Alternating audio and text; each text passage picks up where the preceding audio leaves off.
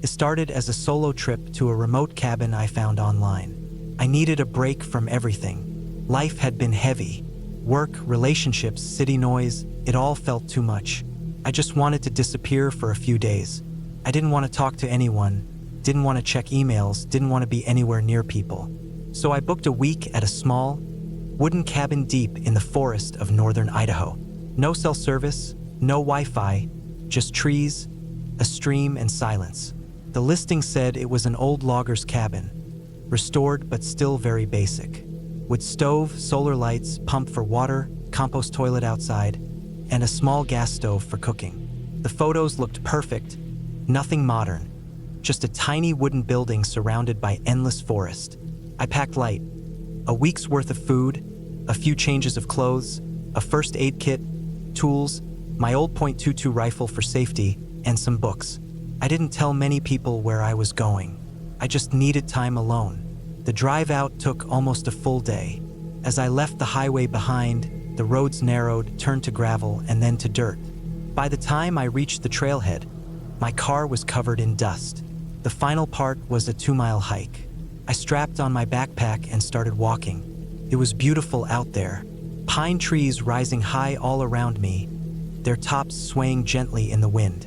The forest floor was thick with moss and pine needles, soft and quiet underfoot. Birds chirped now and then, but mostly it was quiet. I passed no one. Eventually, the cabin appeared through the trees, exactly like the photos. Small, square, and dark brown, with a single window in the front and a tiny porch. There was a narrow path behind it leading to a shed and the outhouse. Inside, it smelled like old wood and smoke. There was one main room with a bed in the corner, a small table, a few shelves, and the wood stove. Everything was neat. I unpacked, lit a fire to warm the place up, and sat down with some canned chili. I didn't do much that evening. Just read, watch the fire, and went to bed early. The first 2 days were calm.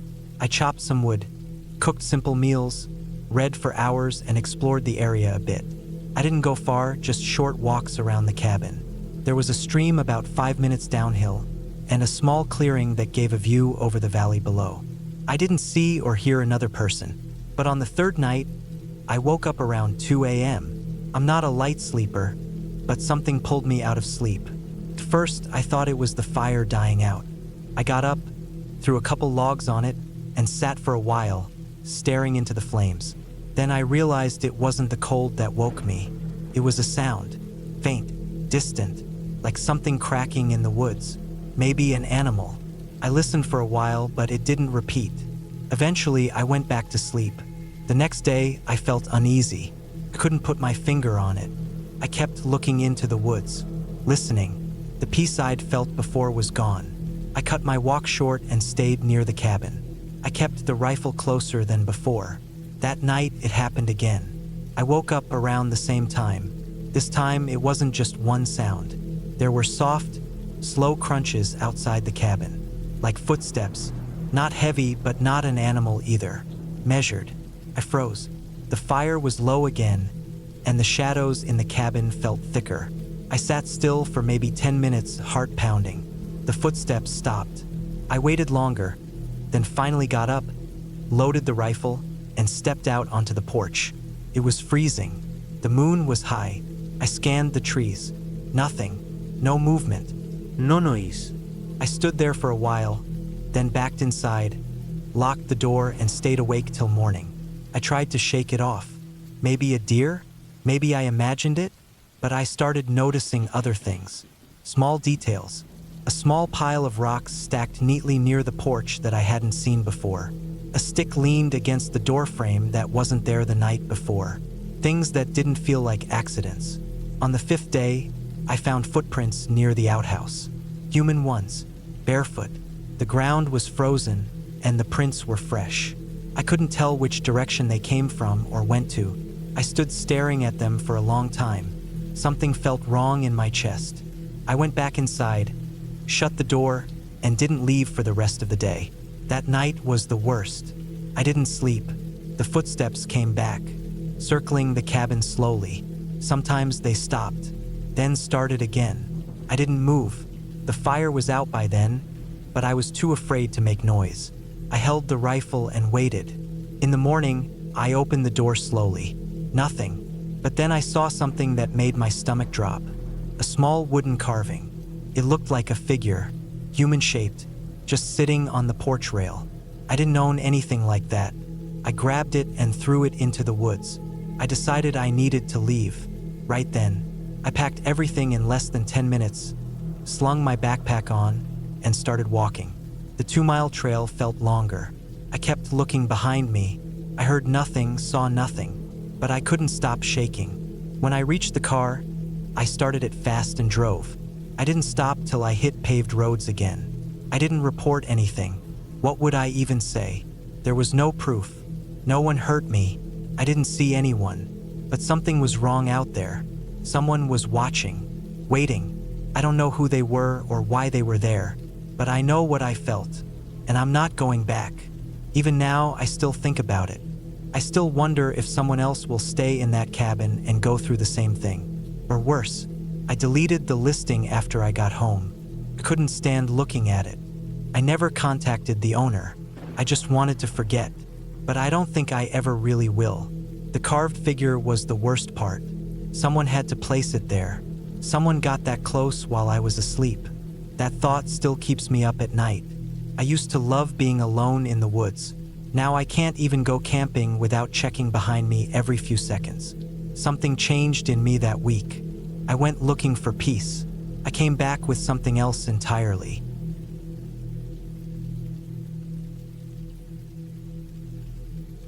I don't really know why I thought staying alone in that old cabin in the middle of nowhere was a good idea.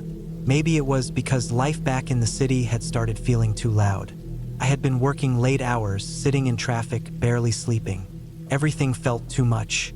I just wanted to get away from everyone and everything, clear my mind, and breathe in some air that didn't smell like car exhaust or burnt coffee.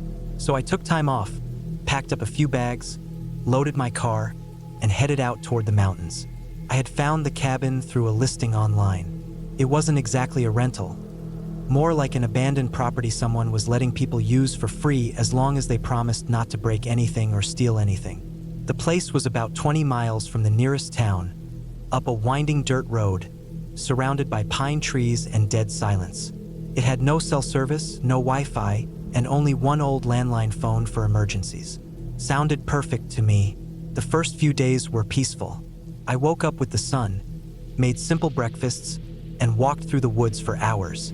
The leaves had started turning red and gold. I could hear the wind through the trees and birds chirping in a way I had never really noticed before. There were deer trails not far from the cabin, and I'd often spot prints in the mud or hear rustling in the distance. I started to feel like I could breathe again. The cabin itself was old but strong. The floors creaked, and the windows were single-paned, but it had thick walls and a working fireplace. I didn't use the fireplace at first because it was still warm during the days, but at night the cold would creep in. I started lighting small fires, just enough to take the chill off. The place had a generator too, which ran on gas. I used it only when I needed to heat water or used the small electric stove. Around the 4th night, I started hearing things. I told myself it was just animals. The first time it happened, it was around midnight. I had just laid down in the bed. The sheets smelled old and dry, like they hadn't been used in years, but I was too tired to care. I heard a sharp tapping sound coming from the back of the cabin. Not fast, just 2 or 3 taps like something hard hitting wood. I froze and listened, then nothing, just silence. The next morning, I walked around the cabin. I looked at the back wall where I thought the tapping came from. There was nothing there. Just the boards, a few old nails sticking out, and some moss near the ground. I looked for tracks but didn't see anything clear. I figured it was a branch or a raccoon. The place was surrounded by forest. It made sense, but the sounds didn't stop. They started getting more regular. Every night around the same time, I'd hear tapping or scratching. Sometimes it was the back wall, sometimes it was the side of the cabin near the window. One night, I swore I heard it coming from under the floor. I sat up in bed and just stared into the dark, too afraid to move. The sounds would always stop after a minute or two. I never heard footsteps, never saw movement, but it was starting to feel wrong. I didn't sleep much after that. One afternoon, I hiked farther out than usual. I followed a game trail that wound uphill and eventually opened up to a small clearing. From there, I could see down into the valley where the cabin was. It looked so small from up there, like a forgotten thing. I stayed there a while, just watching, thinking. I was starting to feel uneasy, though I couldn't say why. I started heading back down before the sun got too low. That night, I went to bed early, hoping I was just being paranoid. But this time, I woke up to something different. It wasn't tapping or scratching. It was a dull thump, like something hitting the side of the cabin with force. Then another thump, then silence. I sat up and listened. My heart was pounding. I reached for the flashlight I kept near the bed and turned it on. The battery was weak. The beam flickered. I got up and slowly moved toward the front window. I stood to the side so I wouldn't be visible. I waited, and then I saw it. Not clearly, just a shape, a figure standing a few feet from the tree line. It wasn't moving. It was just there, still and dark. It didn't make a sound. I didn't know how long it had been standing there. I turned off the flashlight and stepped back. I didn't look again. I went back to bed and didn't sleep at all.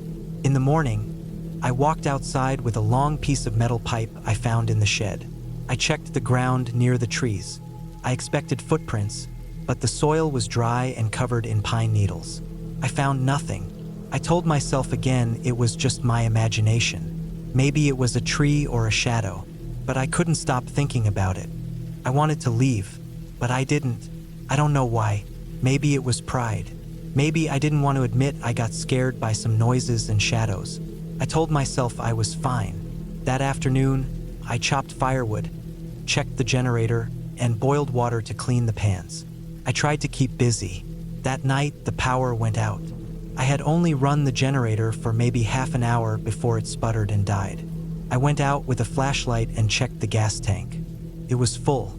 I tried starting it again. It made a short choking noise and stopped. I tried again. Same thing. After 5 or 6 tries, I gave up and went back inside. That's when I realized the emergency phone wasn't working either. I picked up the receiver, and there was just dead air. No tone, no buzz. I checked the cord, the box, it all looked fine, but it wasn't working. I was completely cut off now. No power, no phone, no signal. Just me and the forest. That night, I didn't sleep. I sat in the main room with a fire burning low. I had a flashlight, but I wanted to save the battery. I sat in a chair facing the door and held the pipe across my lap. Around 2 a.m., I heard it again. The thumping, but this time it was louder, heavier. Not one thump, but 2, then 3 in a row, like fists hitting wood. I stood up and crept toward the window. I didn't shine the flashlight. I just peered out through the small space between the curtain and the frame. He was closer now. It was definitely a man. Not a shadow, not a tree. A real man. He was standing about 10 feet from the front door, not moving, not making a sound. I could see part of his jacket, dark green or black, and something shiny hanging from his belt. He had gloves on, heavy ones. He was just staring at the cabin. I couldn't see his face. I stepped back and waited. He didn't move. I waited for what felt like an hour, but maybe it was only 10 minutes. Finally, I looked again, and he was gone. The next morning, I packed everything. I didn't care how it looked. I loaded the car and drove back down the dirt road without stopping to check anything. I was too shaken to think. I drove all the way to the nearest town, went into a diner, and just sat there for hours. I didn't eat. I couldn't even talk to the waitress. I just sat and tried to understand what had happened. I didn't go back. A week later, I told the owner of the cabin that the place had weird noises, that it felt unsafe, that the generator and phone were broken. He didn't respond. I didn't follow up. I just left it alone. But that wasn't the end of it. About a month later, I got a call from a park ranger. He said a hunter had found signs of a camp near the cabin. Not just a regular camp, more like a hidden one. Tarps, food wrappers, clothing. No ID. Just evidence that someone had been living out there for a while, moving from place to place. They had also found marks on the trees, little carvings, symbols, not letters. Some were fresh. Some had been there a long time. He said they were about 50 yards from the cabin, hidden behind a thick patch of undergrowth. The ranger asked me if I had seen anything. I told him no. I didn't want to get involved. I didn't want to go back. I moved apartments, changed numbers, started keeping to myself even more than before. Sometimes I wake up in the middle of the night and think I hear those same tapping sounds. Sometimes I feel like someone is standing just outside my window, but when I look, there's no one there. I still think about that figure in the woods, about how long he must have been watching. Maybe from the first day. Maybe he had been living out there for months. Maybe I just stumbled into his territory without knowing. I don't go into the woods anymore. I don't hike. I don't camp. I don't stay in cabins. I just can't. And now, I understand that sometimes the scariest things out there aren't monsters or ghosts. They're people. Real people. And you never know when one of them might be watching.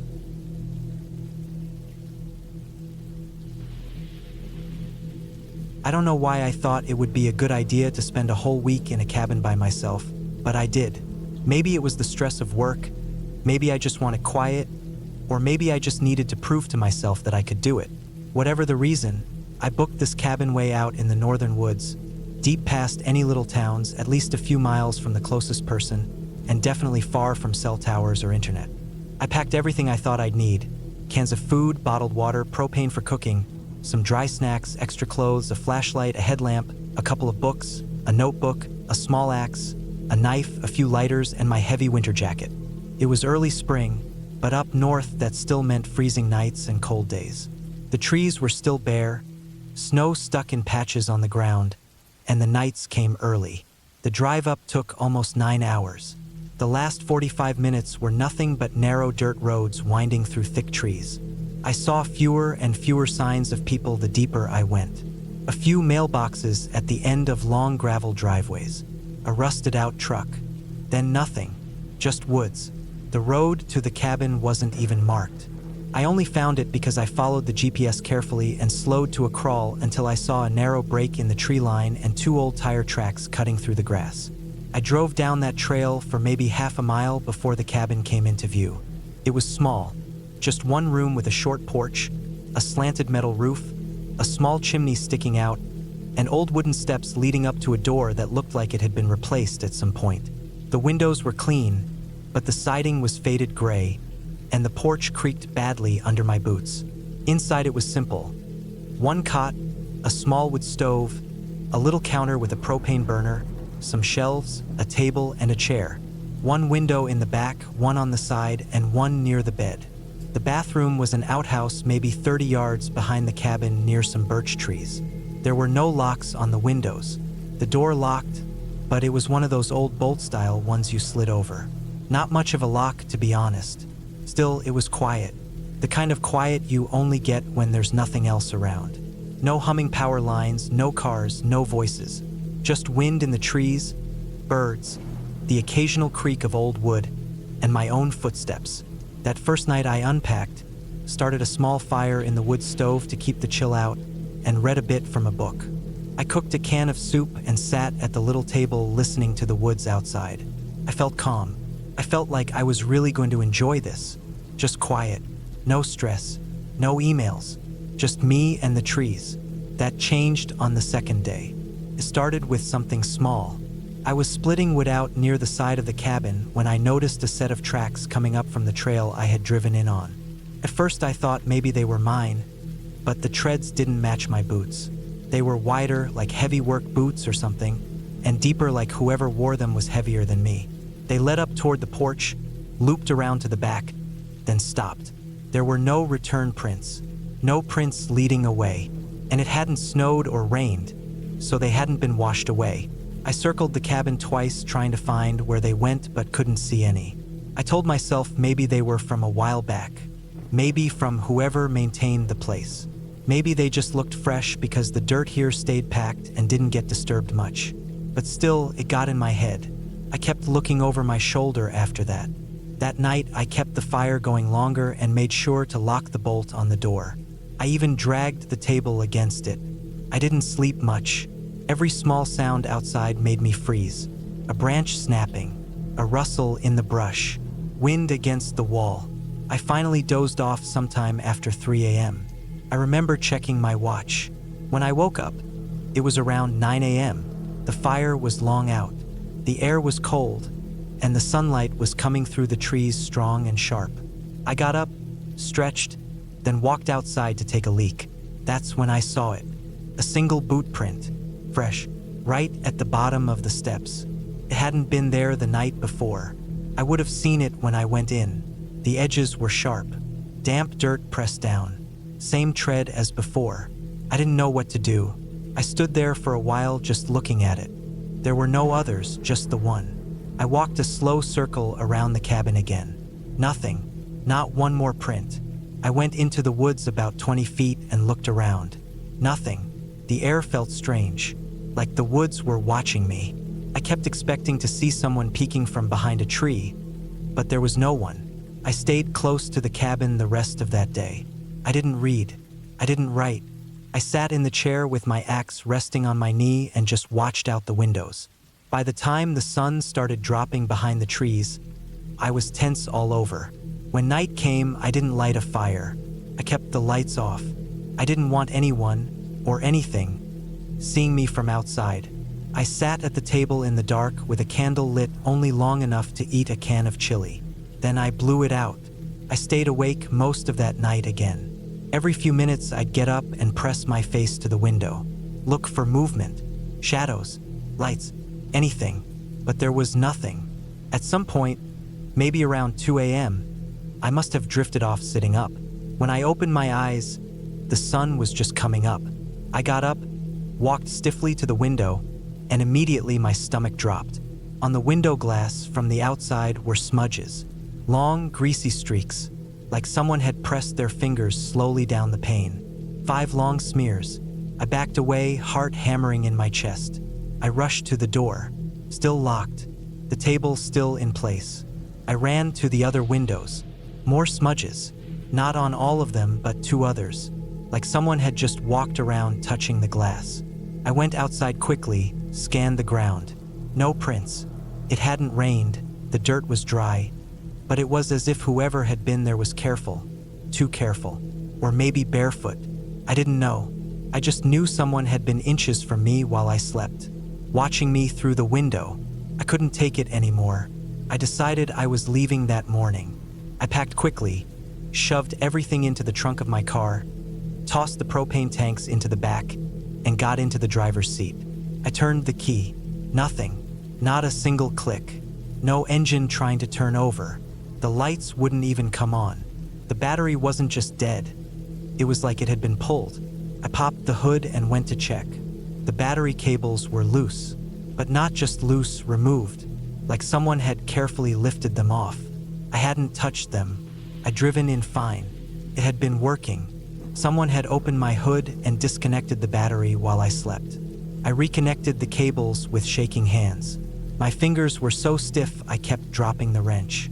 I finally got them tight enough and tried the key again. The engine started. I didn't even close the hood all the way. I got back in and started down the trail fast, the car bouncing hard over every rock and rut. I didn't care. I just wanted to get back to town, back to pavement, back to people. But about half a mile down the trail, just before the road opened up toward the main dirt road, I slammed the brakes. In the middle of the path, someone had laid down branches. Long, thick branches. Some of them looked like they'd been cut fresh. Green bark, still wet inside. It wasn't a huge pile, but enough that I couldn't drive over it without messing up the undercarriage. I got out, looked around. The woods were quiet, too quiet, like even the birds were gone. I pulled the branches away one by one, watching the trees constantly. I kept the axe in one hand just in case. Every time I bent to grab a branch, I expected someone to jump out, but no one did. After clearing enough to pass, I got back in and floored it. I didn't look in the mirrors. I didn't want to see anything behind me. I didn't stop until I hit pavement again. Then I pulled into the first gas station I saw and parked by the pumps. My hands were still shaking. I sat there for 20 minutes before I even moved. I told myself I was fine, that maybe it had just been a squatter or a local or someone just messing with me. But I couldn't stop thinking about the single boot print. The finger streaks, the disconnected battery, the carefulness of it all. Like someone had been watching me the whole time, like they had been planning it. I filed a police report when I got back to the city, but they didn't take it too seriously. Said they'd check with the property owner. Said it was probably just a prank or a trespasser. But I could tell they didn't really believe me. There wasn't enough evidence. No one had been hurt, nothing stolen. But I knew someone had been out there. Someone had walked around that cabin, watching me, touching the windows, disabling my car, blocking the trail. They didn't try to rob me. They didn't try to break in. They just watched, waited, got close, tested how much I'd notice. And the worst part is knowing I'll never know what they wanted. Maybe they were just playing with me. Maybe they were building up to something worse. Maybe if I had stayed one more night, I wouldn't have left at all. I haven't gone back to any cabin since then. I don't go camping alone. I don't even drive on forest roads anymore.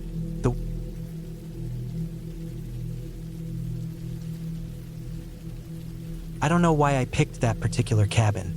Maybe it was the way it looked in the listing, old, wooden, quiet.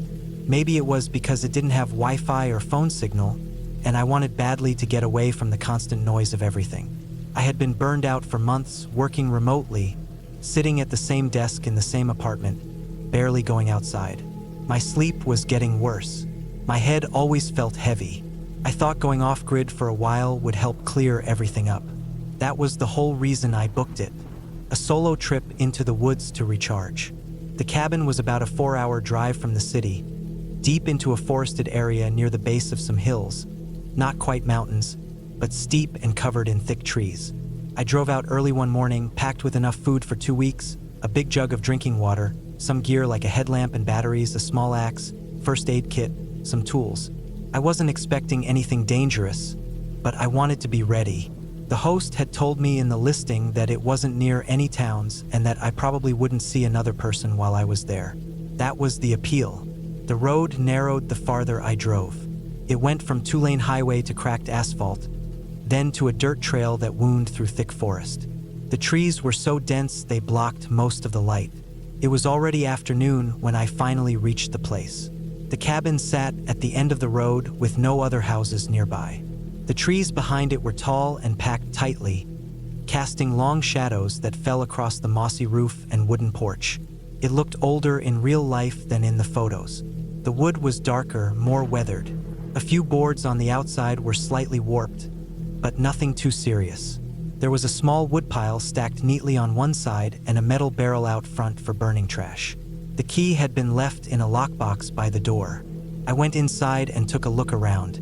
It was small, just one room and a bathroom. The bed was a simple frame with a mattress, covered in heavy blankets. A tiny kitchen setup with a propane stove and a couple of shelves. A table and a single chair. There was a wood stove in the corner for heat and a few tools hanging on the wall. An old hammer, a small hatchet, and a saw. There was no fridge, but I had brought a cooler with ice packs and dry goods. I unpacked and settled in. I stacked the food on the shelves, laid out my sleeping bag on the bed, and lit the small propane lamp on the table. The light was warm and soft. Outside, everything was still. No car noises, no voices, just birds and the occasional sound of wind pushing through the trees. The first few days were calm. I read books, wrote in a small journal, and took short hikes along the trails that wove into the forest. I made simple meals, boiled water for coffee, and listened to the sounds of nature. The quiet was almost too much at first. I kept thinking I was hearing things, like movement in the trees or the snapping of twigs, but every time I looked, there was nothing. It's hard to explain unless you've spent time alone in a place that's silent.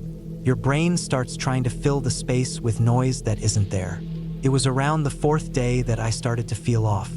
I noticed small things at first. Scratches on the outside walls that hadn't been there before. Faint marks like something with claws had scraped along the wood. I told myself it was probably animals. Maybe raccoons or something bigger like a bear. But I never saw any animals around the cabin. No footprints, no trash disturbed, just the marks. Then, on the 5th night, I woke up to a sound. It was past midnight, and I had fallen asleep early, exhausted from a long walk. The sound was faint, like footsteps on the porch outside. Slow, deliberate. I laid still in the dark, eyes open, heart pounding. I reached for the small flashlight next to the bed and clicked it on. The beam shook slightly in my hand. I aimed it toward the window, but the curtains were closed. I couldn't see anything. The sound didn't continue. After a few minutes of silence, I got up and checked the door. It was locked. I peered through a gap in the curtain. Nothing but darkness and trees. I tried to tell myself it had been a branch falling, or maybe something on the roof shifting. I went back to bed but didn't sleep much. The next morning, I stepped outside and walked slowly around the cabin. On the dirt just below the porch, I saw something that made my stomach tighten. A footprint, not a boot or a shoe. Bare, human. The toes were wide, and the heel dug deep into the dirt like someone had been standing still for a long time. It wasn't mine. I hadn't been outside barefoot, and it looked fresh, edges sharp, no signs of weathering. I didn't know what to do. There was no signal to call anyone. I had no gun, just a small hatchet. I felt exposed. I stayed inside most of the day, checking the windows and watching the tree line. Nothing moved, no sounds, just that feeling in my stomach that I was being watched. That night, I made sure the door was locked and wedged a chair under the handle. I didn't sleep well. Every sound made me jump. Sometime in the middle of the night, I heard something again. Not on the porch this time. On the roof, a soft thump, then another, like someone crawling across the top of the cabin. I froze. The ceiling was low. I stared up at it, listening. It stopped after a while, and again, there was nothing when I checked in the morning. But more marks had appeared on the walls. Long, thin scratches. And on the side of the cabin where I hadn't looked the day before, I found more footprints. Always barefoot, always pointed toward the cabin, never away. I considered leaving that day, but the thought of driving that dirt road alone while someone, or something, was possibly following me made me hesitate. What if my car didn't start? What if the road was blocked? I didn't like the idea of running into whoever was out there while I was out in the open. I started setting up small tripwires around the cabin using fishing line and tin cans I had brought for storing food. Simple things that would make noise if someone moved through the area. I placed them in the brush leading to the porch, and even one near the back window. That night, 2 of them went off. The cans clinked softly around 2 a.m. I stayed in bed, gripping the hatchet, barely breathing. The sounds came again, slow footsteps on the porch, then nothing. In the morning, I found one of the tripwires broken. The tin cans were scattered, some crushed into the dirt like someone had stepped right on them. Whoever it was didn't care about making noise. They were bold. I started noticing more signs after that. Little things. Sticks arranged in odd shapes near the trees. Stones stacked in small piles that hadn't been there the day before. A piece of fabric tied to a branch, old, sun-bleached, and torn. I checked my supplies. Nothing seemed taken, but I couldn't be sure. I kept a journal and started making notes of everything I saw, everything that changed. It made me feel a little more in control, but it didn't help with the fear. On the 9th day, I found something that made everything worse. Behind the cabin, farther into the woods, I spotted a faint trail I hadn't noticed before. I followed it slowly, carefully, holding the hatchet. The trail wasn't natural. The brush had been cleared in a straight line, and I could see signs of recent use. Twigs broken clean, footprints pressed into the dirt. After maybe 15 minutes of walking, I came to a small clearing. In the middle of it, there was a structure. Not a house, not even a proper shelter. Just a frame made of thick branches lashed together with strips of cloth and old rope. Inside it was a tarp draped over some crates and what looked like a sleeping bag. Around it were bones, small animal bones.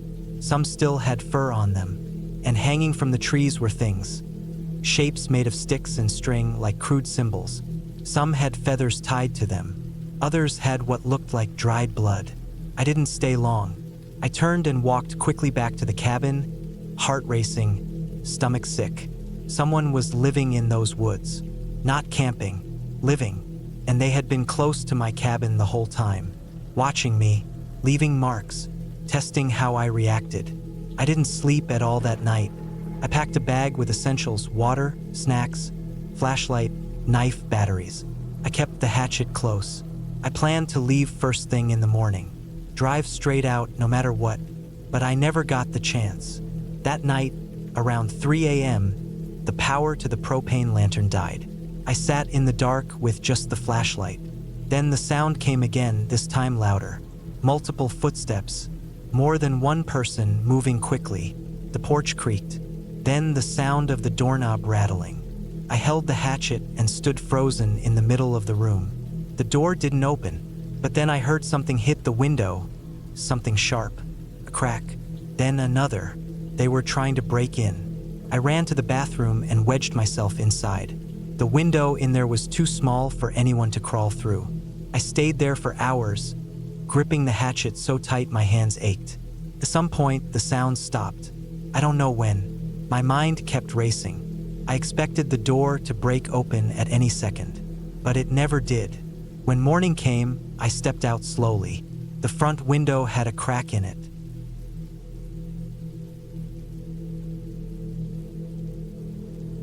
I rented a cabin deep in the mountains of Washington State because I needed to finish a project for work. It was a freelance contract that paid well, but the deadline was close and I couldn't focus at home.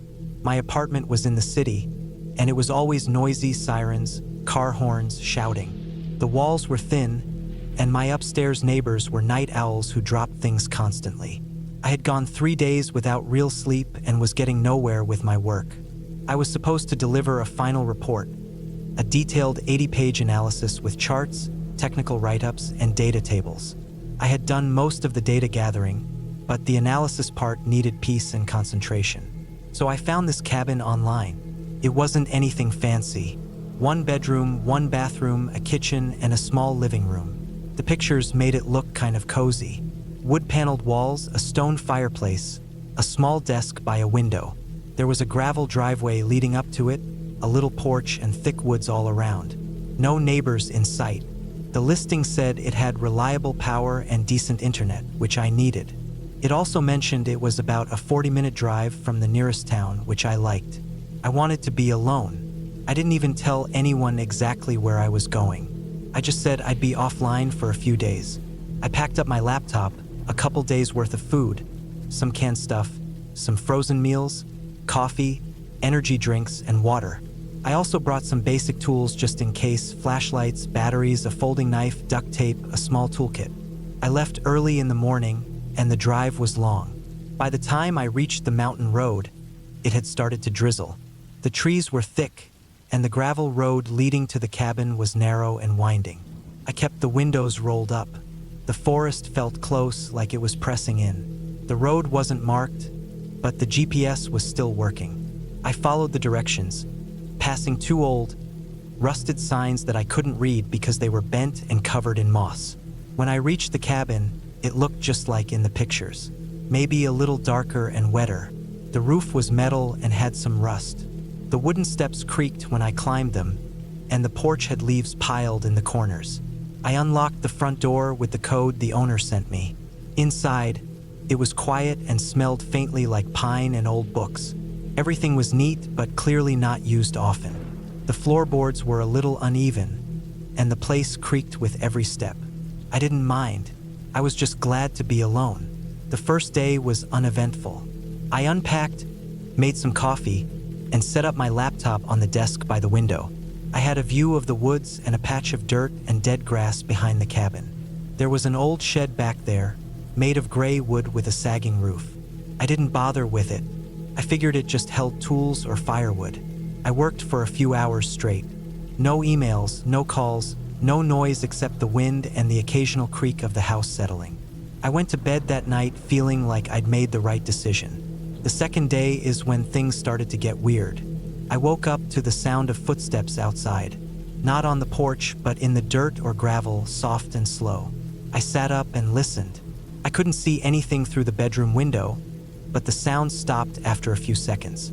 It was probably a deer or something. This was the woods, after all. Still, I walked to the living room and peeked out the front window. Nothing. No movement, no animals. Just trees. I went back to work, but I kept getting distracted.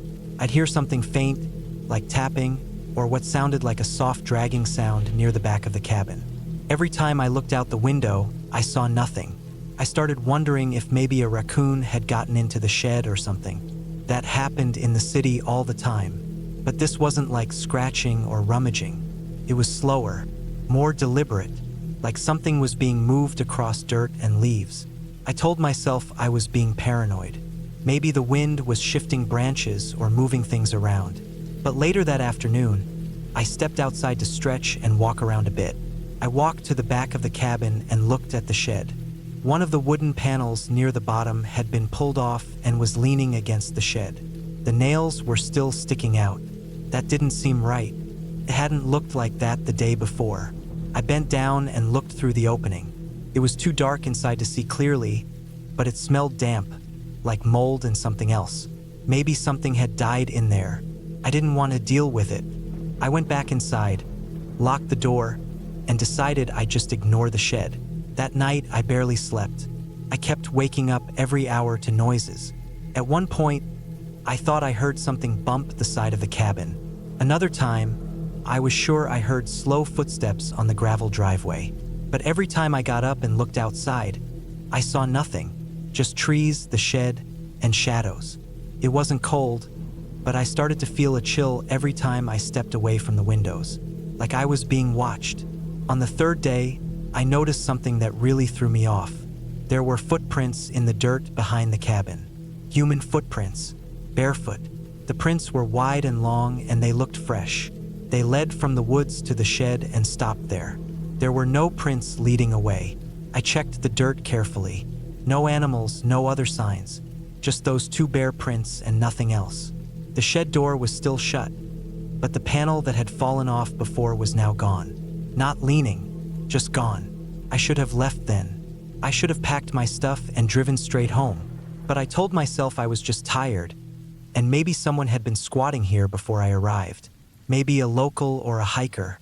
Maybe someone harmless. It didn't explain the prints, but I convinced myself it wasn't worth panicking over. I needed to finish the project. That's what I kept thinking. That night, the power went out around 11 p.m. It didn't flicker, it just died. My laptop battery was still charged, but the internet cut off. I lit a few candles I'd brought and sat at the small kitchen table. The wind had picked up. I could hear it pushing against the cabin, and something was creaking on the porch. A loose board, maybe.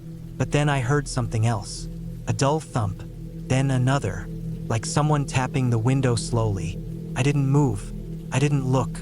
I sat there with my back straight and my hands still. The tapping stopped after maybe 10 seconds. I got up and checked every window, every door. Nothing, just darkness and trees. I locked the bedroom door that night. Not that it would help. The door was thin, hollow wood with a cheap lock. At around 3 a.m., I woke up to the sound of breathing. Not mine, not an animal. It was slow, deep breathing, right outside the bedroom window. I didn't move. I didn't look. I just stared at the ceiling and waited. After a minute, it stopped. I stayed awake the rest of the night. The next morning, I found a dead bird on the porch. Not crushed, not torn apart. Just dead like it had been placed there. Its feathers were still fluffed up, and its eyes were open. It hadn't been there the night before. I kicked it off the porch and told myself someone was playing a prank. But that made even less sense. I hadn't told anyone where I was, and the nearest house or town was miles away. I walked around the cabin, looking for any signs of people. Nothing. No tracks, no signs of life. Just that feeling. The heavy, pressing feeling that someone was watching. I decided I'd finish the report that day and leave first thing the next morning. I didn't want to drive at night. I was tired, paranoid, and I didn't trust the road in the dark. So I worked through the day, barely stopping to eat. I sent the report through my phone's hotspot, which was barely working. That night was the worst. The power was still out. I had one candle left and my flashlight. I kept the knife I brought beside the bed. I tried to sleep with my boots on, but around midnight, I heard something again. Not outside this time, inside. Something moved across the floorboards. I froze. I didn't move. I listened. The sound was faint but steady. A shuffle, then a bump, then silence. I sat up slowly and turned on my flashlight, pointed it at the door. Nothing, but I could see the shadow of something under the door. Not a person, just a shape, like something was sitting there, waiting. It didn't move for a long time. I don't remember falling asleep, but when I woke up, the door was slightly open. That was it. I grabbed my bag, stuffed everything I could into it, and ran out of the cabin. The sun was just coming up. The light was weak, gray, and cold. I didn't look back. I didn't lock the door. I just got in the car, started it, and drove. The gravel road felt longer than before. Every turn felt too tight. The trees felt closer than they had on the way in. But I made it to the main road, then to town. I stopped at a gas station, used their bathroom, and sat in the car for almost an hour before driving home. I never went back. I told the cabin owner I left early because of power issues. I didn't ask for a refund. I didn't say anything else. I deleted the listing from my favorites, deleted the GPS coordinates, and tried to forget about it. About a month later,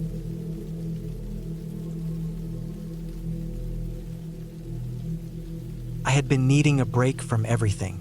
Life had been piling up in a way I couldn't handle anymore. Work had become too much. I was burned out, tired of traffic, noise, people, emails, deadlines. I wasn't sleeping right, and even on weekends, my mind was racing like I was still in the middle of a meeting. I figured I just needed to be away from everything.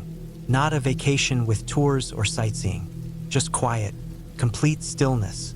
I found this small cabin listing online. It was old, off-grid, and about a 6-hour drive from where I lived. No cell service, no neighbors, no town within 30 miles.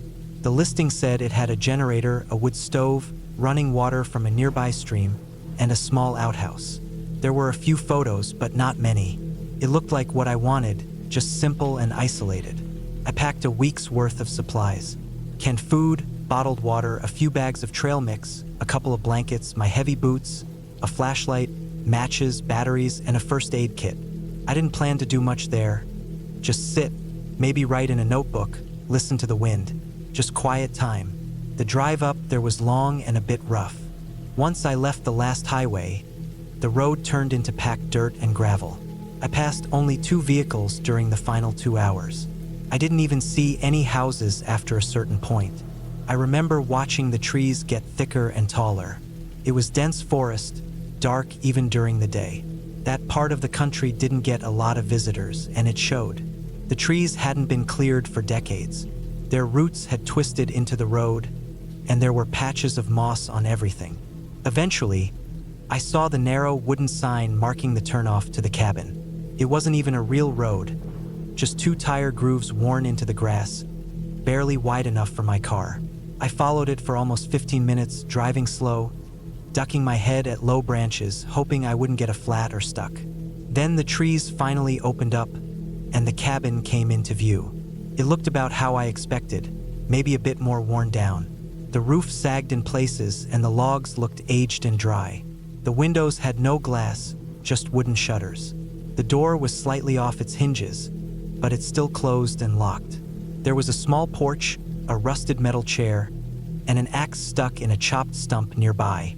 The stream was only about 30 feet away, bubbling quietly. There was even a little wooden bench beside it, and a narrow trail heading further into the trees. I unloaded everything, stacked my food inside, got the generator working, tested the lights. Only one bulb worked in the ceiling, but I wasn't expecting comfort. I just wanted peace. After about 2 hours of setting things up, I sat out on the porch as the sun dropped. The air got colder fast. I wrapped myself in a blanket and just stared into the forest. The first night was quiet.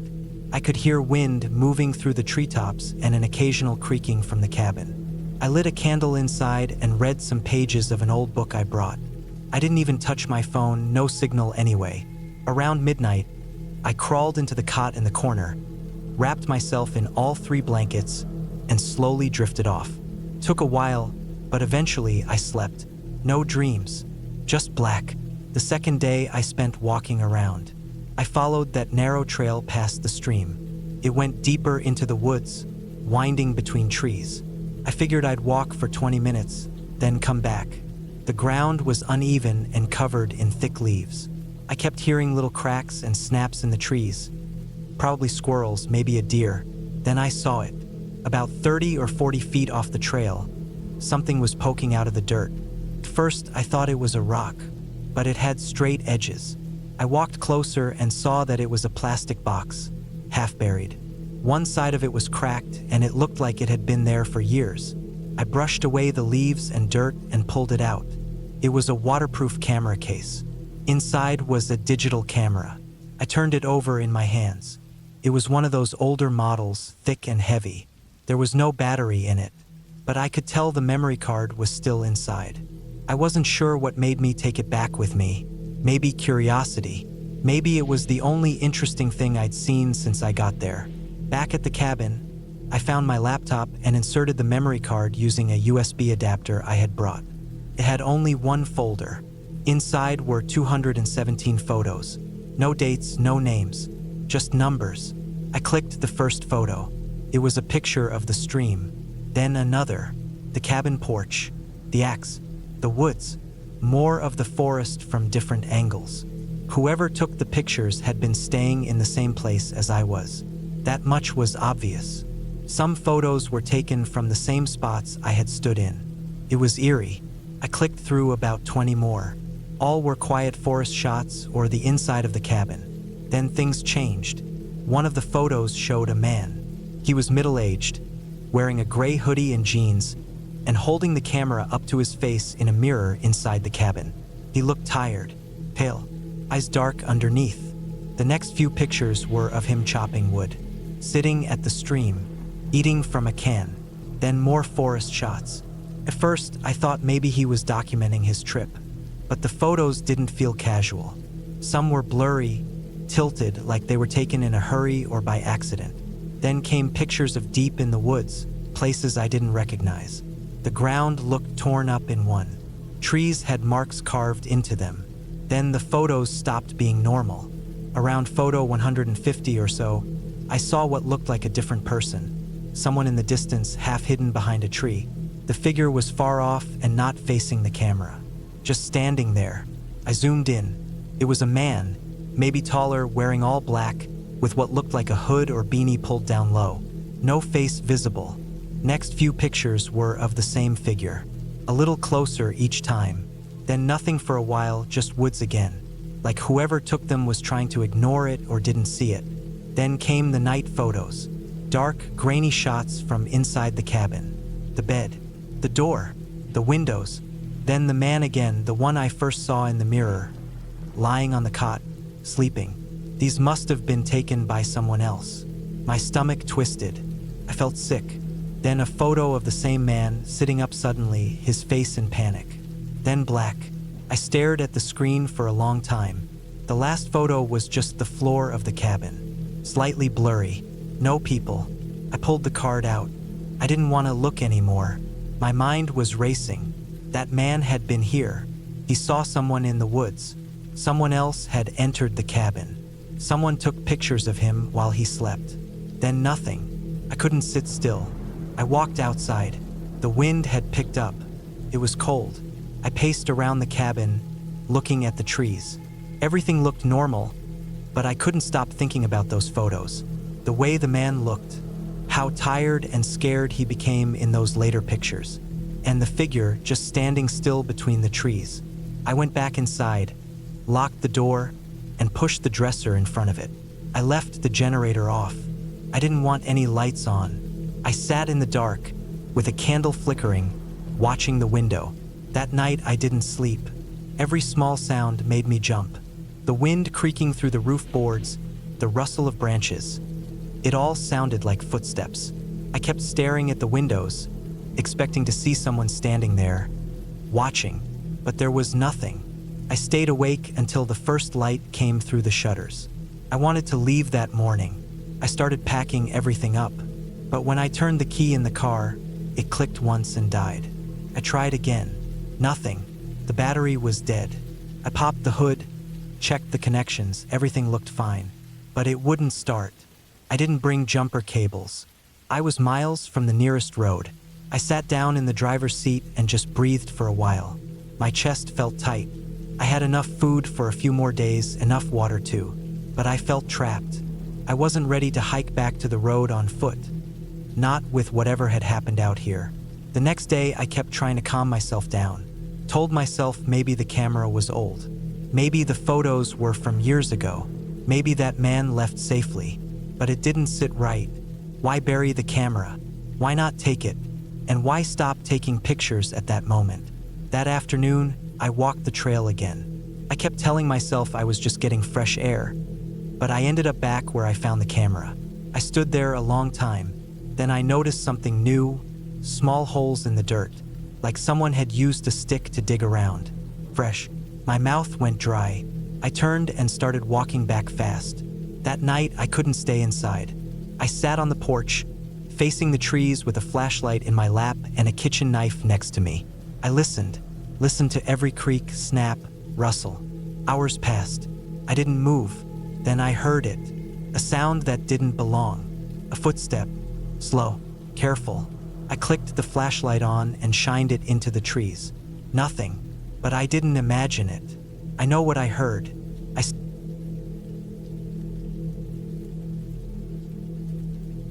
I remember how excited I was when I first booked the cabin. It had popped up on some backwoods rental site, cheap, quiet, remote. The pictures showed a small, weathered structure tucked deep in the forest, about 30 miles outside a little town I'd never heard of. The idea of disconnecting completely was the selling point. No Wi-Fi, no cell signal, no neighbors. Just me, the woods, and time to finally unwind. I had taken a leave from work, not because I needed a vacation, but because I felt like I was burning out. I worked long hours behind a screen, day in and day out, and my chest felt tight almost all the time. I needed stillness. The drive to the cabin was long and winding. I started the morning in the city and had been on the road for nearly 7 hours when I turned onto the final stretch. A narrow gravel road that wound up through thick pine forest. The road was barely wide enough for one car and had deep grooves from old logging trucks. My compact sedan bounced and creaked as I made my way up the final 5 miles. There were no signs, no mile markers, nothing but trees. When I reached the cabin, it was nearly evening. The sun was dipping behind the ridge, casting long shadows through the trees. The air was cool and clean, and everything felt quiet. Too quiet. There was no bird song, no wind through the branches, just silence. The cabin sat on a small clearing barely big enough to park my car. It was older than the picture suggested, with paint peeling off the wooden siding and moss climbing up the stone foundation. A small porch sagged at the front, with a single wooden chair leaned against the railing. There was a metal chimney pipe sticking out of the roof. No smoke, obviously. No lights. I shut off the car and just sat for a minute, taking it all in. I should have noticed something was off then. The silence. The way the forest seemed to lean inward around the cabin, like it was trying to hide it. But I didn't. I chalked it up to being in unfamiliar territory. I grabbed my bags from the trunk and made my way to the front door. The key was exactly where the owner said it would be, under a rusted horseshoe nailed to the porch post. The lock turned rough and loud. The door creaked open into darkness. I fumbled around with my phone flashlight, found the light switch. A single bulb flickered on over the tiny kitchen. The interior was dusty, bare, and cold. Wooden walls, wooden floors, a small table with 2 mismatched chairs, a wood stove in the corner. A door on the left led to a bedroom with a full-size bed and another led to a tiny bathroom. That was it. No TV, no radio, no electronics of any kind. I opened the windows to let the musty smell out and unpacked the groceries and supplies I had brought. Canned food, dry goods, a couple of gallons of water, and some basic toiletries. There was no fridge, just a cooler and an ice tray in the corner. That night, I made a simple dinner with canned chili and some crackers, then sat on the porch for a while, listening to nothing. No cars, no voices, not even animals. That should have bothered me, but it didn't. I was too tired to care. I went to bed early, leaving the window cracked open to let in some fresh air. I woke up around 2 a.m., freezing. The temperature had dropped fast, and the firewood stacked beside the stove was too damp to light. I wrapped myself in a blanket and waited until morning. As the sky turned gray and the birds finally started to sing, I felt better. Maybe it was just nerves. A new place, new surroundings, completely off-grid. My body wasn't used to that. The second day passed slowly. I had brought a couple of books, and I spent most of the day reading on the porch or walking around the cabin. There wasn't much to see. The forest was dense and uneven, with old fallen trees and thick underbrush. There was a narrow trail behind the cabin, barely visible through the brush, but I didn't go far. I didn't know where it led and didn't want to risk getting lost. Still, something about that trail pulled at me. I don't know why. That evening, as the sun dipped behind the trees again, I noticed something strange. I had left a granola bar on the table by the window, still in its wrapper.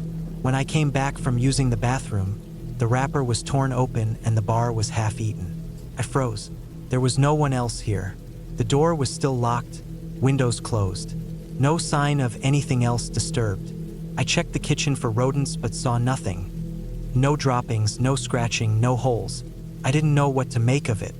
I stayed awake most of that night, lying in bed with a flashlight in my hand, ears straining for any sound. But there was nothing, just stillness. The third day, I found tracks outside the cabin. Not boot prints, bare feet, small, maybe the size of a child's, but with long toes and deep arches. They were muddy, leading around the side of the house and then disappearing into the brush behind it. I stared at them for a long time. I felt a knot form in my stomach. I looked around, suddenly aware of how alone I really was. No cell signal, no internet, no neighbors for miles. If someone wanted to mess with me out here, there was nothing I could do. I walked the perimeter of the clearing with a heavy stick in hand, looking for any sign of a person or animal, but found nothing. The tracks were real, though, clear as day. That night, I barricaded the door with a chair and moved the kitchen table in front of the bedroom window. I barely slept. I kept the flashlight in my hand again, along with a heavy kitchen knife under the blanket. Around 3 a.m., I heard movement outside. Soft, slow footsteps on the porch. I held my breath. They stopped at the door. Then, nothing. I didn't hear them leave. I waited until sunrise before I dared move. When I finally opened the door, the chair was still there, but the horseshoe was gone. The rusted piece of metal that had been nailed to the post was missing. In its place, 3 stones were stacked on top of one another, small, smooth, perfectly balanced. I knocked them over without thinking and looked around the clearing. Still no sign of anyone. I wanted to leave that day. I really did, but something stopped me. Maybe I didn't want to feel like I'd wasted my vacation. Maybe I didn't want to admit I was scared. Maybe I was just being stubborn. I told myself it was just some kid or a squatter nearby. Nothing to worry about. That afternoon, I finally walked the trail behind the cabin. I took a hatchet and a bottle of water. The trail was narrow, winding down a slope through thick forest. It didn't seem to lead anywhere in particular. But about half a mile in, I found something. Clearing, and in the middle of it, a pile of bones. Not human, at least I don't think so. Maybe deer, maybe something else. But they had been arranged into a circle, with the skull in the center turned upright. It looked deliberate, organized, like a display. I backed away slowly and left without touching anything.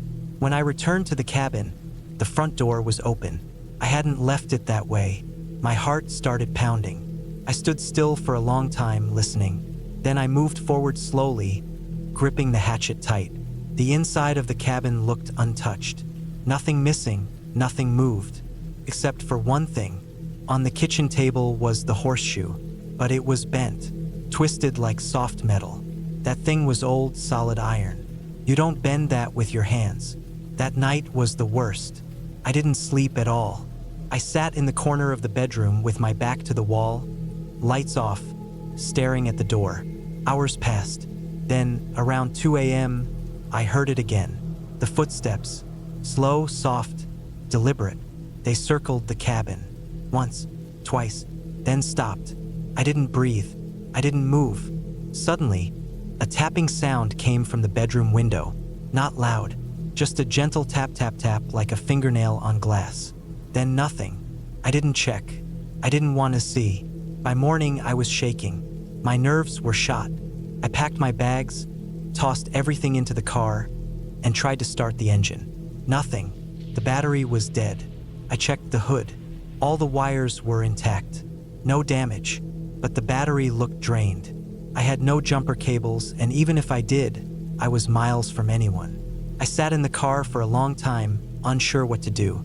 I thought about hiking out, but I didn't know the way.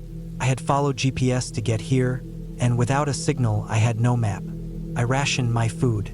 There was still enough for maybe 3 days. I had water. I locked the doors, boarded the windows as best I could with furniture, and stayed inside. I only left to use the bathroom and gather firewood. Every time I stepped outside, I felt eyes on me. On the second day of being stuck, I found something tied to the door handle. A string of animal bones, knotted with what looked like human hair. I threw up right there on the porch. That night, I moved a dresser in front of the door and stayed in the bedroom with the hatchet and flashlight. I barely blinked. On the third day, just as I was beginning to lose hope, I heard an engine, a low rumble coming from the road. I ran out waving my arms, screaming. A man in a truck pulled up.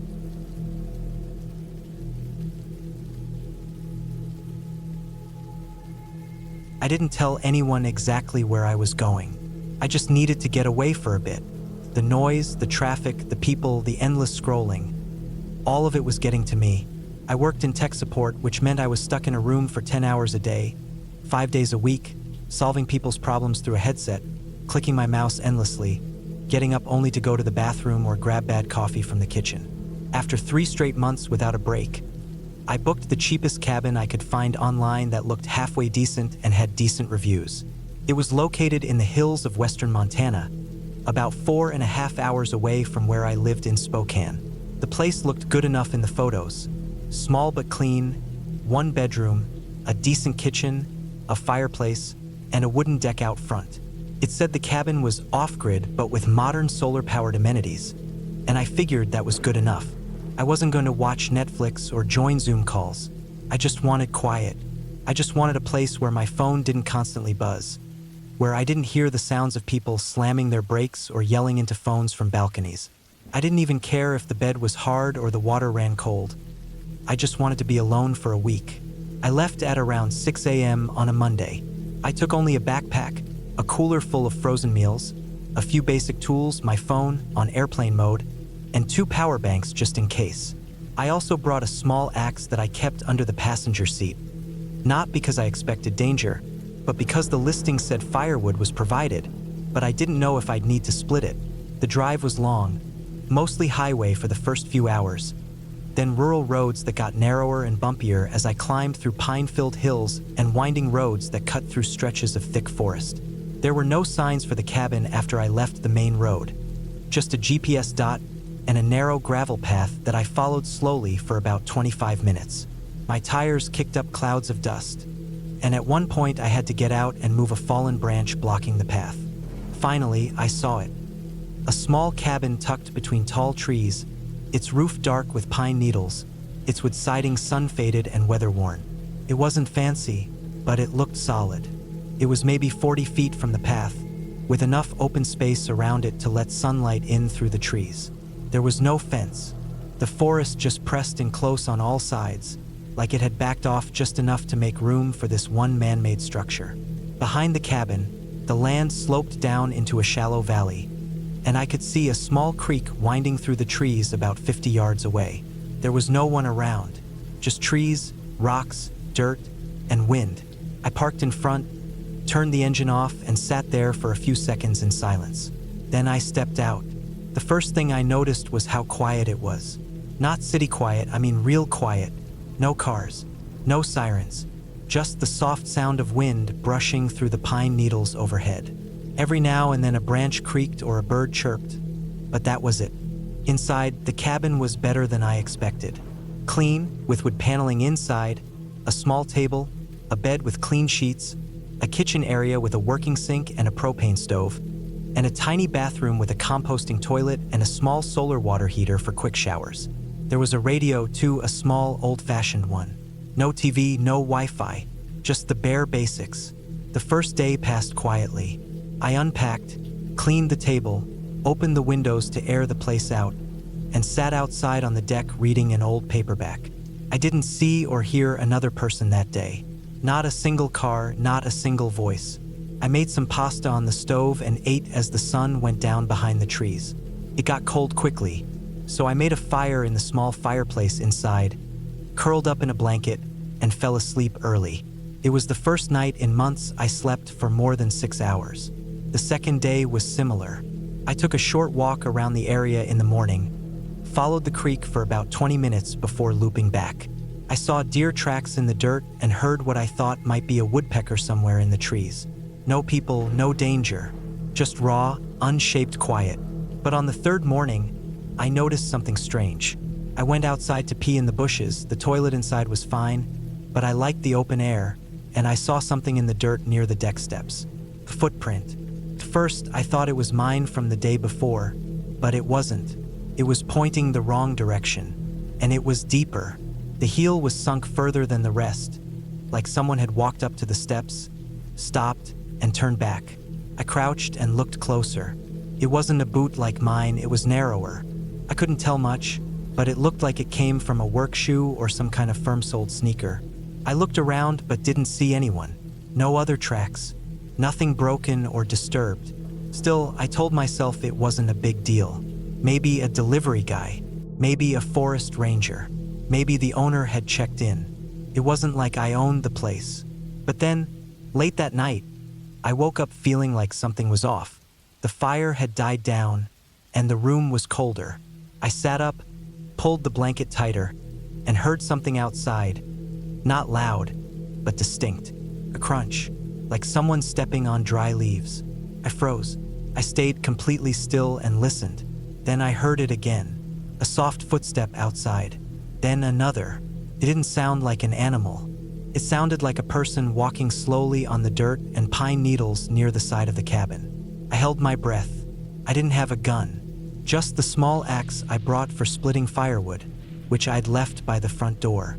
I slowly got up, not turning on any lights, and walked barefoot to the window. I pressed my face to the glass, trying to see outside, but it was too dark. The moon was low and the forest was black beyond the edge of the clearing. I saw nothing. After a few minutes, I didn't hear anything else. No more steps. Nothing. Just the wind. I waited a little longer, then went back to bed. But I kept the axe beside me under the blanket. The next morning, I checked the area around the cabin. I found 2 more footprints behind the cabin, near the bathroom window. One looked like it had twisted in the dirt, like the person had turned sharply. I felt my chest tighten a little. I kept thinking, who would walk around a remote cabin at night and not knock, not say anything, not leave a note? I stayed close to the cabin that day. I didn't walk the trails. I didn't even go to the creek. I kept my ears sharp for every sound. I kept looking into the trees, scanning for movement. But the forest was still. It was like it was watching me back. That night, I didn't sleep. I sat in the chair near the window with the axe across my lap and a flashlight in my hand. The firelight danced across the ceiling. I must have nodded off around 3 a.m. because I woke up at sunrise still in the chair, stiff and cold. Then I saw it. On the deck outside, right in front of the door, was a small pile of rocks. 5 or 6, stacked carefully on top of each other. They hadn't been there the day before. Someone had come up to the cabin and left them there.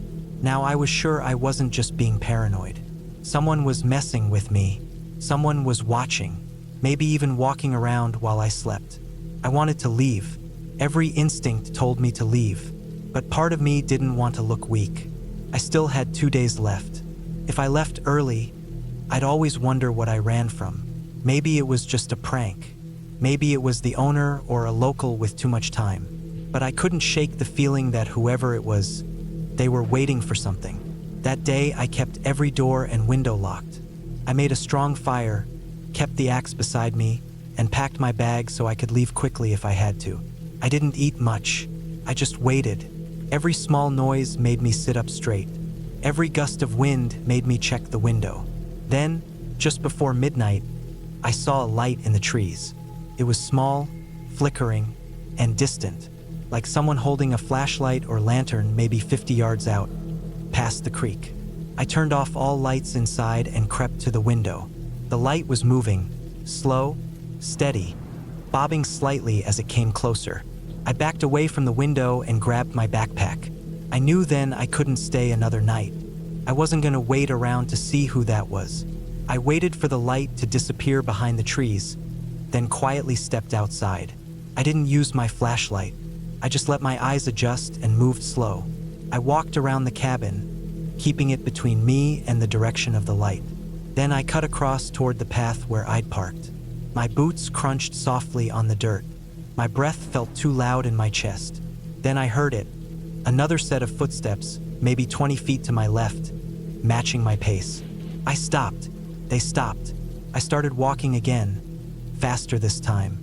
The footsteps followed. I broke into a run.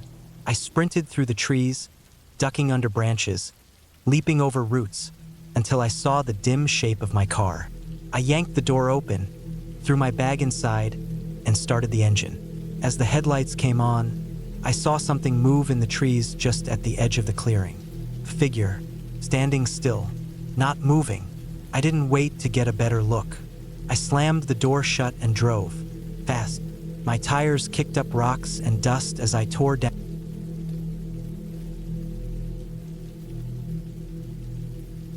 I didn't have many reasons left to keep that cabin, but I also didn't have many reasons to sell it. It was deep in the woods of northern Idaho, tucked just outside of a long-forgotten logging road that curved so tight in places that it scraped the sides of my truck. It was the kind of place people either forgot or avoided.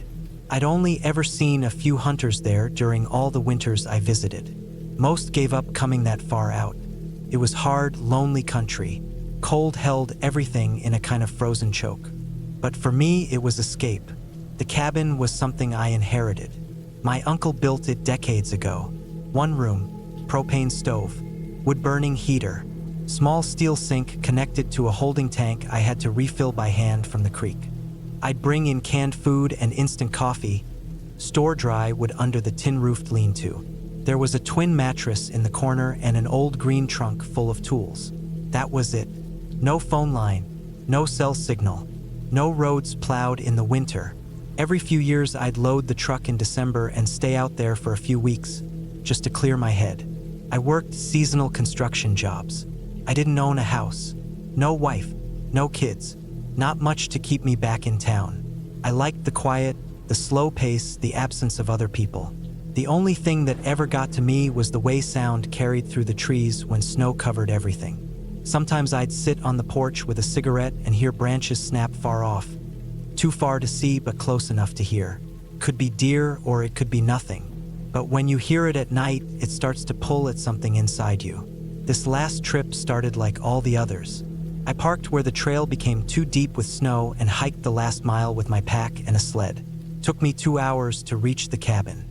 When I stepped inside, everything was just like I left it the year before. Dusty, still, cold. I lit the propane lamp, got a fire going in the wood stove, and opened the small vent in the ceiling to let the stale air out. Took 2 days for the cabin to really feel warm. I settled in, chopping wood every morning and pulling water in 5-gallon jugs from the frozen creek.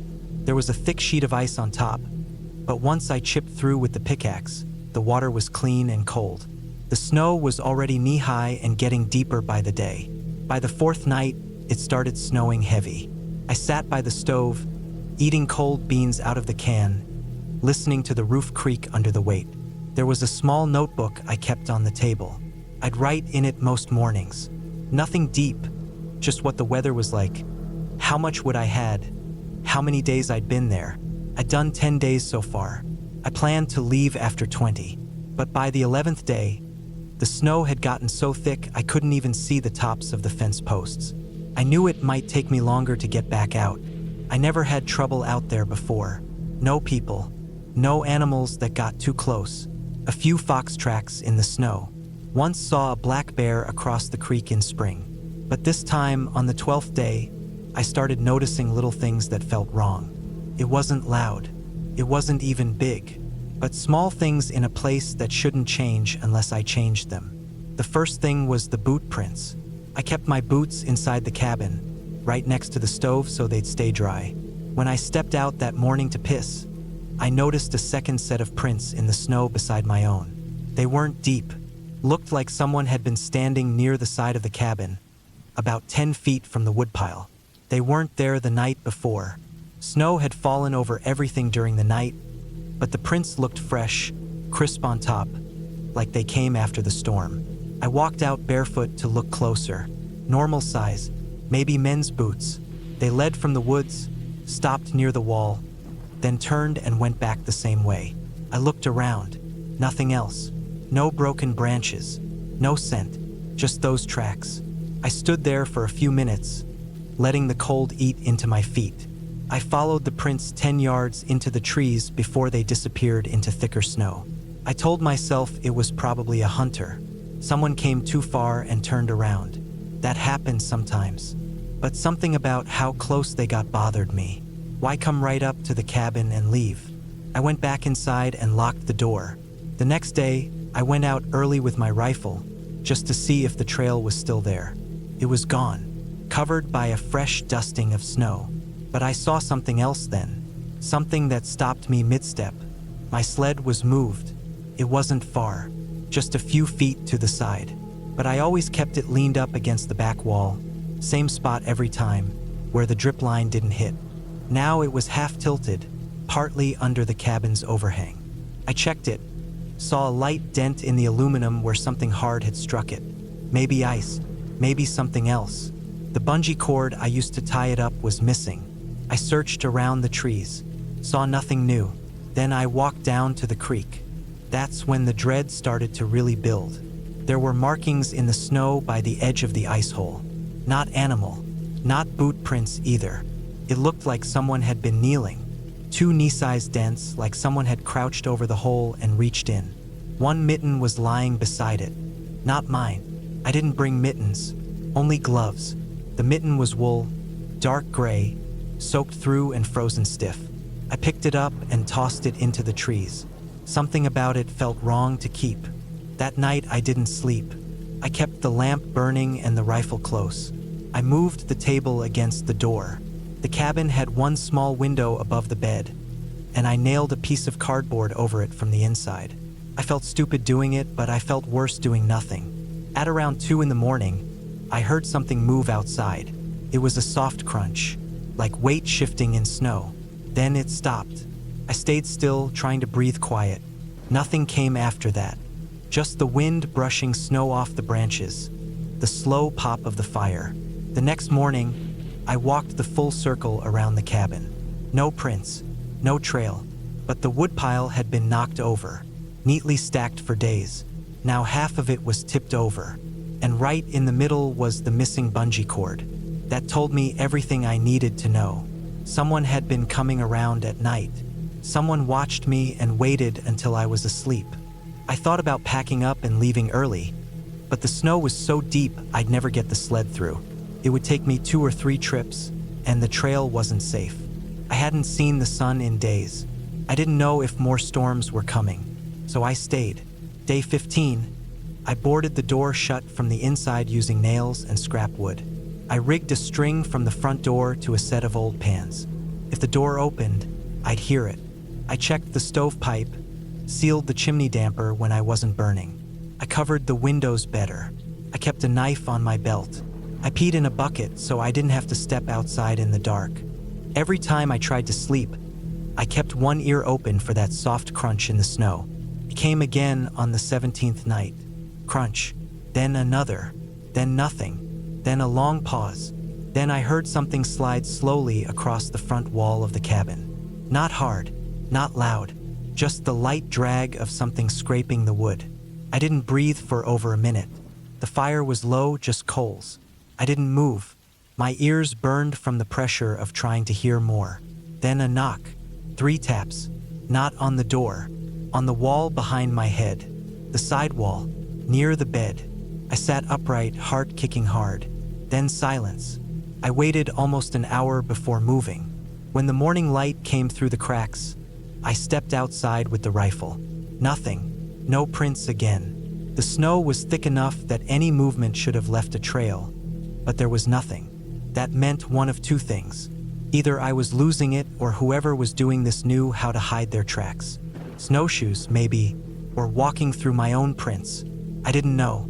Either way, I felt more watched than ever. Day 18, I started sleeping in shifts. A few hours during daylight, then fully awake all night. I cooked all my food early, drank all the water I needed before sundown. After dark, I kept the stove low and the lamps off. I sat with the rifle on my knees, ears sharp. Nothing came that night, but the next day, I found something under the cabin. A knife, not mine. It was wedged in the snow near the corner post. Wooden handle, old and dull but heavy. Looked like a hunting knife or a field knife. The blade had dry rust on it, like it had been buried for a while and dug up. I picked it up, wiped it with a rag, then tossed it into the trunk. But I knew what it meant. Someone wanted me to see it. The next 24 hours were a blur. I didn't sleep.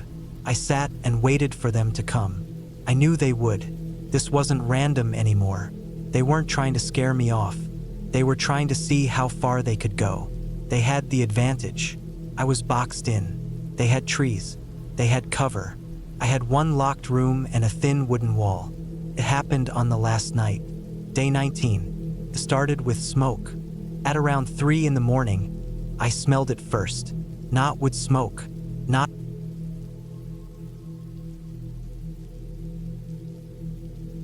I needed a break. That's how it all started. I had been working overtime for weeks, barely sleeping, barely eating, just grinding through long shifts in a small, windowless office at a logistics company in the city. I was tired of traffic, tired of noise, tired of everything. When I told my boss I needed time off, he didn't even ask why. He just nodded and said I had earned it. I packed some clothes, grabbed a few groceries, and drove out to a cabin my cousin used to rent years ago. He told me once it was empty most of the year and gave me the old lock code just in case I ever wanted to get lost for a while. It was deep in the woods up north, far from towns or cell towers. A dirt road branched off from a barely marked highway, then twisted uphill through thick trees and mossy rocks. I followed it until it narrowed so much I thought it wasn't even a road anymore. I kept going anyway. After nearly an hour, the trees finally opened into a small clearing.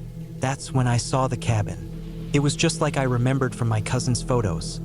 A one-floor, weathered wooden structure with a small deck, an outhouse off to the side, and a rusted chimney on top. Pine needles were stuck all over the roof. The wood was gray and dry-looking, like it hadn't been treated in years. The windows were covered in grime. One of the porch steps was cracked down the middle. I parked the car just outside the clearing and sat for a minute, engine off, listening.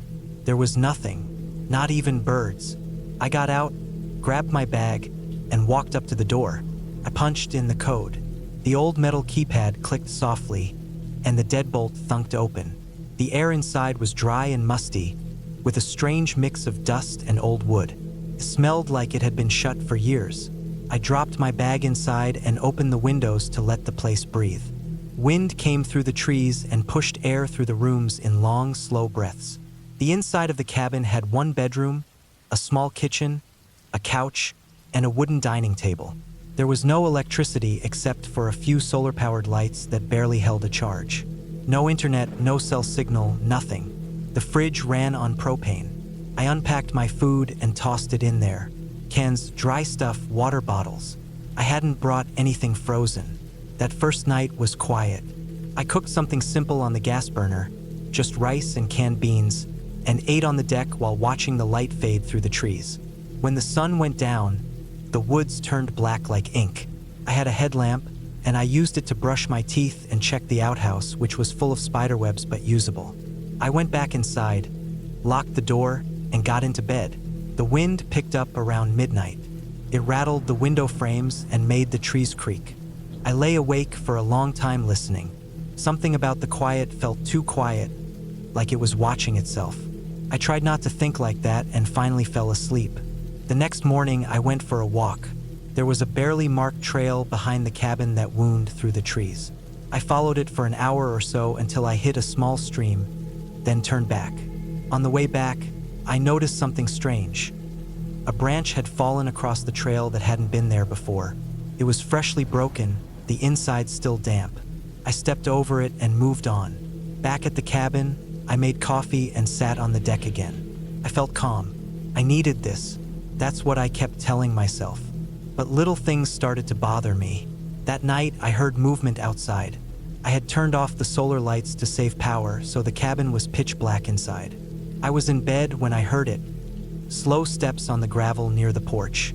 They weren't fast, just methodical, like whoever or whatever it was didn't care if it was being heard.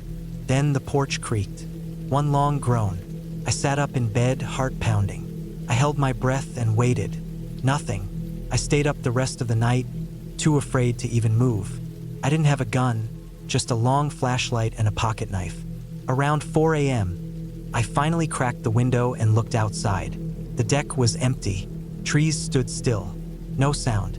I convinced myself it was a raccoon or maybe a deer. The woods can play tricks on you when you're alone. That's what I kept telling myself. The next few days were more of the same. I tried to relax, hike, read, write in a notebook. But small things kept happening. On the third day, I found boot prints near the outhouse. They weren't mine. I wore hiking shoes with a distinct tread. These were flat, wide boots with a worn pattern. They led from the edge of the trees around the side of the cabin and back into the woods. I checked my car, but it was fine. I checked the lock, it was still set. I didn't see anything missing. Still, something felt off. That night, I stacked furniture in front of the door, just in case. I kept the flashlight near me and didn't sleep much. The following day, I hiked farther, trying to clear my head. I went about 5 miles, all the way down to a dried-up creek bed. On the way back, I found something that made my blood run cold. Nailed to a tree, about 6 feet off the ground, was a small piece of wood. It was fresh, cut recently. On it, carved with a knife, were the words, "You shouldn't be here." I stared at it for a long time. My body went cold. My hands shook. I looked around, but the woods were empty. No sound, no movement. I took a photo with my camera. I still don't know why. I didn't take the sign down. I didn't want to touch it. I walked back to the cabin fast. I kept looking over my shoulder. Every twig snap made me jump. Every gust of wind sounded like breathing. By the time I got back, it was already late afternoon. I locked every door and window and stayed inside. I didn't eat. I didn't turn the lights on. I sat on the couch in the dark, listening. At some point in the night, I heard scratching. Not animal scratching, not on the floor or in the walls, but on the outside of the window glass. Slow, soft, like someone was dragging a stick across it. I froze. I didn't even breathe. The scratching lasted maybe a minute, then stopped. I stayed there, unmoving, until the sky began to lighten. In the morning, I went outside. I had to know. I found long, thin scratches on the bedroom window, too high for a raccoon or cat. Straight, deliberate lines. I followed footprints in the dirt that led out behind the cabin again. Same boots, same direction. That was when I decided to leave. But when I got to my car, I found something else.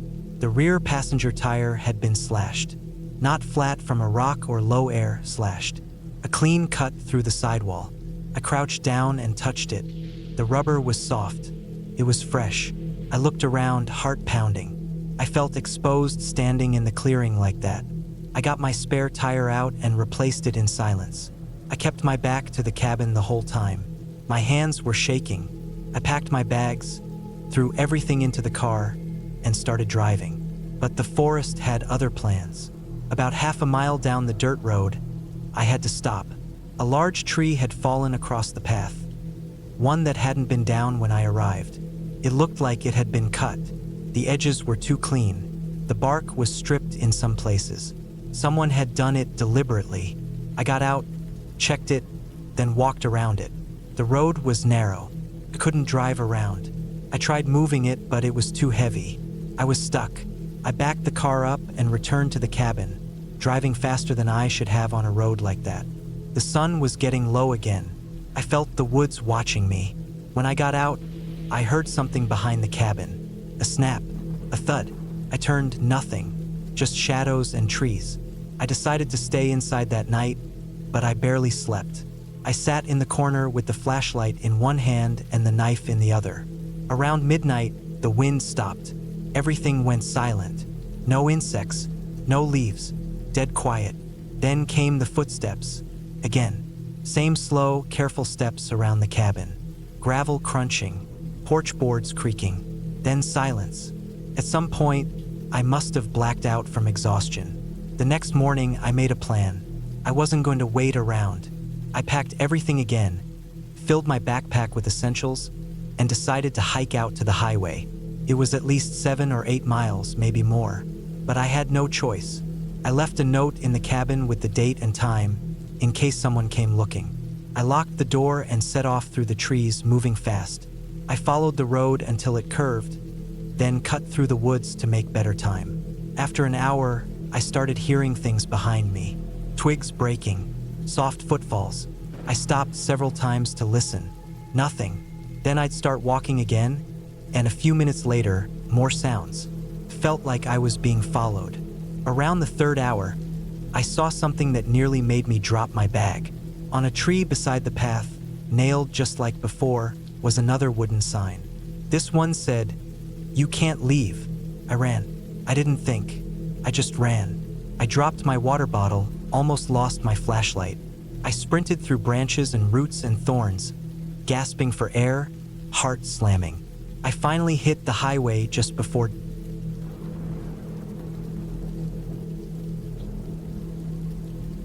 I had always thought about getting away from everything. Not forever, just for a while. Life back home felt loud, heavy, and stuck.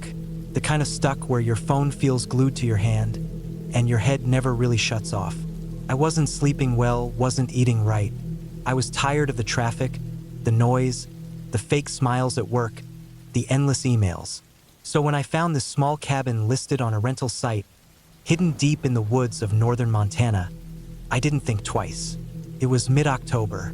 Most people were preparing for colder days, but I wanted to feel the cold. I needed to. The cabin was small, no bigger than one large room with a small kitchen attached and a bathroom tucked in the corner. It had a wood-burning stove, a small electric heater, and just enough furniture for one person to live comfortably. No TV, no Wi-Fi. That was exactly what I wanted. My car barely made it up the gravel road that twisted for 5 miles through dense trees and up a slight slope before stopping at the edge of a clearing. The trees stood tall, thick trunks and heavy canopies leaning in like they were trying to keep secrets. There were no other cabins nearby, just mine. The nearest town was about 40 minutes away. I'd stocked up on everything. Canned food, bottled water, firewood, batteries, flashlights, even some tools I didn't know how to use. I didn't plan to leave for the full week. The first day felt peaceful. I spent it unpacking, walking the trail behind the cabin, watching the way the wind moved through the trees. At night, I sat by the window with a blanket around my shoulders and watched the stars. It was the first time in years that I didn't hear sirens or cars or people yelling outside my window. The second day was colder. I stayed inside for most of it, reading, journaling, drinking hot tea. I tried to let my brain settle. My phone was off, not just airplane mode, completely off. It stayed that way the entire time. The silence made things feel slower, but also heavier. Every little sound, every creak, every rustle outside sounded sharper, more alive. By the 3rd day, I had started to feel something I hadn't expected. Paranoia. It wasn't anything loud or sudden. Crept in slowly. I'd walk past a window and suddenly feel like someone had just moved out of view. I'd hear soft thuds on the roof at night, and though I told myself it was just pine cones or squirrels, my brain would spiral into darker ideas. I checked all the locks twice every night, even though no one should have been anywhere near here. On the 4th day, something happened. The power went out around 6:30 in the evening. I noticed it when the electric heater clicked off. At first, I didn't think much of it. The area was remote. Maybe a tree fell somewhere. I lit a few candles and sat by the stove. I wasn't worried. Then I noticed that the outside world had gone quieter. Even the wind seemed to hold its breath. I remember standing by the window and looking out into the woods. My own reflection stared back at me in the glass, flickering with the candlelight behind me. But behind my reflection, the trees looked still. Too still. I went to the kitchen and made a simple dinner. Canned beans, toast, and tea. I kept one flashlight in my pocket and another next to the bed. I wasn't scared. Not yet. Just alert. That night, while I was lying in bed with the covers pulled up to my neck, I heard footsteps. Clear, slow footsteps on the porch. Not animal sounds. Human. I lay completely still. My heart began to thump so hard I could hear it in my ears. The footsteps stopped at the front door. I couldn't see the porch from my bed, but I pictured someone standing there, just standing. I wanted to believe it was a mistake. Maybe an animal, maybe wood creaking from the cold, but I knew, deep down, I knew someone was out there. After maybe a minute, I heard the soft tap of a hand pressing against the front door. Just once, not a knock, a press, like they were testing it. The door didn't move, the locks held. I stayed awake until morning, barely moving. The next day, I stepped outside.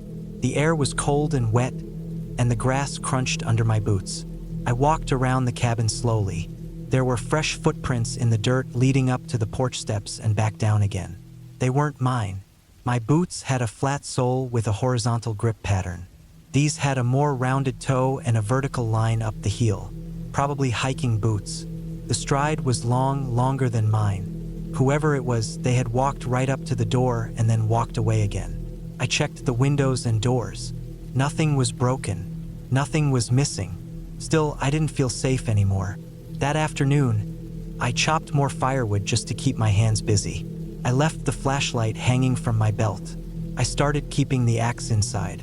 The power was still out. Later that evening, around 5 p.m., I saw movement through the trees. Just for a second. A figure, maybe 150 feet away, moving slowly from one tree to another. I stared at the spot for a long time. It didn't come back into view. I stood at the window until the light started to fade, then shut all the curtains and lit every candle I had. At around 7:45 p.m., I heard the footsteps again. This time they circled the cabin. Slow, even careful steps on the gravel. They didn't come up the porch this time, just circled once, then faded into the trees. I didn't sleep at all. On the 6th day, I found something that made my stomach turn. Hanging on a branch about 10 feet from the cabin was one of my shirts. A blue long sleeve I had washed and left to dry on the small clothesline behind the cabin. I hadn't noticed it missing, but now it was tied to a tree branch at eye level, hanging like a flag. I pulled it down slowly, looking around with my breath held in. Someone had taken it and then brought it back. For what? I tried not to panic. I packed a small bag and thought about leaving. But the nearest town was too far to reach before nightfall, and I wasn't sure I'd be safe walking the roads alone. That evening, just before sunset, I saw him. He stepped out of the trees directly across from the front window. A tall man in a brown jacket and a dark green cap, standing motionless about 100 feet away. He didn't wave. He didn't shout. He just stood there, facing the cabin, watching. I stood frozen at the window, my heart slamming inside my chest. After what felt like a full minute, he turned and walked slowly back into the trees. I grabbed the axe and locked everything again. I blocked the back door with a chair. I didn't eat. I didn't move from the window for hours. When it was completely dark, the footsteps came back. This time they didn't stop. They moved from window to window, circling again and again. I couldn't see him, but I could hear him. I could feel him. At one point, I swear I heard breathing just outside the wall behind my bed. I kept the axe next to me. I didn't even blink for hours. When morning came, I opened the door slowly and looked around. No footprints this time. No signs of anything. Just quiet. That was my last day. I waited until late morning when the sun was fully up. Then I packed everything fast. I shoved what I could into my bag, left most of the food and supplies, and started the car. It hesitated just once, but then started. I backed out fast and didn't look in the mirrors. The drive back to the main road felt like a dream. I kept expecting to see him step out in front of me. Every tree looked like it was hiding someone. I didn't stop driving until I reached the town gas station. Inside, I didn't say much. Just used the bathroom, bought some water, and sat in my car for an hour trying to calm down. I never reported it. I didn't know what to say. Nothing happened officially. No break-in, no injury, no theft. Just a stranger who watched me for days. When I got home, everything felt different. I couldn't sleep with the lights off anymore. I kept the axe in my apartment for a few weeks. My phone stayed on. I checked the locks 10 times a night. Sometimes I'd wake up and look out the window, expecting to see him there. It's been almost a year since that trip. I haven't gone back into the woods. I haven't rented another cabin. I deleted that rental app. But sometimes when I'm walking alone at night, I still feel watched. And I always wonder, did he follow someone else into the woods? Or did he want me to come back? Because part of me thinks he's still waiting.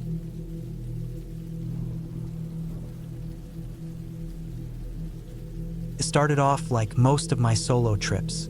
I had a long weekend off from work and needed time away from everything. My phone, the city, the noise, even people. So I planned a 3-day getaway to a small rental cabin deep in the mountains of northern Montana. No cell service, no internet. Just me, some supplies, a quiet cabin, and long walks through thick woods. I booked the place a month before. The listing looked good. A small, old-style log cabin with a wood stove, a tiny kitchen, and a view of a lake. The owner left a long list of directions because GPS didn't work out there. I printed the instructions, packed my things into the trunk of my car, and set off before sunrise on Friday. The drive took hours. Most of it was smooth until I reached a gravel road that stretched into the dense trees. The instructions said I needed to follow that road for about 12 miles, then take a small unmarked dirt trail to the left. From there, it was another 2 miles to the cabin. The gravel road was rough and full of potholes, but I'd done worse. I kept the car steady and moved slow. Tall pine trees lined both sides. I passed no other cars. Everything looked untouched. Eventually, I saw what I assumed was the dirt trail. It was barely visible, just 2 tire tracks cutting through weeds and tall grass. I drove in. It got bumpier. The trees closed in. Branches brushed the sides of my car. I looked ahead, but everything seemed to blur into more woods. I slowed down more, and for a second I wondered if I had taken the wrong path. There were no signs, just trees and more trees. After a while, the trail opened up into a small clearing, and there it was, the cabin. Just like the photos. A 1-room log cabin with a tiny porch, dark wood walls, and a tin chimney sticking out of the roof. It looked old but strong. A rusted axe was leaning against the side wall. Firewood was stacked under a tarp near the porch. The lake was just beyond a line of trees to the back. I parked the car on the side and took a long breath. The silence was thick. No wind, no birds, no bugs, just stillness. I walked up to the porch, pulled the key from the box hidden behind one of the posts, and stepped inside. It was cold and musty. The inside was simple.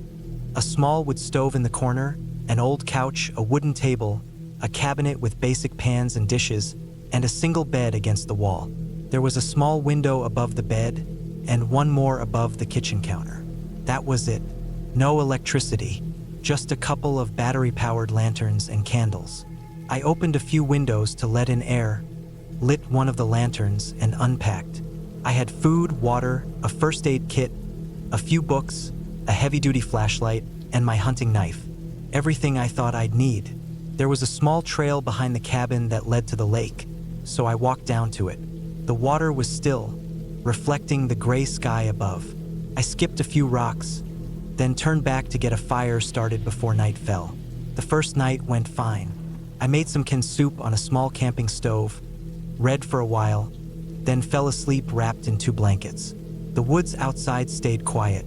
I heard no animals, not even birds in the morning. By noon the next day, I decided to explore deeper into the woods. I wore thick boots, a flannel shirt, and a thermal vest. I brought a small day pack with water, some snacks, a flashlight, and a knife. I didn't take my phone. There was no signal anyway. I walked past the lake and into thicker woods. The trees grew tighter, the ground steeper. It felt peaceful but heavy, like the woods were older than everything I knew. After a few hours of walking, I realized I had gone farther than I meant to. I turned back, retracing my steps. That's when I saw it. A worn hunting blind, half collapsed, maybe 50 feet off the trail. The wood was dark and rotting, the fabric around it torn. I walked closer and looked inside. Empty, but there was something off. A strong, sour smell, like old sweat and meat. I backed away and continued toward the cabin. The sun dipped behind the trees by the time I got back. I was sweaty and tired. I made another quick meal and sat on the porch as the woods darkened. That smell from the blind lingered in my mind. That night I couldn't sleep. I lay on the bed, staring at the wooden ceiling. Something was bothering me, the kind of feeling you get when someone's watching, even though you're alone. I got up, grabbed my flashlight, and checked the windows. Nothing. But just before I turned off the light, I heard it, a soft rustle outside, maybe 20 feet from the porch. I froze and listened. It didn't happen again. No footsteps, no growl, just silence. I stayed awake for another hour, sitting on the edge of the bed, holding my knife. Eventually, I dozed off. The next morning, something was different.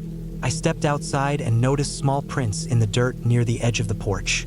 They were deep, but not animal tracks. They looked like boot prints, heavy ones. Someone had been standing out there, just standing. I followed the prints a few steps before they disappeared into packed dirt and leaves. I stood there, heart racing. I looked out into the woods but saw nothing. I told myself it was probably an old trail. Maybe the cabin owner had come by the day before. But deep down I knew that wasn't true. These were fresh prints, and no tire marks near the driveway. That day I didn't leave the cabin. I stayed close. I kept the knife on me. I even kept the axe inside. Around noon, I heard a tree snap far off in the distance. I couldn't tell what it was. Maybe wind, but the sky was clear and still. That night, I locked the door, bolted the windows, and kept a fire going in the stove. I turned off the lantern and sat in the dark with the axe. I kept my ears open. At around 1 a.m., I heard it again. This time it was closer, the sound of twigs breaking. Slow footsteps, then silence, then more footsteps. Someone was circling the cabin. Not running, just walking slowly around it. I didn't move. I didn't even breathe. The footsteps stopped near the back window. I waited in the dark for what felt like an hour. I didn't sleep at all.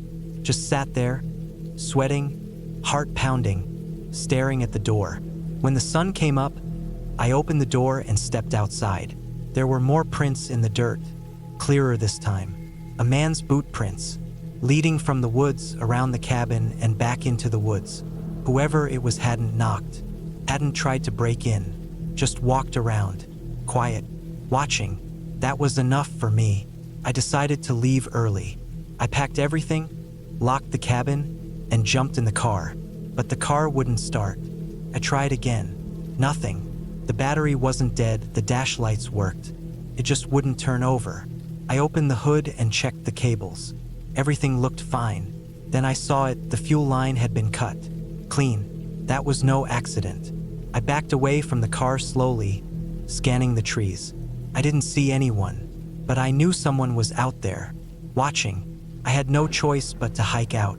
I grabbed my backpack, filled it with food, water, and my knife, and started back down the dirt trail. I kept my ears open, my eyes scanning the woods on both sides. After a mile or so, I noticed something hanging from a tree. I walked closer. It was a dead rabbit, strung up by its back legs, gutted, the blood still fresh. It wasn't the work of an animal. It was placed there, deliberate. I turned and kept walking. Further down, I found more. A deer skull nailed to a tree, a pile of feathers and bones arranged in a circle. Someone had been living out there, or hunting, but this wasn't normal hunting. This was meant to scare. By late afternoon, I reached the gravel road. I followed it fast, legs aching, neck stiff from looking back every few minutes. It was getting darker now, and I still had a few miles to go. I walked faster. That's when I heard the truck, an old engine rumbling up behind me. I stepped off the road and crouched behind a tree. A rusted pickup rolled past, slow, with no plates, just two men inside.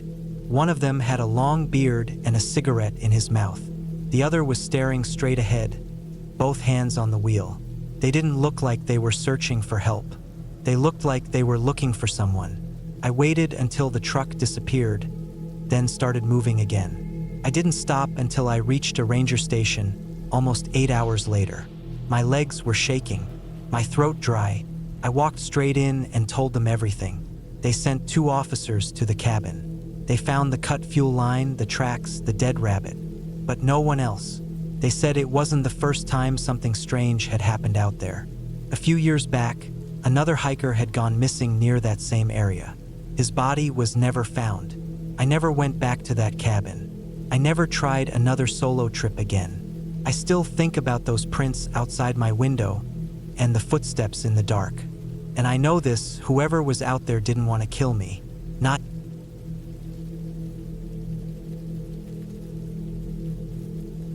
I decided to take a break from everything for a while. Things back home weren't going great. Too much noise in my head, too many unfinished thoughts and burned out days. I didn't want to talk to anyone. I didn't want to explain myself. I just needed time away, alone, somewhere quiet where no one could reach me, where I wouldn't hear phones ring or see apartment lights flicker in the night. I'd heard of a small place way up north from a guy I used to work with. He was one of those quiet types who always stayed out of office drama, didn't talk much, but every now and then he'd say something that stuck with me. He mentioned this cabin once, up in a place called Fir Tree Basin. Said it was quiet, out of the way, had no signal, and sat right on the edge of a wide slope above a frozen lake. I remembered that. So one day, I just packed a bag, bought a few cans of food, filled my tank, and drove. I didn't tell anyone where I was going. I didn't even leave a note. Just drove through the winding roads until the concrete turned to gravel and the pine trees started getting taller and thicker. The sun was falling behind me when I reached the old gate at the bottom of the dirt path. It was rusted and had no lock. I pushed it open and kept driving until I saw the cabin. It wasn't big, just 4 walls, a slanted tin roof, and a small chimney that hadn't been used in years.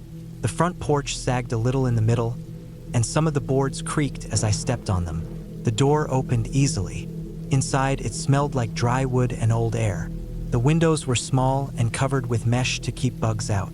There was one main room with a cot against the wall, a wood stove in the corner, and a little table with 2 chairs.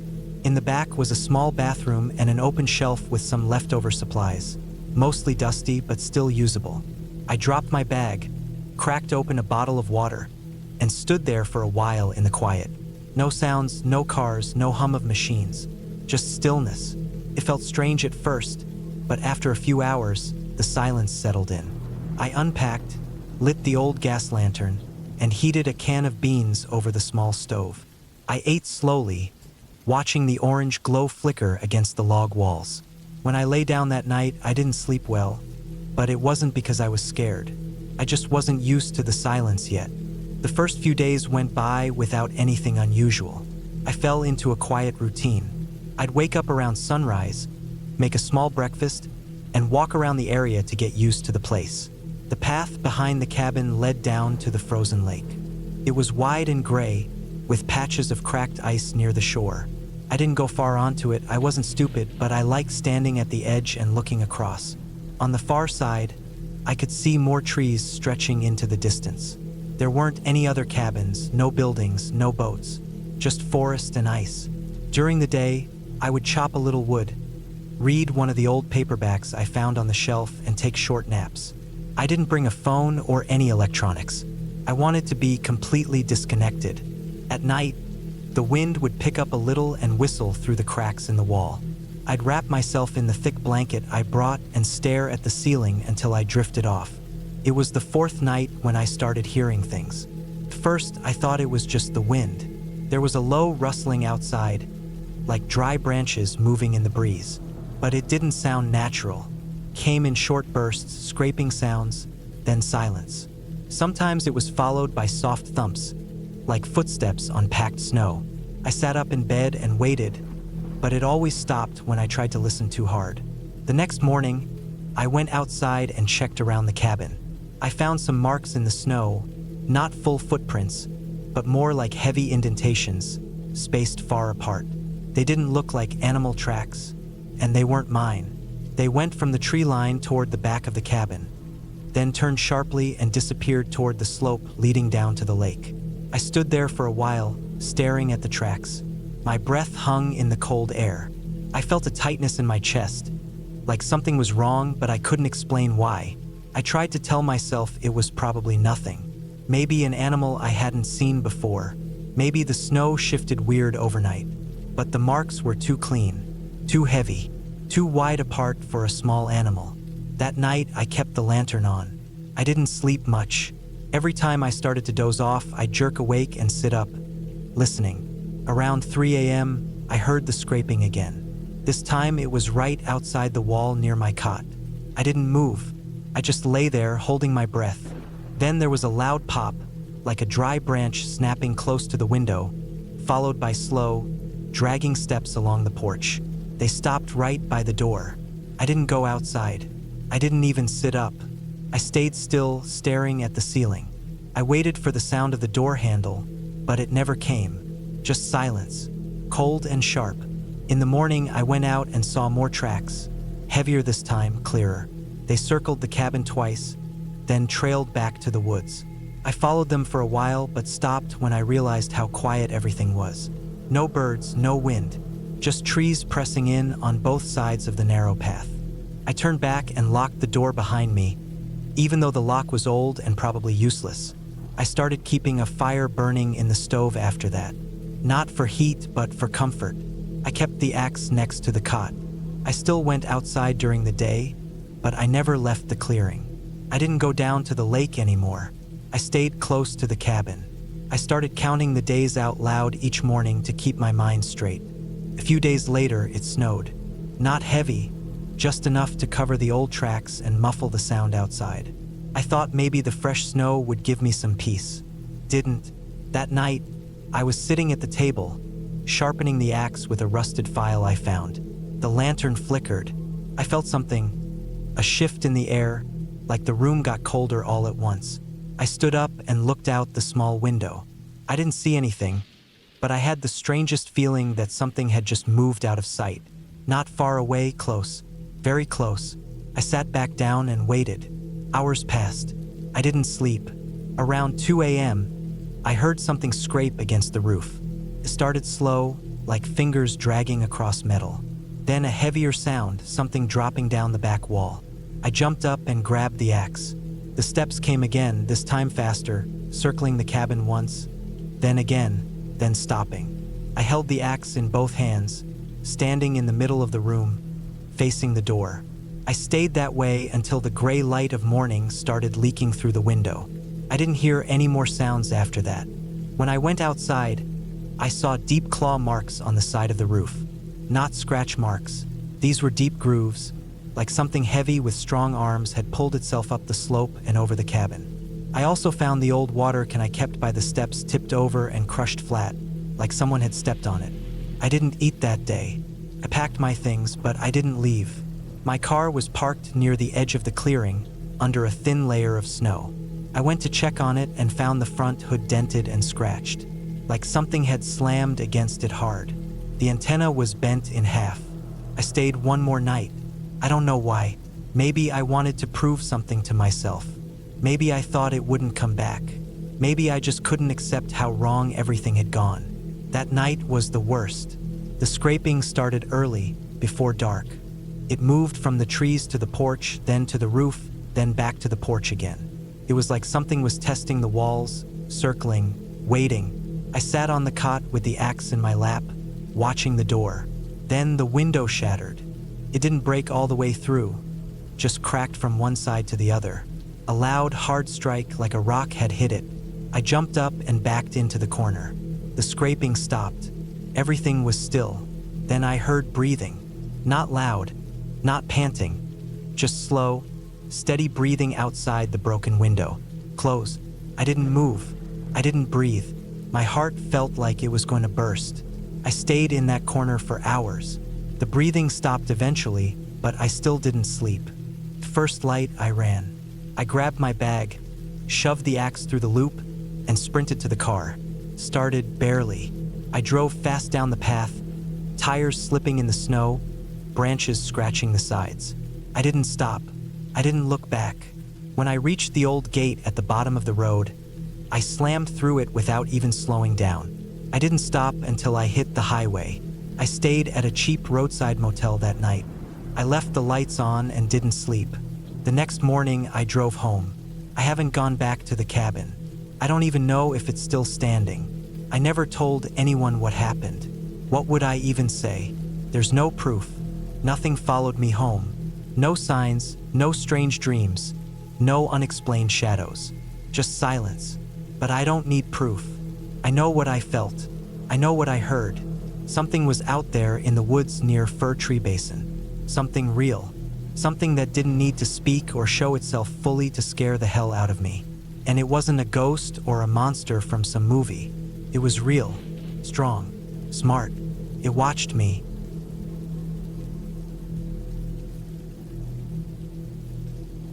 I was 34 when it happened. At the time, I worked as a freelance video editor, and I had been behind on a big project. My client had been pressuring me for weeks, but I couldn't focus. I lived in a noisy apartment in the city where every night you could hear sirens or people arguing outside. I was exhausted from the distractions, the lack of sleep, and the never-ending messages on my phone. I knew I had to go somewhere isolated to finish the job. I needed quiet. I needed focus. So, I searched online for remote cabins to rent for a week, somewhere without internet, without people, and away from everything. I found one deep in the woods of northern Montana. It was small, old, but looked solid. The listing said it had no Wi-Fi, barely any cell service, and was about 6 miles from the nearest paved road. The cabin had solar power for lights and a propane tank for cooking. No neighbors, no one nearby. Exactly what I needed. I packed up my laptop, hard drives, some basic food like canned soup, granola bars, and bottled water, and drove almost 2 days straight to get there. It was early October. The trees were losing their leaves. The weather was dry and cool. When I finally arrived at the dirt path leading to the cabin, I had to drive slow because of the rough road. There were no signs, no fences, and I didn't see another car or person the whole time. The cabin sat at the base of a steep hill and was surrounded by tall pine trees. It looked even more isolated than the photos showed. There was a small porch, a single wooden chair out front, and a narrow chimney sticking out the roof. The wood was old but not rotten. I parked my car in the dirt clearing beside it, stepped out, and just listened. There was no sound, no traffic, no people, not even birds, just wind moving through the trees. For the first time in weeks, I felt peace. Inside, the cabin was small, just one room with a bed, a table, a wood stove, a small counter with a sink, and a propane-powered stovetop. There was a narrow ladder that led to a loft space above where another bed sat under the sloped ceiling.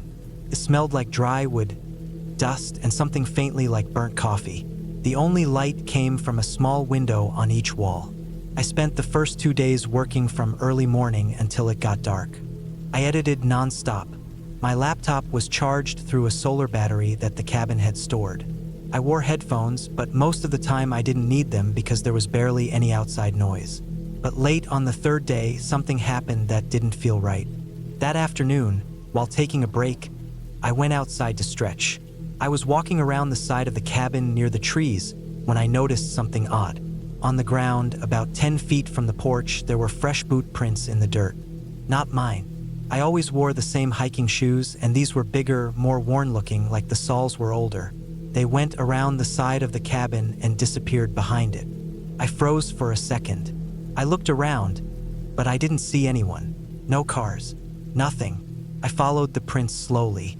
Behind the cabin, they circled near the small window to the bathroom area and then went into the woods.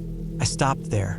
The dirt path they left became scattered in the leaves and pine needles after a few feet. The trees were thick in that direction. I didn't want to go farther.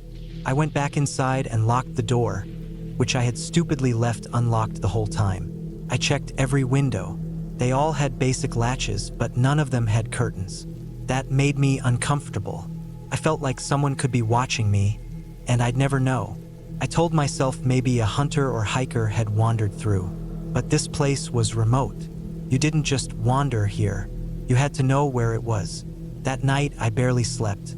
I kept waking up to sounds.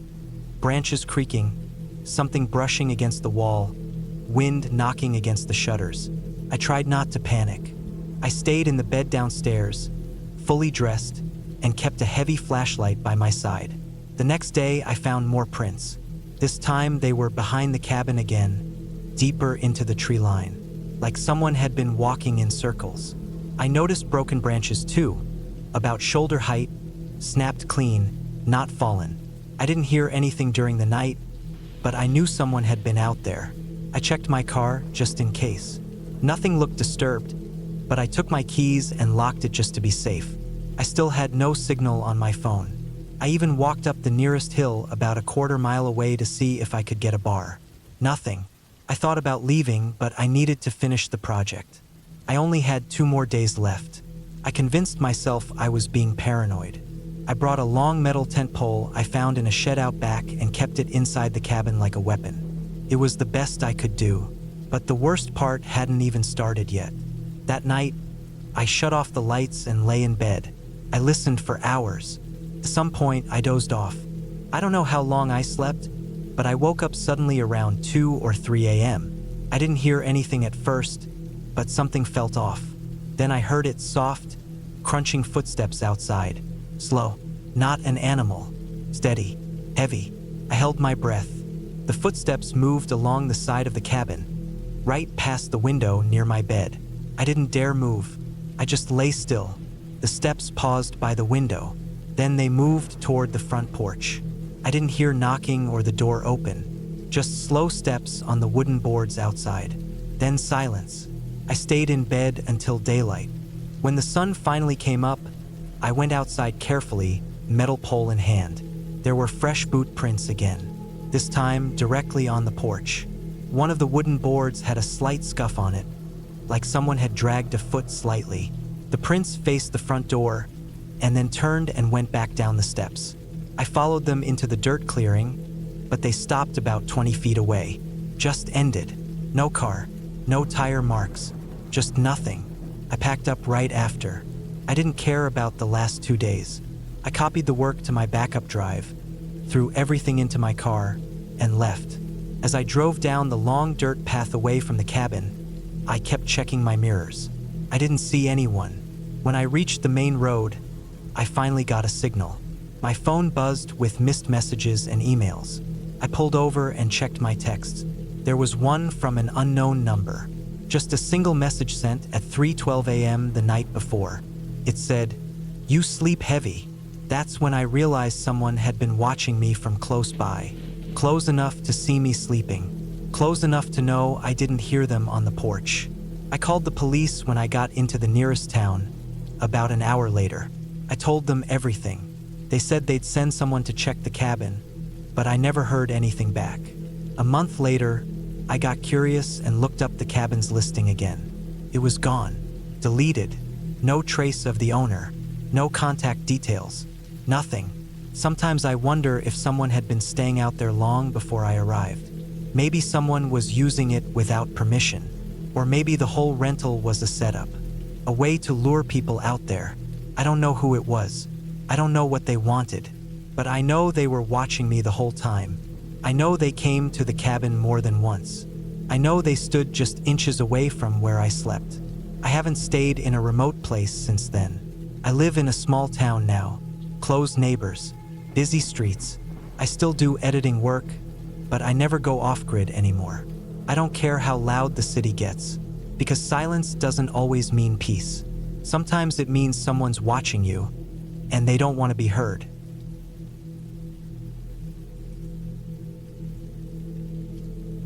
I needed time away, Things had built up for months. Work stress, people stress, just life piling on more than I could handle. I wasn't running away exactly, but I wasn't trying to be found either. I booked a remote cabin deep in the hills of northern Idaho, somewhere off the main road by a few miles, in a place that had no cell service, no internet, and no neighbors for what looked like several square miles. The pictures showed a wooden cabin near a slope, dense trees all around, a small stream not far from the deck. It looked peaceful, isolated, just what I needed. The owner left the key in a lockbox and gave me the code by email before I drove out.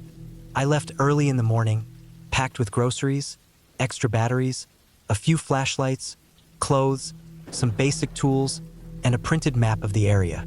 I didn't want to rely on GPS. I wanted to disappear for a while. The first few hours there were perfect. The air was cold but not bitter. There was no one for miles, and the silence felt heavier than I expected, but in a good way. The wind made the trees sway and creak a little. I walked around the edge of the property, checked out the stream, saw animal tracks near the water but nothing fresh, and came back to the cabin before it got dark. The cabin had 2 floors. The lower floor had a living room, kitchen, bathroom, and a wood-burning stove. Upstairs was a loft with a bed and a window that looked straight out into the woods behind the cabin. There were no curtains up there, just the glass window framed by pine. That first night, I laid in bed watching the wind move through the trees under the moonlight until I fell asleep. The next morning, I made coffee on the propane stove and ate some of the canned food I brought. I didn't have a plan for the day. I just wandered. I went further out than the stream this time, just exploring the hills behind the cabin. The slope wasn't steep, just constant. Eventually, I found a thin trail that looked like it hadn't been used in a while. I followed it out of curiosity. It went up the ridge behind the cabin and then seemed to level out. From that spot, I could look down and just barely see the top of the cabin roof through the trees. It was peaceful and quiet. But just as I was about to turn back, I noticed something. Across the ridge, maybe 30 or 40 yards from me, someone had built a small shelter. It wasn't a cabin or anything permanent, just some logs leaned together in a triangle with a tarp over the top. I didn't see anyone nearby. I stood there for a while, trying to decide if I should walk over or not. But I figured I wouldn't want someone poking around my cabin either. So I turned back and headed down to mine. That night, I couldn't sleep as easily. I kept thinking about the shelter. It hadn't looked old. The tarp was clean. The logs were cut pretty evenly. Someone had made that in the last year, maybe even the last few months. I told myself maybe a hunter used it, maybe someone passing through. But there was something about how carefully it was made. It didn't feel temporary. On the third day, things got weirder. When I woke up, the back door of the cabin was open, just slightly. I always locked it. I was sure of that. But maybe I didn't close it tight enough, I told myself. The wind could have done it. The wind had been strong that night. That made sense. I checked around the inside of the cabin. Nothing seemed touched. Everything was where I left it. My bags, my tools, even the coffee mug I'd left in the sink. It all looked fine. Still, it made me uneasy. I kept my knife on me the rest of the day. I didn't leave the cabin much. Just gathered firewood nearby and sat on the porch with a blanket, listening. Around noon, I heard something that didn't fit. It was a sharp crack, like a tree branch snapping, but too loud, too sudden, not like the wind. It came from the ridge behind the cabin. I stood there listening, heart picking up, but nothing followed it. No footsteps, no voices, just the wind again. Maybe a deer, maybe a tree limb falling. I told myself that, but I kept the knife closer now. On the 4th morning, I found footprints, fresh ones. They were on the slope just past the stream, maybe 50 feet from the cabin.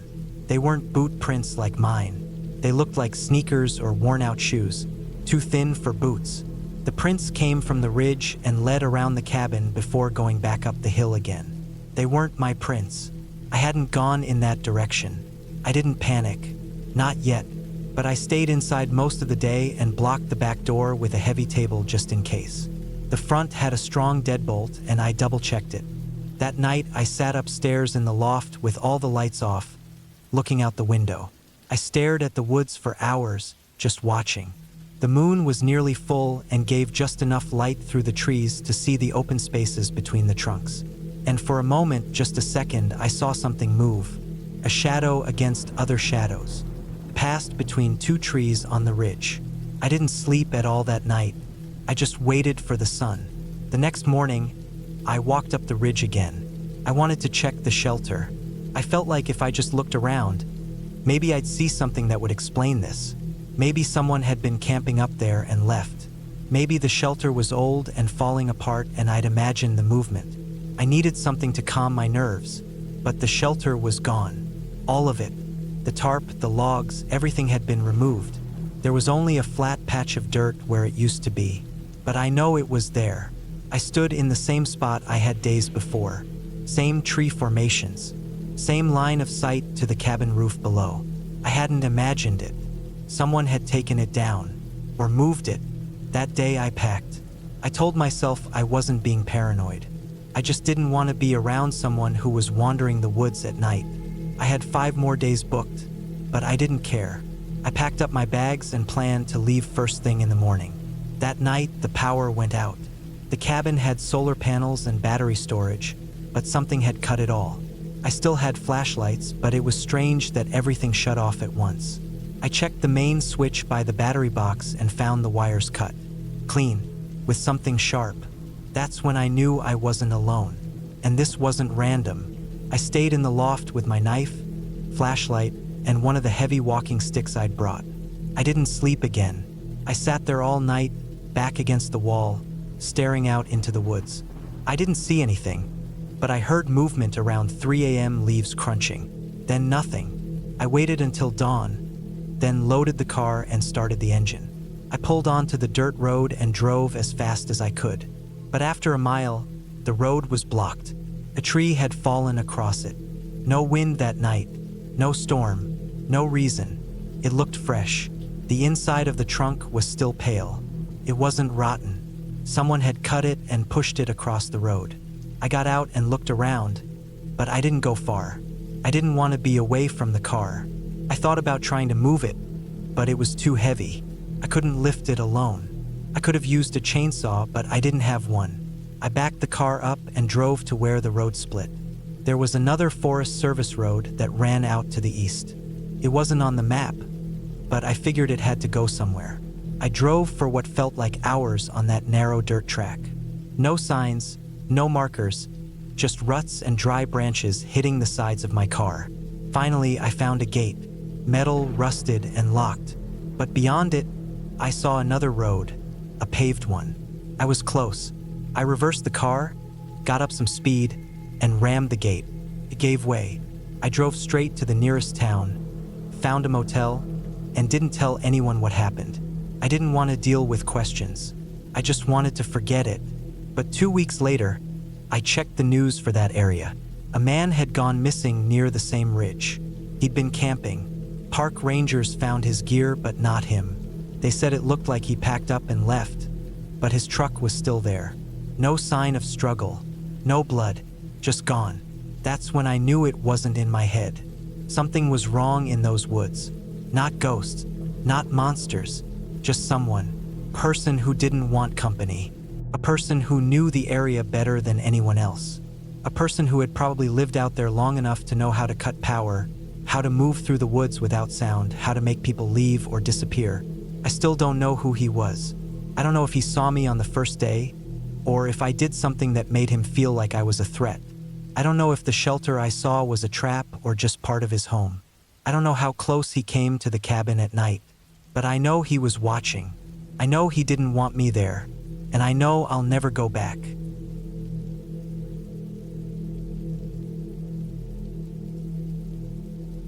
I had always wanted to take a break from city life. After years of hearing people talk about how getting away into nature was good for the soul, I finally decided to do it. It had been a rough few months, the kind of stretch where everything seemed to stack up on top of each other. Long work hours, poor sleep, no time for anything but bills and noise and screens. It was like my brain hadn't felt quiet in months. So, I booked a remote cabin deep in the woods of northern Idaho. I picked it from a listing that didn't have many pictures. Just a single photo of a small wooden structure surrounded by thick trees, and a short description that mentioned it had no Wi-Fi, no cell signal, and no neighbors for miles. That's what I wanted. The silence, the disconnection, to just sit still somewhere and not hear sirens or the hum of appliances or someone else's footsteps above me. I packed only what I needed: basic clothes, a few meals, a flashlight, a portable solar charger for my emergency radio, and a cooler full of food and bottled water. The cabin had no running water, but it did have a big metal tank for washing up and a composting toilet out back. There was also a small wood stove inside and a hand crank lantern. I didn't need much. I wasn't going there for luxury. I was going to reset. Took me most of the day to drive there. After hours of highway, I had to navigate a long dirt road that twisted through thick pine forest. That road got narrower and rougher the deeper I went. At times, it barely looked like a road at all, more like two lines of packed dirt where other tires had once passed. Trees leaned over it on both sides, making a kind of tunnel. My GPS cut out halfway through the final stretch, but I'd printed out the directions in case that happened. I found the cabin in the late afternoon, tucked back off a curve in the road, half hidden behind trees. It looked even smaller than in the picture. Weathered wooden walls, a rusted tin roof, a single window in front. There was a fire pit made of rocks out front, and a narrow trail that disappeared behind the building into the woods. I parked and stepped out of the car. The air was quiet. The only sounds were the wind moving through the trees and the occasional creak from the cabin as it settled. The ground was soft under my boots, covered in needles and damp leaves. I stood there for a while, just breathing in the silence. Inside, the cabin was sparse. One room, a small cot against one wall, a wood stove in the corner, a wooden table with two chairs, some shelves with canned food and a few old books. There was a faint, musty smell like damp wood, but it wasn't bad. I dropped my bags, lit the lantern, and made a simple meal: canned beans and crackers. I didn't feel hungry, but I ate anyway. That first night, I sat out by the fire pit. I didn't build a fire, just sat on the edge of a flat rock, listening to the woods. I didn't even realize how tense I'd been until I noticed how quiet my mind felt. No texts, no emails, no buzzing. Just the wind and my breathing. When it got too cold, I went inside and lay on the cot. It took a while to fall asleep, but when I did, it was deep and dreamless. The next day, I woke early, with the sun coming through the little window. I spent the morning walking around the woods near the cabin, staying within view at first. I saw deer tracks in the soft dirt. Bird calls echoed through the trees, but I didn't see many animals, just squirrels and a rabbit darting off into the brush. I took my time, stopping to look at strange mushrooms growing along fallen logs and patches of moss that covered the trunks like velvet. There was something peaceful about it all. Later that afternoon, I noticed something odd behind the cabin, a few dozen yards into the woods. It looked like the ground had been disturbed. Not recently, but not too long ago either. A slight mound of dirt, shaped like a shallow rectangle, with leaves and twigs pushed aside in a way that didn't look natural. At first, I thought maybe it was just a tree root that had been pulled up by weather or animals, but when I knelt down and brushed the leaves away, the soil underneath looked too packed down. I didn't have a shovel, but I had a small hand trowel I'd brought to dig a fire pit if I needed one. I fetched it and came back, crouching down beside the mound. I didn't have any real reason to dig, just curiosity. It felt like a buried box or some kind of old equipment, maybe left by a previous visitor. Part of me thought it could even be treasure, though I didn't really believe that. I started digging. The dirt was soft near the surface, but it got tougher the deeper I went. I scraped and pulled, moving slowly. About a foot down, I hit something solid. It wasn't a root or a rock. It was flat and had edges. I cleared more dirt and saw it was a piece of old plywood, about the size of a suitcase. It looked like it had been nailed shut. I felt my chest tighten a little. I wasn't sure why. I kept going. I pried it up with the trowel, breaking through rotted nails. When I pulled the board off, I expected to find a box. But it wasn't a box. It was a plastic bag, thick and wrapped in duct tape, like it had been sealed tight. It smelled awful. Not fresh rot awful, but that sour, chemical kind of stink that made me instinctively pull back. My hands were shaking a little. I poked the bag with the tip of the trowel and felt something soft inside. Not soft like cloth, soft like meat. I didn't open it. I dropped it back into the hole, covered it up, packed the dirt back down, and brushed the leaves back over it. Then I walked back to the cabin, washed my hands in the water tank, and sat at the table staring at the wall for over an hour.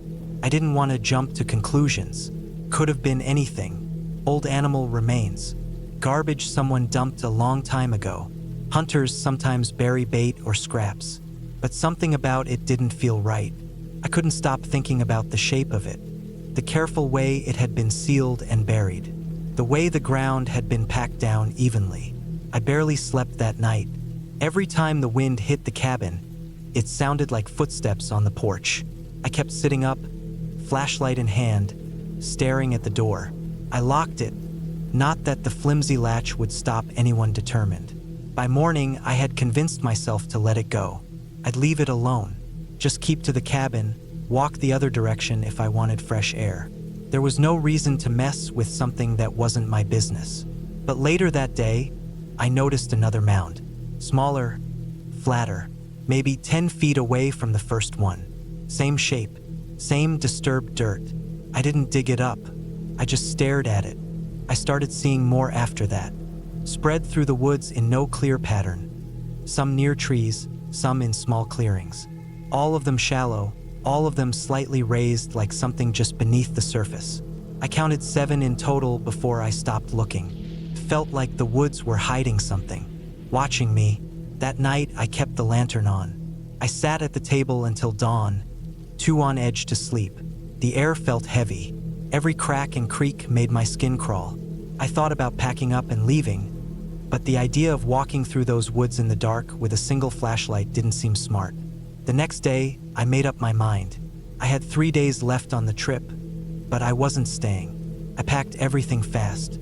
I shoved all my gear into the car without organizing it and backed out of the clearing in a hurry. I didn't make it far. A fallen tree blocked the dirt road less than a mile out. It hadn't been there before. It was thick, too thick for me to move on my own. It looked like it had been cut, not blown over. The ends were clean and straight. Someone had used a saw. I stood there for a long time, staring at it, listening to the silence around me. I didn't hear birds anymore. I reversed back to the cabin. I tried the emergency radio, but the signal was weak. I managed to catch a few crackles of static and some weather report, but nothing I could use to call for help. I decided I'd hike out in the morning. I had a rough idea of the direction the main road was in, maybe 5 or 6 miles. I had a compass, a small pack, and enough water. I'd leave at sunrise and go straight until I hit a road or found a signal. That night, I stayed inside. I moved the table against the door. I kept the hatchet beside me. I didn't light the lantern. I sat in the dark, staring out the window, barely breathing. At some point near midnight, I heard something outside, a soft rustling, then a long dragging sound. Not loud, but close. I froze. My hands gripped the hatchet so hard it hurt. The sound circled the cabin once. Then it stopped. I didn't sleep at all. As soon as the sky turned gray, I left. I didn't even lock the cabin. I just grabbed my pack and started walking. The woods felt different, heavier. The air was still, like it had settled after a storm. No wind, no birds, just me moving quickly through trees that all looked the same. I kept checking the compass, kept pushing forward. After about 2 hours, I saw something through the trees. A shape, a building, but it wasn't the road. It was the cabin, my cabin. I'd walked in a giant circle. My legs went weak. I fell to my knees and sat there for a long time. I tried again. I picked a different direction. I walked faster this time, refusing to stop.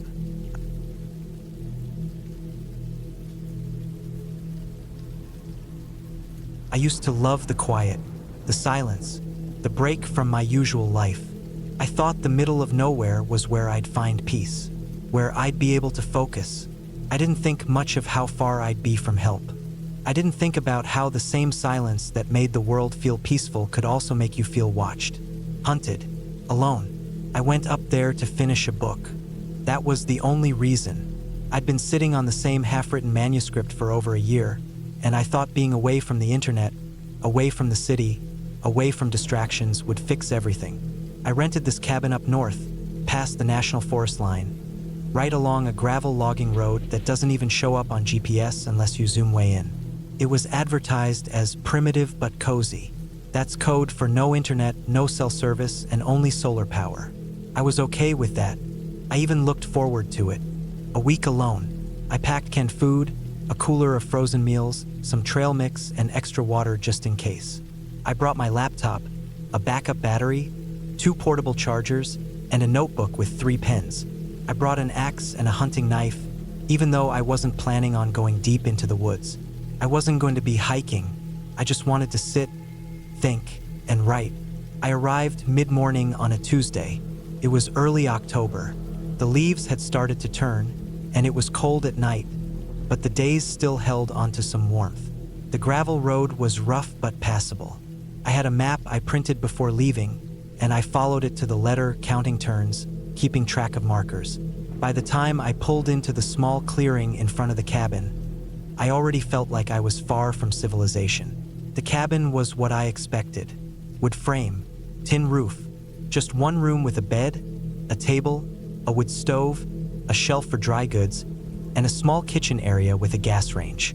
No fridge, no running water inside, just a big blue barrel outside to collect rainwater and a hand pump well. There was an outhouse about 40 feet into the trees. I unlocked the door with the key the owner left under a flat rock by the porch. The place smelled like pine and old smoke. There were scuff marks on the floor near the stove and a few wood shavings under the table. It wasn't spotless, but it wasn't dirty either. Just lived in. It looked like the kind of place someone would use to hunt in the fall or fish in the summer. After I unloaded my stuff, I made a sandwich, sat on the porch and listened. No cars, no wind, just a faint rustling of leaves every so often, and a bird now and then. The stillness felt like a drug. I couldn't remember the last time I'd heard my own breath without anything else underneath it. That night, I lit a small fire in the stove and got comfortable. I sat on the bed with a blanket around my shoulders and wrote until my eyes got heavy. Then I climbed under the covers and slept like a rock. No nightmares, no weird sounds, nothing. The second day started off just as quiet. I made oatmeal, walked around the clearing, then sat down to write again. I only noticed the sound because it was so out of place.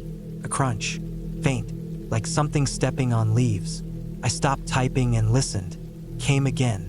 Then silence. It wasn't close, but it wasn't far. Maybe 30 or 40 feet away. I thought it was a deer or a squirrel, but then it crunched again. 2 steps this time, heavier, not like an animal running or hopping, just walking. I looked out the window but didn't see anything. The trees were thick, but there wasn't any movement. After a minute, I sat back down and kept writing. That afternoon, I walked to the barrel to fill a pot for boiling. When I was out there, I looked at the ground. I'm not good at tracking, but even I could tell some of the leaves near the edge of the clearing had been disturbed. They weren't just blown around by wind. They were stepped on, pressed down in a line like someone had come out of the trees, then gone back in. I told myself it was a deer, maybe even a bear, something big enough to leave that kind of mark. That night, I slept, but not as deeply. On the 3rd day, I noticed something strange. It was small, but it stuck with me. When I went out to the outhouse in the morning, I saw a small pile of stones stacked next to the path. Just 5 or 6 of them, balanced like a cairn. I didn't make it. I stood there staring at it for almost a minute, then looked around. The woods didn't move. There was no sound, no wind. I walked over, kicked the pile over, then kept walking. I told myself it must have already been there and I just didn't notice it before. That afternoon, the sound came back. Not just steps now, a stick breaking, not loud but clear. I went outside and shouted nothing, just to be loud, just to scare off whatever was out there. There was no answer, of course, just stillness again, that horrible, suffocating quiet. That night, I stayed up. I kept the fire low so it wouldn't glow too bright. I sat by the window with the axe across my lap and stared into the woods. Nothing happened for hours. My eyes started to sting. I almost nodded off once or twice, but each time, a crack outside would wake me up. At around 3 in the morning, I saw it. Just a flicker of movement behind one of the trees. A shoulder, maybe a leg. It was far enough back that I couldn't be sure. But something was there, and it was standing still. Not walking, just watching. I blinked, leaned forward, and it was gone. I didn't sleep. In the morning, I went outside and looked. There were prints. Human. Boot prints. Not mine. They circled the cabin. Not in one direction, but back and forth like someone had been pacing. At one point, the prints came within a foot of the porch. That's when I realized my car was the only way out, and it was parked in the open. I spent the whole day thinking about what to do. I didn't want to leave. I didn't want to give up. I kept telling myself that maybe it was a hunter or a local or someone camping nearby, but the closest town was almost 30 miles away, and I hadn't seen a single other person since I got there. That night, I dragged the table in front of the door. I kept the axe and my hunting knife within reach. I didn't light a fire. I didn't want to cast shadows on the walls. The noise came again, louder, more frequent. A thump near the window, then something like breathing, then steps around the porch. I sat on the floor with my back against the bed, gripping the knife until my knuckles ached. My pulse was so loud I thought it would give me away. I stayed that way until the light started to come through the cracks in the wall. On the 5th day, I packed everything. I stuffed my laptop into my bag without even shutting it down. I didn't eat. I didn't wash. I just stuffed everything into my duffel and threw it in the back seat of the car. When I went to open the driver's door, I stopped. There was a rock on the hood. It wasn't big, just enough to fit in the palm of a hand. But it wasn't there the day before, and it wasn't an accident. It was placed. I got in, locked the doors, started the engine, and backed out. I didn't look around. I didn't check the trees. I just drove. The gravel road seemed longer than before. Every turn felt too tight. Every shadow looked like a person. I kept waiting for something to happen, a figure to step out, a tree to block the path. But nothing happened. When I finally reached the paved road, I almost cried. I didn't stop until I reached a gas station with cell signal. I called a friend. I told him I was coming home early. I didn't explain why. Later, after I was home, I looked up the cabin again. It was no longer listed. The site said the listing had been removed. No reviews, no contact info. I tried calling the number I used to book it, but it was disconnected. I thought about reporting what happened, but what would I say? That someone might have been out there? That I saw footprints? Heard noises? Nothing technically happened. No laws were broken. I left on my own. I wasn't hurt, but I still see it. That stack of stones. That boot print near the porch.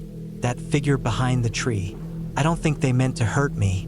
I think they were just watching. Maybe I was in their territory. Maybe I stayed too long. Whatever it was, I've never gone back. And I never will. I don't care how quiet the woods are. Sometimes quiet isn't peace. Sometimes quiet is warning you to leave. And next time, I might not hear the warning in time.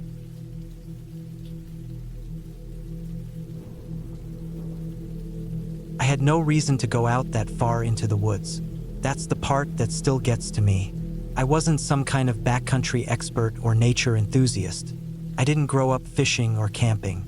I didn't even like bugs. But when things in the city started to pile up, work stress, noisy neighbors, construction outside my apartment every single morning at 6 a.m., I felt like I needed space.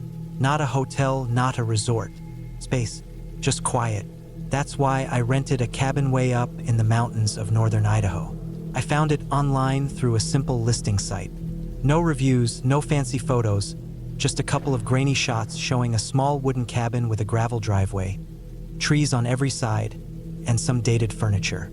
The description said it had solar panels, a small generator backup, well water, a propane stove, and that there was no Wi-Fi, no phone signal, and the nearest town was over an hour away by car. That last part was the selling point. I didn't want to be reached. I just wanted to think, or not think at all. I took a Friday off work, packed up some supplies. Mostly canned food, water bottles, a flashlight, spare batteries, some basic tools, warm clothes, and drove the 6-hour route to the area. The roads were fine up until the last hour or so, when the pavement gave way to cracked gravel paths and the trees started closing in. There weren't any signs, just GPS and a scribbled paper map from the owner, who had emailed me after I booked. He wrote that it might be hard to find, but that once I passed a rusted green mailbox and a bent private road sign, I'd see the driveway. He wasn't lying. It was easy to miss. I only caught it after driving past and reversing when I realized I hadn't seen anything for 15 minutes. The gravel drive twisted tightly between trees like it didn't want to be found. It scraped the underbody of my car more than once, and I nearly backed into a stump when I turned in. The cabin itself was smaller than I expected, but solid-looking. One main room, a kitchenette on one side, a bathroom to the back, and a single bedroom through a low doorway. The windows were small and high up. There were thick wooden shutters you could close from the inside. The air smelled like wood smoke and damp soil. I unpacked, lit the propane heater, and cracked a can of beans for dinner. That first night was quiet. No cars, no people, not even the hum of electricity. Just wind through the trees and the occasional pop of the wood settling. It should have been peaceful, but the silence was so deep that it made me nervous. Like something should be there but wasn't. My mind filled the silence with all kinds of thoughts. It took a while to fall asleep, but I eventually did. The second day, I tried to hike the trails nearby. They weren't real trails, just old game paths or logging roads. I found a creek about a mile in, sat there for a while, and then headed back. The trees all looked the same. I almost lost the path twice, but it felt good to walk. I didn't see anyone, not a footprint, not a broken branch that looked recent. Felt like I was completely alone. That night, it got colder. I put on 2 pairs of socks, sat near the heater, and read a paperback I brought. Around midnight, the power went out. I thought maybe the solar backup had failed or the generator shut off. I didn't worry much. I had my flashlight and everything still worked manually. I went to bed with 3 blankets over me. The next morning, my car wouldn't start. That was when things started to feel wrong. The key turned, but nothing happened. No sound, not even a click. I checked the battery cables, but I'm not a mechanic. Everything looked normal. I tried again. Still nothing. I sat in the driver's seat for a long time, staring out the windshield at the trees. There was no cell signal, no landline, no nearby neighbors. I thought about walking back the way I came, but I wasn't confident I'd even find the main road on foot. The trails were rough, and the distance was too far for one day's hike without gear. I wasn't prepared for that. I told myself I'd figure it out tomorrow.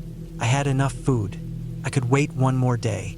Maybe it would warm up, maybe the car just needed time. That night, I heard footsteps.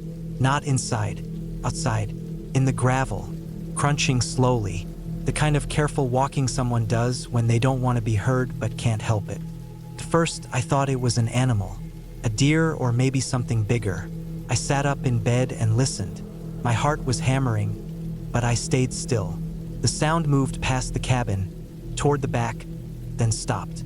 I waited, holding my breath, straining my ears. Then it started again, this time behind the cabin, near the bathroom window. Then silence. I didn't have a gun. I had a hammer and a small hatchet I brought for cutting kindling. I took the hatchet and waited. I didn't turn on a light. I just sat in the dark for nearly an hour before I laid back down. I didn't sleep. When the sun finally came up, I went outside. There were footprints in the gravel. Human ones, not mine. I had boots. These were thinner. Someone had been walking around the cabin in sneakers or something like them. They led from the trees near the back and disappeared down the driveway. I packed everything I had into a backpack: food, flashlight, water, hatchet, first aid kit. I was ready to walk out, even if it took all day. But I still didn't know the way. There was no clear trail, and I knew I'd risk getting lost. So I decided I'd stay one more night. But this time, I'd lock every shutter. I'd stay alert. If I saw someone, I'd confront them. Or run. That afternoon, I tried the car again. Same thing. Dead. No lights, no sound. I opened the hood and stared at the engine like that would help. Then I noticed something. One of the battery cables had been cut, not chewed, cut clean like with a blade. That made it real. Someone had done this. I wasn't just being paranoid. It got dark around 6. I didn't cook anything. I didn't turn on a light. I sat in the corner of the room, near the front door, with the hatchet in my lap. My flashlight was off to save the battery. I kept the shutters closed. I waited. At around 10, I heard the sound again. Gravel crunching. One slow step after another. Came from the driveway this time. Whoever it was didn't rush. They moved like they had all night. Then I heard something scrape against the side of the cabin, like metal on wood. Slow dragging. Then nothing. I stayed up all night. I didn't move. I didn't even blink much. But they never came inside. I didn't hear them leave either. Just silence after that. When the sun came up, I opened the shutters and looked out. There was a symbol carved into the side of the cabin, right near the front door. 3 straight lines with a circle through the middle. It didn't look like anything I knew. It wasn't words, just some kind of mark. I didn't bother with anything else. I started walking. I followed the gravel road for hours. I had to backtrack once when I realized I was going in circles. The trees all looked the same. Every now and then, I thought I heard branches crack behind me. But when I stopped, there was nothing. By late afternoon, I reached a clearing and finally saw a real road in the distance, paved. I followed it for another 2 miles before I saw a mailbox and a long driveway leading to a cabin. I didn't care who lived there. I walked up to the door and knocked. A man answered. I backed away and just pointed at my mouth and shook my head like I couldn't speak. I didn't want to explain anything. I didn't want to say a word. He let me in, gave me water, and called for help. Later, the tow truck guy who picked up my car said it looked like someone had tampered with it. Not just the battery, but the tires too. The wires under the dash were pulled loose. Someone had made sure I couldn't leave. I didn't go back for my stuff. I didn't even file a report. I just went home. Weeks later, I was scrolling through online forums, trying to figure out what that symbol meant. I found one post, just one, that showed a picture of the same symbol carved into a tree in a national forest. The caption said, "Found this near an abandoned tent. No one ever found the camper.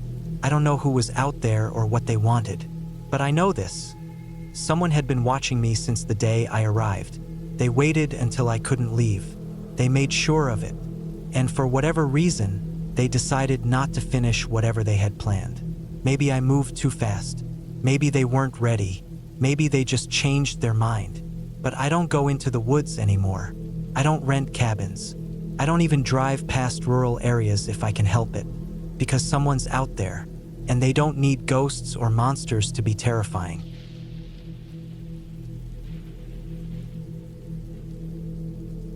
I rented the cabin after quitting my job in the city. It was small, deep in the woods of northern Idaho, not far from a lake but far enough that I didn't see anyone else for days at a time. The air was colder than I expected for May, and the road up to the place was more like a dirt trail that had barely been driven on all year. The tires of my truck left fresh grooves in the mud when I drove in that first morning. I hadn't even unpacked everything before I noticed how quiet it was out here. There was no cell service, no internet, no reception of any kind. It was exactly what I thought I needed. I was burnt out. 7 years working for a logistics company, staring at screens all day, answering endless calls, dealing with short deadlines and even shorter weekends. It drained me. When I left, I told people I wanted to take some time to write, but in truth, I just wanted to be left alone. The cabin was old, wood everywhere, no insulation really, and there was a shed behind it that leaned to one side like it wanted to fall down but couldn't quite do it yet. There was a well nearby for water and a propane tank for heating. Everything else I had to bring in myself, groceries, gas, tools, all of it. The first week was peaceful. I read books, went on walks, and sat by the lake for hours. There were birds and squirrels, even a few deer now and then. I saw a bear track in the mud near the water once, but no actual bear. I started chopping wood to stay warm at night. Took effort, but it was real. The kind of work that made your hands raw and sore, but you slept better because of it. It was around the 10th day when I first saw him. I had gone to the lake in the late morning. I brought a sandwich, a folding chair, and an old pair of binoculars to look out across the water. The lake was calm, the surface shining like glass. I didn't expect to see anyone else, but when I raised the binoculars, I noticed a man standing on the opposite shore. He was far away, probably 200 yards, but I could tell he was just standing there, not fishing or doing anything, just still, facing the lake. I watched him for a long time. He didn't move, not once. I thought maybe he was looking at the view like I was. It didn't feel like anything at first, just a person. Maybe another cabin was over there. I put the binoculars down and went back to my sandwich. The next morning, I saw him again. Same spot, same posture, still facing the lake.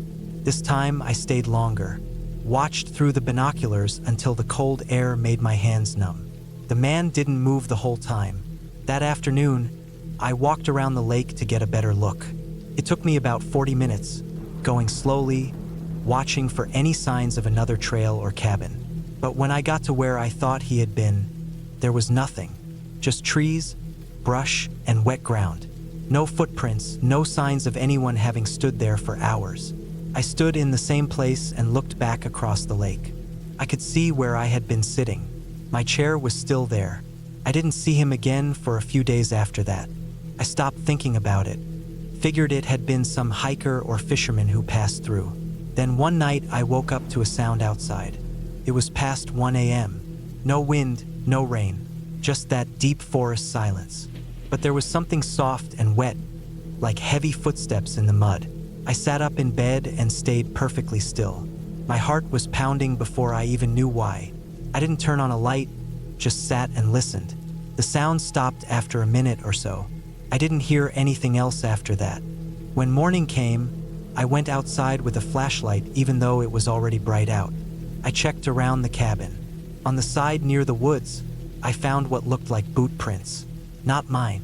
They were big, wide-soled, deep in the mud like someone had been standing there for a while, facing the cabin. I followed them a few feet until they just disappeared into the brush. No trail, no path, no more prints. That same afternoon, I went to check the shed behind the cabin. I hadn't used it for anything yet. It was full of junk when I first arrived, old chairs, buckets, broken tools. But when I opened it this time, I noticed something I hadn't seen before. A dent in the inside of the door, like someone had pushed it inward with force. It hadn't been there the first time I checked. I remember because I had examined the hinges and frame to see if it would hold up to a storm. I stayed up that night, not in bed, but in a chair by the front window with my axe resting next to me. I had my flashlight and a hammer nearby. No gun. I never thought I'd need one. The night was long. Cold air kept seeping in through the floorboards. I didn't hear anything, didn't see anything. But in the morning, I saw more prints. This time, they went from the woods to the front steps and then back again. Clean and fresh. Whoever it was had come all the way up to the door. I checked the doorknob. It had smudges on it, like someone had tried to open it with muddy fingers. I stood there for a long time just looking at it. I didn't call the police because I couldn't. No signal. The closest ranger station was more than 20 miles away, and I didn't feel like driving just to say someone walked near my cabin at night. I told myself it was a hunter, maybe some guy living rough in the woods. But deep down, I didn't believe that.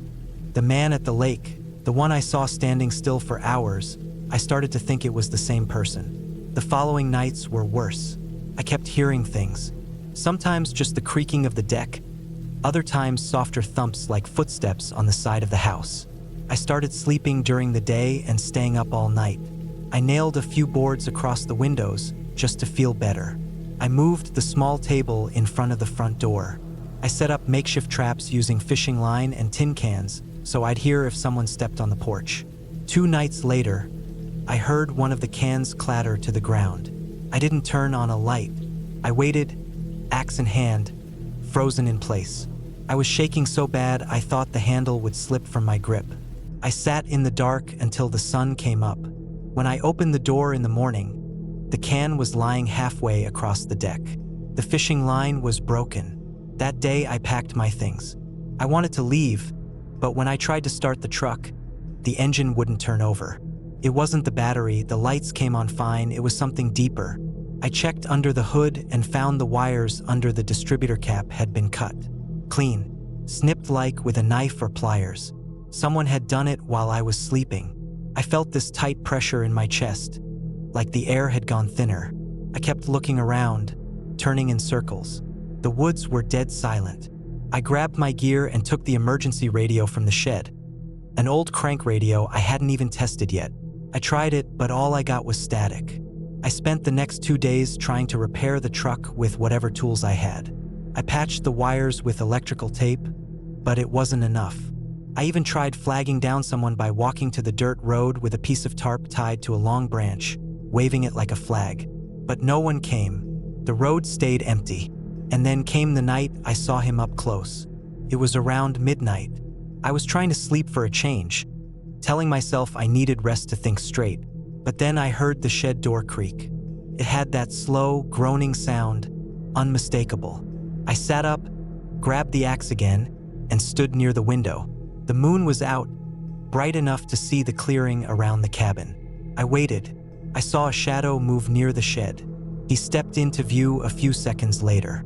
A man, wearing a dark coat and boots. His face was hard to make out, but he moved slowly, deliberately.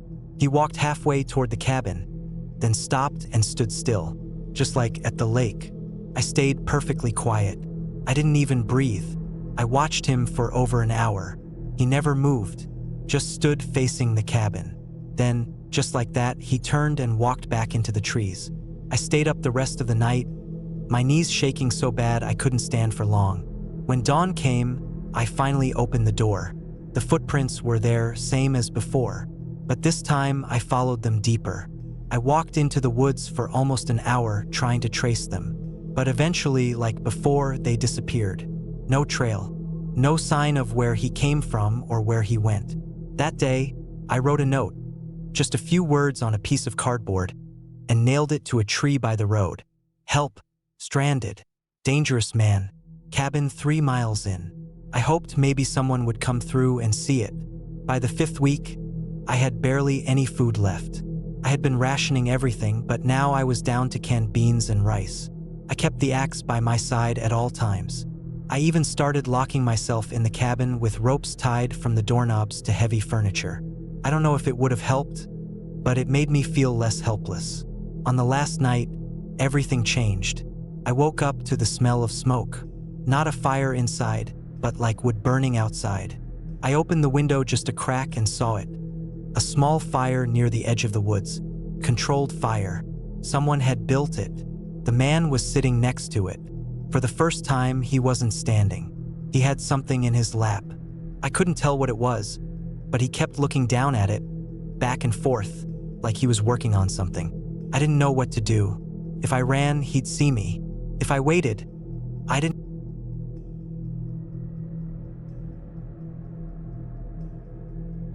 I went to the cabin because I needed to be alone. That's how it all started. My brother had worked as a seasonal logger deep in the Washington mountains, far away from the towns and cell service and anything familiar. After the logging operation shut down the year before, the workers had all moved out of the small bunk cabins they'd lived in, leaving them behind. My brother told me about one of the old cabins, still standing, not completely falling apart. He said he stayed there once for nearly a month and it had everything I'd need if I brought supplies. I didn't tell anyone I was going except for a note I left on my apartment table in the city. I didn't want company, no phone, no people, just quiet. I thought being surrounded by trees for a week or so would help me clear my head after losing my job and getting out of a messy relationship. I didn't want to talk about it or hear anyone give advice or pity. I just wanted to be somewhere quiet. So I packed a few bags of food, a flashlight, a saw, extra blankets, and a small camping stove. There was already an old metal wood stove in the cabin for heat, and the rest I could manage. I was used to being alone. Getting to the place was already a challenge. You had to drive about 4 hours east of the city, then turn off the highway onto a logging road that twisted into the mountains for nearly an hour. The road had long cracks, narrow shoulders, and parts where overgrowth clawed at both sides of the car. Near the end, it turned into more of a path than a road. The map my brother drew me was handwritten and crude, but accurate. Eventually, I reached the place by late afternoon. Just a one-room wooden cabin with a slanted metal roof and a small porch, tucked in a thin clearing surrounded by nothing but pine and silence. The air was crisp. There was no wind that day, and it felt like the trees were holding their breath. I parked the car on a patch of dirt and left it locked, then carried the bags inside. The cabin was bare but functional. There was a metal-framed cot with a thin mattress, an old wooden table, a few shelves, and the big wood stove against one wall. A small square window on each side let in light, though they were cloudy from age and grime. Dust coated everything, and the floor creaked with every step, but it wasn't falling apart, just old. I cleaned up a bit, cleared cobwebs, and unpacked my things. By sunset, I had made a small fire in the stove with some logs stacked outside, and I was sitting in the middle of the room, staring at the wall with the kind of tired brain that didn't think about anything. The quiet wasn't peaceful yet. It was thick, too quiet. My ears felt like they were waiting for noise. Even in the city at night, you hear something: cars, voices, sirens. Here, I heard nothing but the ticking of the firewood shifting in the stove. That night, I lay on the cot under 2 blankets, listening. My head was full of every little sound: the creaks of the roof, the random pop of wood in the stove, a faint tapping on the glass of the far window from a branch. I kept telling myself it was just normal forest noise, but the quiet wasn't helping like I thought it would. It made me think too much about everything, how my life felt like it was on pause, how easy it would be for someone to vanish out here. But I was too tired to get up. I finally fell asleep sometime after midnight. The next day, I settled into a basic routine. I ate breakfast cold out of a can, chopped a few more logs to keep the stove burning, and walked the perimeter of the clearing just to see what was around. The trees were tall and close together, with no visible paths going further into the forest. I didn't see any animals except for a squirrel or two and some distant bird calls. The air was still again, and the sky stayed gray. Felt like the weather was watching me. That afternoon, I sat out on the porch with a thermos of lukewarm coffee, just staring into the trees. That's when I noticed something strange. About 100 feet away, behind the tree line, there was what looked like a small stake sticking out of the ground. It wasn't natural. It looked like wood, thin and straight, about 2 feet tall. From where I was sitting, I could see that it wasn't part of a tree or a stump, just a single stick standing upright. I didn't go look at it right away. I stared at it for a long time, trying to figure out what it was. Maybe it was just a marker from the logging company. Maybe it had been there for years, but it didn't look weathered like old wood. It looked newer, like it had been placed there not too long ago. That night, I couldn't stop thinking about it. The stick, why it was there. I knew I'd end up going to look at it. My brain wouldn't let me ignore it. So the next morning, I walked out to it. I had to push through some brush and step over fallen branches. But when I got closer, I saw it was indeed a wooden stake, sharpened to a point at the top, driven deep into the ground. There was no tag, no ribbon, nothing on it. Just a bare piece of wood that someone had intentionally hammered into the soil. Around it, the ground was bare. No signs of other activity, no tracks, no tools. Felt deliberate, but there was no explanation. I left it alone and went back to the cabin. But now I felt different. That was the turning point. Felt like the forest wasn't empty anymore. For the next 2 days, things got worse slowly. At night, I started hearing things. Not the creaks and groans of the cabin, but faint, distant noises outside, like a footstep, then silence, then nothing for hours, then maybe another noise. I never saw anything when I looked out the window, just darkness and the outlines of trees. But I could feel it, like something was out there, waiting, watching. One morning, I woke up to find small marks on the cabin's front door. Thin scratches, like someone had dragged a nail or a knife along the wood. 3 lines, maybe 6 inches long. I stared at them for a long time. They weren't there the day before. I tried to tell myself maybe it was an animal, but I knew the difference. These weren't claw marks. They were deliberate. I started keeping my axe closer. I didn't feel safe leaving the cabin anymore, so I stayed inside most of the day. I stopped sleeping through the night. I'd lie there in the dark, the fire burning low in the stove, staring at the ceiling, ears straining for sound. One night, I woke up with this feeling like something was just outside the wall, like I could feel a presence. No noise, no proof, just this gut-deep instinct. I didn't move for almost 2 hours. Then one morning, the stake was gone. I stepped out to look at it, but the space where it had been was just dirt. Fresh, clean, like it had been pulled straight out and the hole covered. I didn't hear anyone that night. No sounds of digging, no footsteps, but it was gone. That's when I decided I needed to leave. I didn't care if I had more supplies left. I packed everything by noon and got into the car. That's when I saw the tire. My front left tire was flat. Not just flat, slashed. A clean cut through the rubber like someone had taken a knife to it. I checked the other tires. The rear right was the same. 2 tires gone. I stood there for a long time, just holding my breath, listening. I had no spare. The car was useless now. I went back into the cabin, locked the door, and just sat there. The rest of that day was the longest I've ever lived through. I didn't light a fire that night. I didn't want to give away that I was inside. I sat in the dark, breathing quietly, heart pounding every time I thought I heard something outside. I kept the axe in my lap, blade across my knees. Around midnight, I heard footsteps. Not animals, human footsteps. Soft, slow, circling the cabin once. Then again. Then nothing. No knock, no sound. Just someone walking, testing. I sat there until the sky started to go gray. I didn't sleep. The next morning, I tried the only option I had left. I started walking. I packed a small bag with water, some food, and my flashlight, and I started down the logging road. The car was useless, and I figured if I kept walking, eventually I'd hit a town or at least a place with service. The map said it was about 10 miles to the highway, maybe a little more. I didn't make it a mile. Maybe 15 minutes down the road, I saw something ahead of me. Across the path, in the dirt, it was another stake, just like the one near the cabin. Fresh, planted right in the center of the trail. I turned around immediately. I didn't touch it. I didn't go near it. I walked fast, almost jogged, all the way back to the cabin. I didn't know what else to do. That night, I didn't even bother pretending to sleep. I sat in the corner of the room farthest from the windows, axe beside me, ears wide open. It was almost dawn when I heard the porch creak. Not once, multiple steps. Slow, careful weight being pressed into the old boards. Then silence. I didn't move, didn't breathe. The footsteps never came to the door. They just stopped. When the light came, I opened the door slowly.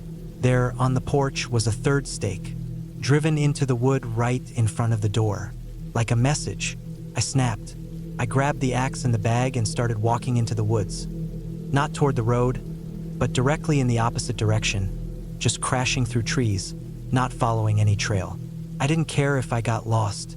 I just wanted to be away from the cabin.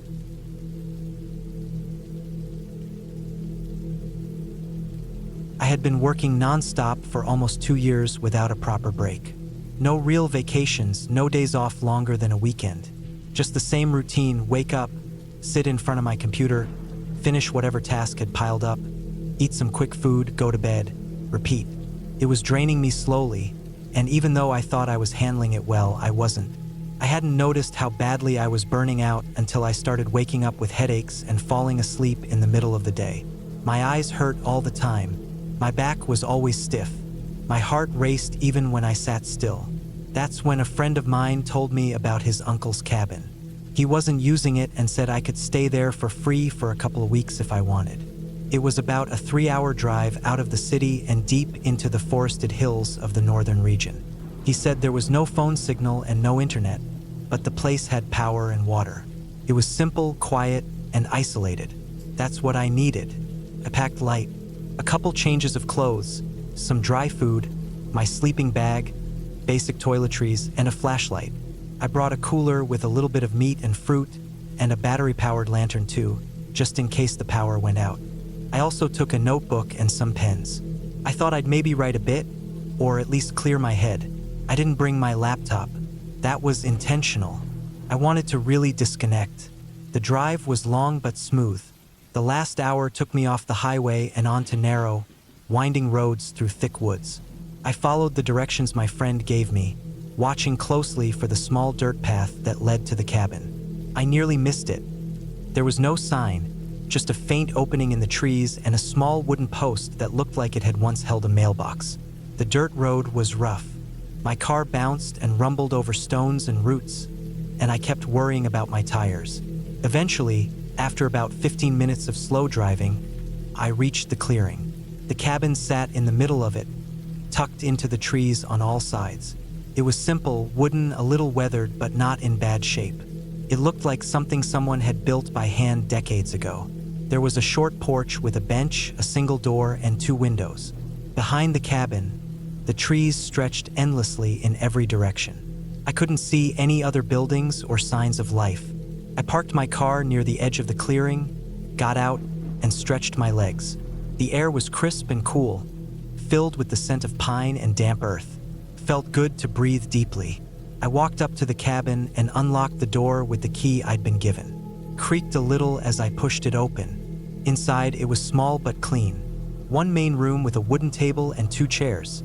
A small kitchen area with an old gas stove and a sink, and a doorway that led to a narrow room with a bed frame and a thin mattress. There was a cabinet with some pots, pans, and dishes, and a shelf filled with some old books.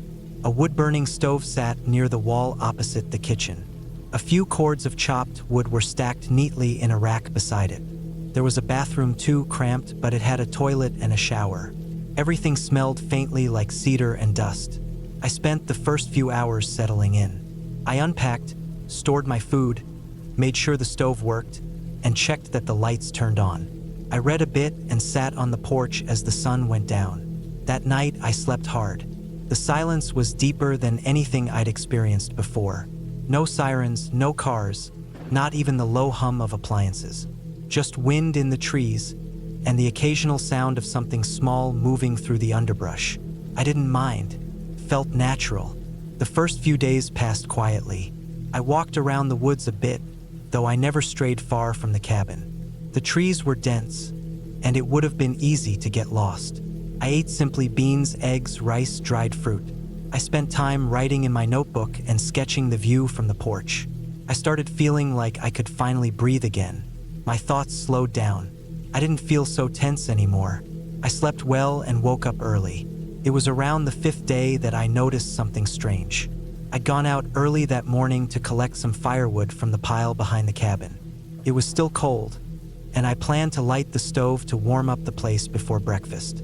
As I walked to the back, I saw footprints.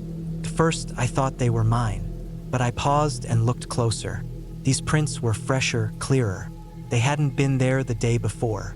I was sure of it because I remembered how smooth the dirt behind the cabin had been the previous evening. I hadn't seen any tracks. The prints were made by boots, large ones, bigger than mine, heavier. I followed them with my eyes. They came from the forest and stopped right behind the cabin, near the window. Then they turned and went back the way they came. I stood still, holding the bundle of wood against my chest, staring at the marks. Someone had walked up to my cabin in the middle of the night. I didn't panic. Not then. I told myself it could have been a hiker. Someone lost, maybe. Or maybe it was the caretaker, checking on the place. But I knew deep down that neither of those explanations made sense. My friend had said no one came out here. There was no caretaker, and there was no reason for anyone to be walking around that deep in the woods at night. I tried to brush it off. I lit the stove, made breakfast, and tried to keep busy. But my eyes kept drifting to the windows. I started locking the door even during the day. That night, I barely slept. I kept listening for footsteps, for the sound of movement outside. But the night was still. The next day, I checked again. The footprints were gone, washed away by morning dew and wind. I felt a little better. I told myself maybe I'd imagined it. Maybe I had made the prints myself earlier in the week and just hadn't noticed. That made me feel foolish, but it was comforting. 2 days later, I found something else. It was early morning again. I stepped out onto the porch and immediately saw it. A dead bird. It was lying right in the middle of the porch on its back, wings spread.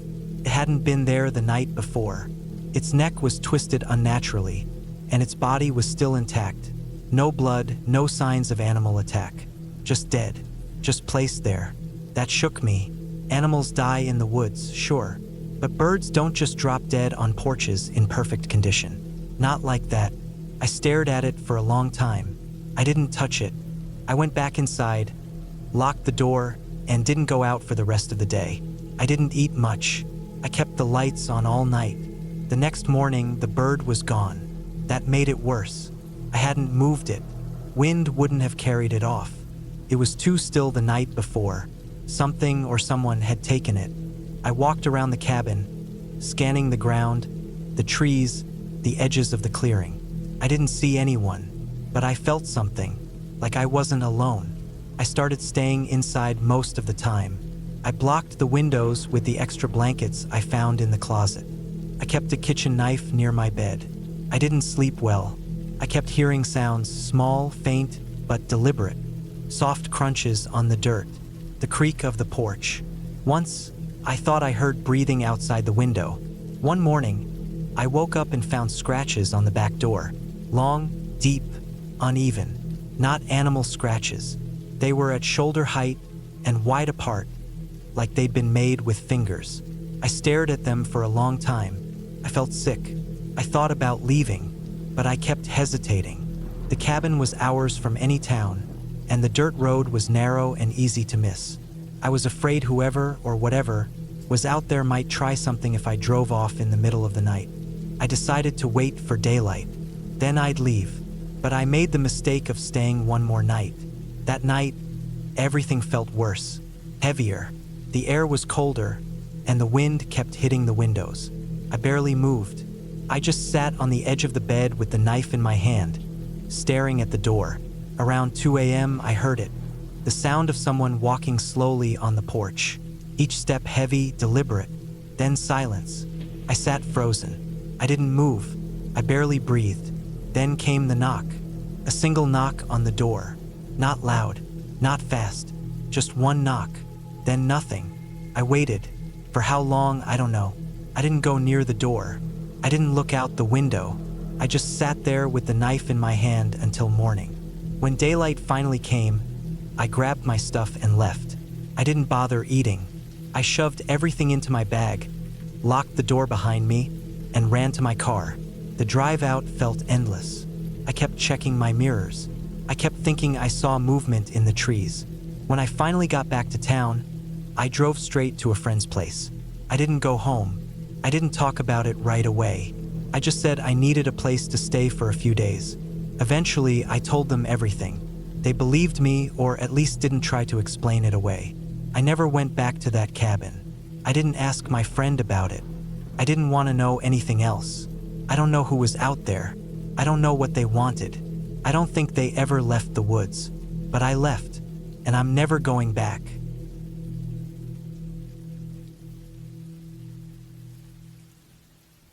It started with a last-minute decision. I had been planning a weekend alone in the woods for a while, ever since work and everything else in life began to feel too loud.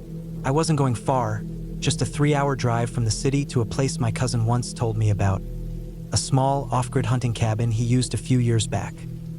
He said it was quiet, secluded, not the prettiest place, but if I needed peace, I'd find it there. I didn't care about beauty or comfort. I just wanted time to myself. The cabin belonged to a friend of his who moved out of state and didn't mind people using it as long as they left it the way they found it. I didn't think much of it. My cousin sent me the location pin, told me where the keys were hidden, and reminded me to bring plenty of food, water, and warm gear. No cell signal out there, he warned, and the place was more rustic than I might be used to. I told him that was perfect. I left on a Friday morning around 9. I had 2 duffel bags, a cooler full of food, a camping stove just in case the propane heater didn't work, a first aid kit, and a pump-action shotgun I brought for peace of mind. Hunting season had just started in the area, and I figured it was better to have it and not need it. I also packed a few books, a flashlight, and extra batteries. The drive was easy at first, highways, then country roads. I stopped for gas in a small town about 20 miles from the cabin, grabbed a coffee, and asked one of the station attendants if he knew the area. He looked at the address, nodded, and said not to wander too far off the trails.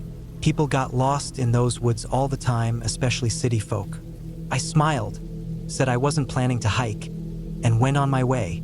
By the time I turned off onto the dirt road leading to the cabin, the sky was starting to darken with clouds, even though the forecast had called for sun. The road was narrow and full of potholes, and I had to go slow to avoid damaging the undercarriage. Trees pressed close on both sides, tall pines mixed with bare birches. I rolled the windows up even though I liked the fresh air. The woods felt heavy, quiet in a way that didn't sit right. But I told myself I was just not used to being this deep into nature. When I finally saw the cabin, I almost missed it. It was tucked behind some thick brush, no driveway, just a flattened patch of dirt off the path. I parked my SUV and walked up to it. It was exactly how my cousin described: small, one room, with dark wood siding and a green tin roof. The kind of place that probably hadn't seen a fresh coat of paint in 10 years. I found the key under the stone by the steps, unlocked the door, and stepped inside. The air smelled like old wood and dust. There was a cot against one wall, a small propane heater next to it, a metal table with a couple of chairs, and some open shelves with canned food, matches, and a couple old lanterns. One of the windows was cracked, but someone had taped it up from the inside.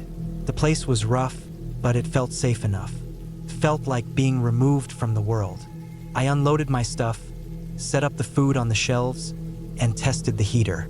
It took a minute, but it kicked on with a low whoosh, and soon the place started to warm up. I unrolled my sleeping bag on the cot and sat for a while, just listening. No traffic, no humming appliances, no people. Just wind moving through trees and the occasional crack of a branch falling somewhere far off. I made myself a quick dinner, lit one of the lanterns, and read for a bit before turning in. The heater kept the chill away, and though the cot was stiff, I slept better than I had in months. When I woke up Saturday morning, it was cold again, but I had no plans except relaxing. I made coffee, stepped outside, and sat on the porch steps with my mug. The woods around the cabin were thick, but there was a narrow game trail that ran behind it and dipped down toward what looked like a dried creek bed. I spent the morning walking the trail, not far, just enough to stretch my legs. I found tracks, deer, mostly some rabbit, maybe a coyote. The sun came through the trees in long slants, and for the first time in a while, I felt good, calm. I sat by the creek bed and listened to birds I didn't recognize and let time slip by.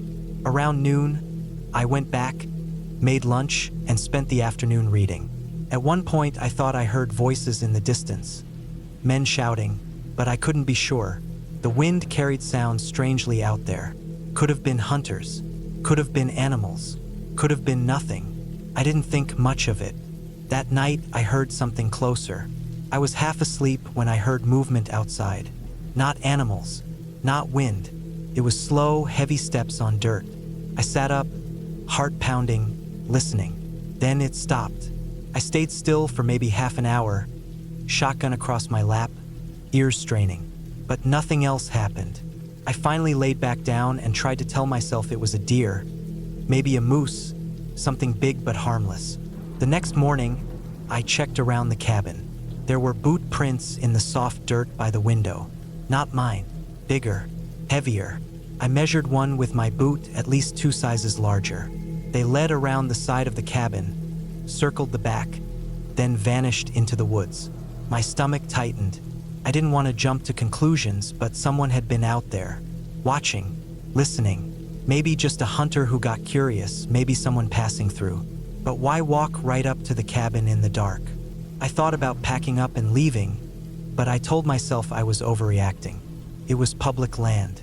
People had the right to be out here, especially during hunting season. Still, I loaded the shotgun and kept it closer. That day felt different. I stayed inside most of the time. I didn't like how quiet it was, how every small noise made me tense. Around 3 p.m., I heard a distant gunshot. then another. Not unusual for hunting season, but the direction they came from didn't sit right with me. It was close, closer than I liked. An hour later, I thought I saw someone through the trees, just a shape far off, unmoving. I stayed at the window for 10 minutes trying to make out detail, but nothing moved. No color, no face, just shadow between trunks. I stopped reading after that.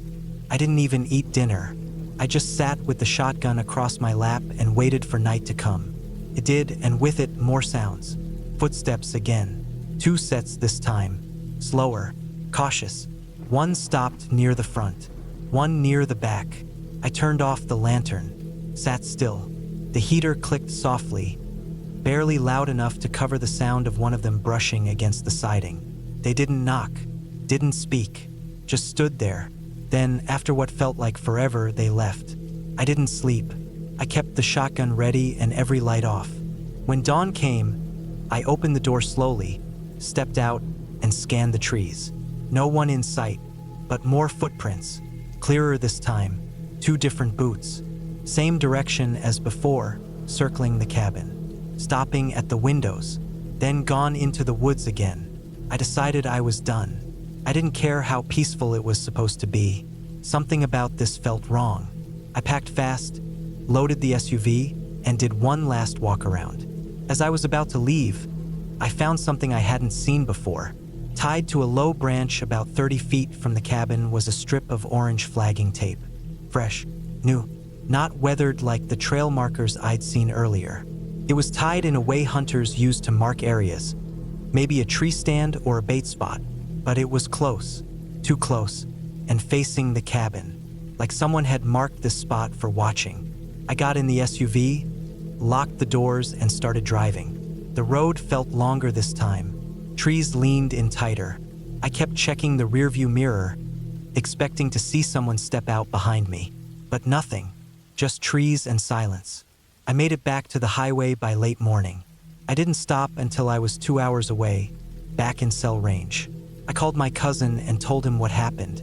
He was quiet for a while, then admitted that the guy who owned the cabin had stopped going there for a reason. He said a few years back, someone kept messing with the place. Small things at first, tools missing, trash moved. Then he came up one day and found a dead raccoon nailed to the door. No one was caught. Cops said it was probably teenagers or trespassers, but the guy never went back. I was angry he hadn't told me, but I also didn't blame him. Nothing had happened to me. I left unharmed, but that wasn't the point. Someone was out there watching, waiting. I don't know what they wanted, but it wasn't just curiosity.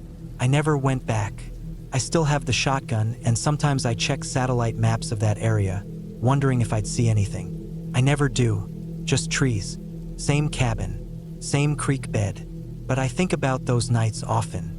The slow footsteps, the boots in the dirt, the orange tape. I think about how quiet they were, how patient, and I wonder how many times they watched me without me knowing.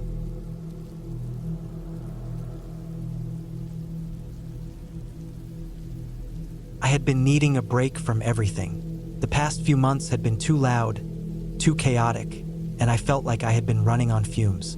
City life had worn me down. I wasn't eating well, wasn't sleeping much, and work had become the same thing every day. An endless string of notifications, calls, noise, and people constantly needing something from me. I couldn't remember the last time I just sat still in silence. Even weekends didn't feel like rest anymore. I figured I needed something to reset myself, something far from the noise. I didn't want to go to a hotel or a resort. I didn't want to see people or be in crowds or even have to talk to anyone. I just wanted quiet.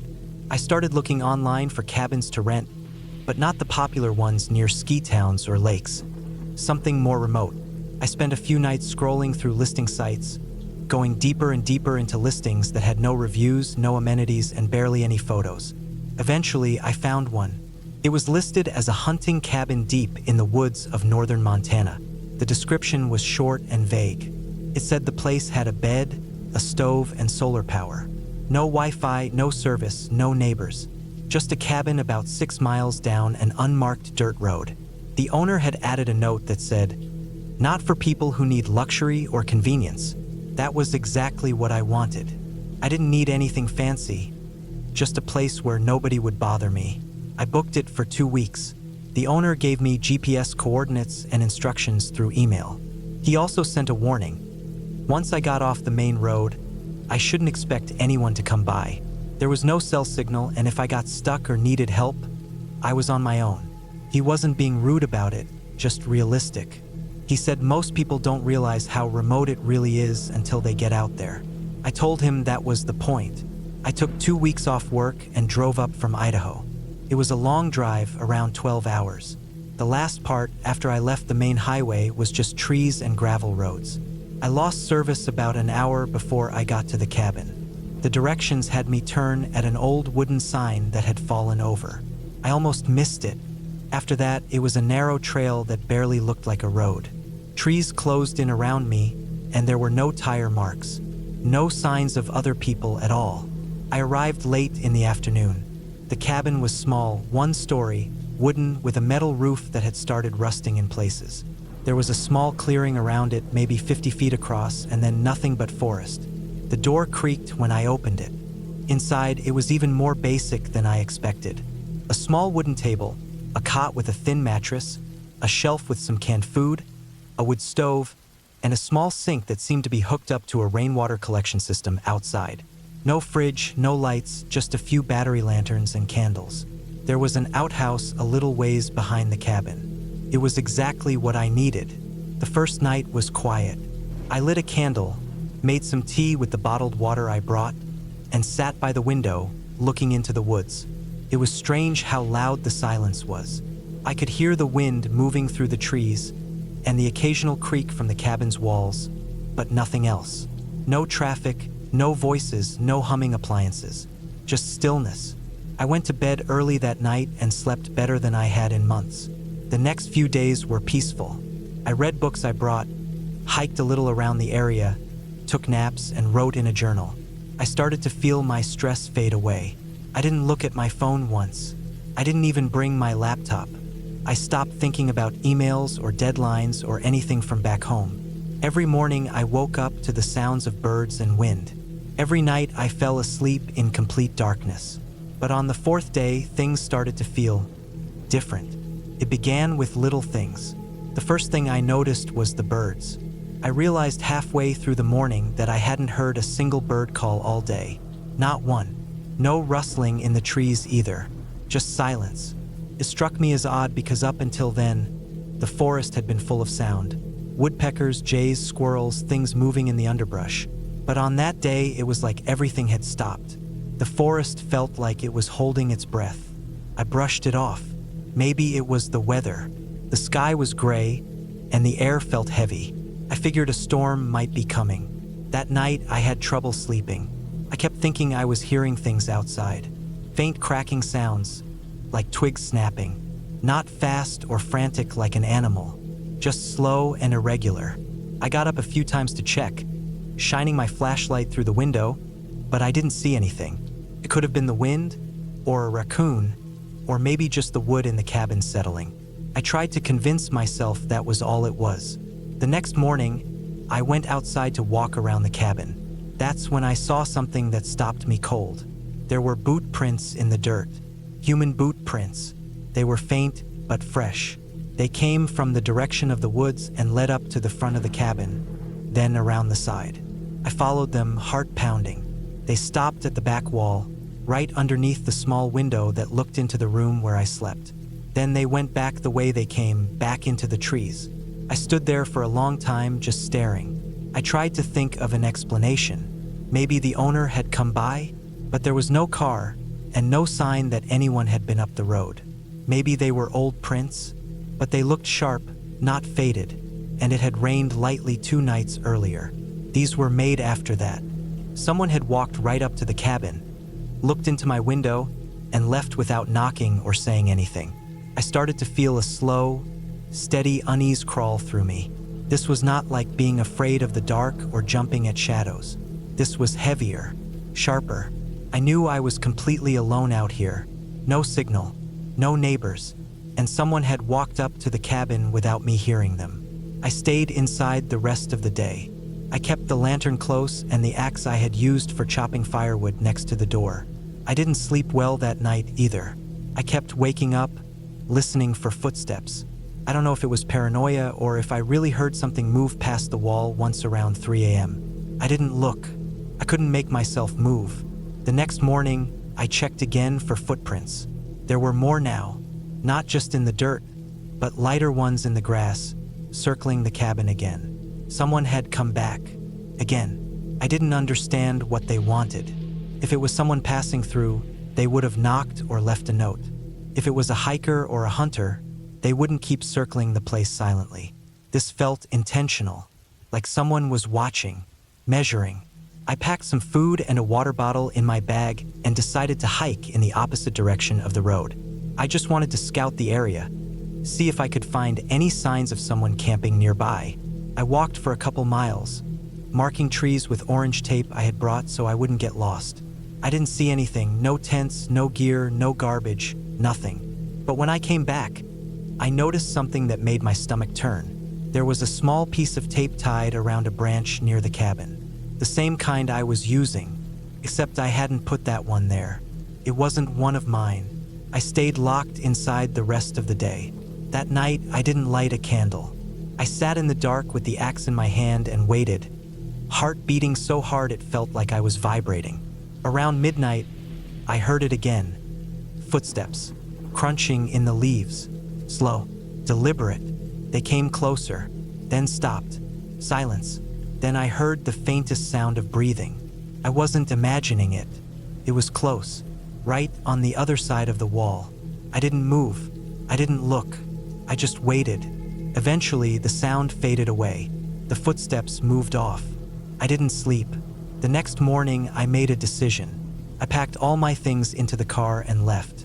I didn't care that I had paid for 2 weeks and only stayed a few days.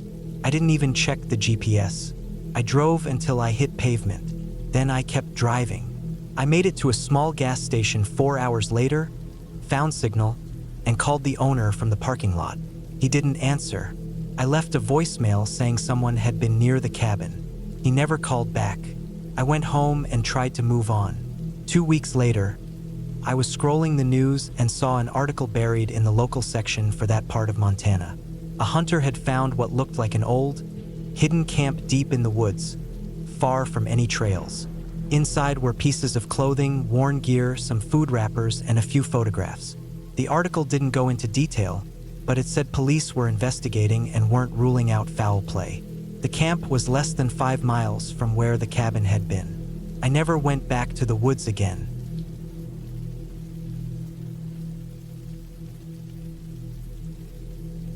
I was tired of the noise. Not just city noise, but everything. Phones, people, traffic, even my own thoughts. I needed a break. Something quieter than quiet. Something far away from all the things I was used to. I wasn't trying to find myself or anything like that. I wasn't going through a breakup or a life crisis. I just wanted silence for once. So when I saw a post on an old outdoor forum I still had bookmarked, I didn't think too hard.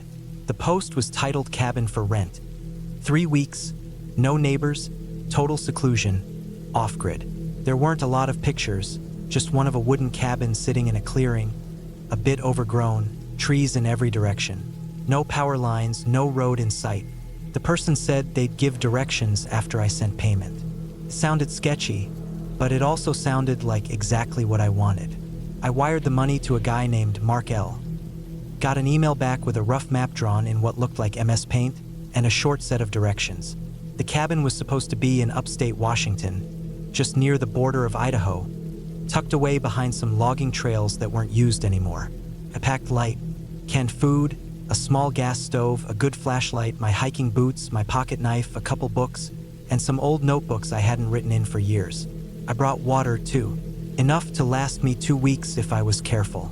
The cabin was supposed to have a rainwater collection tank that the guy said was mostly clean, and a composting toilet system that I didn't fully understand, but I figured I'd learn once I got there. The drive took me 12 hours, and the last hour was all slow, crawling over cracked gravel roads that barely existed.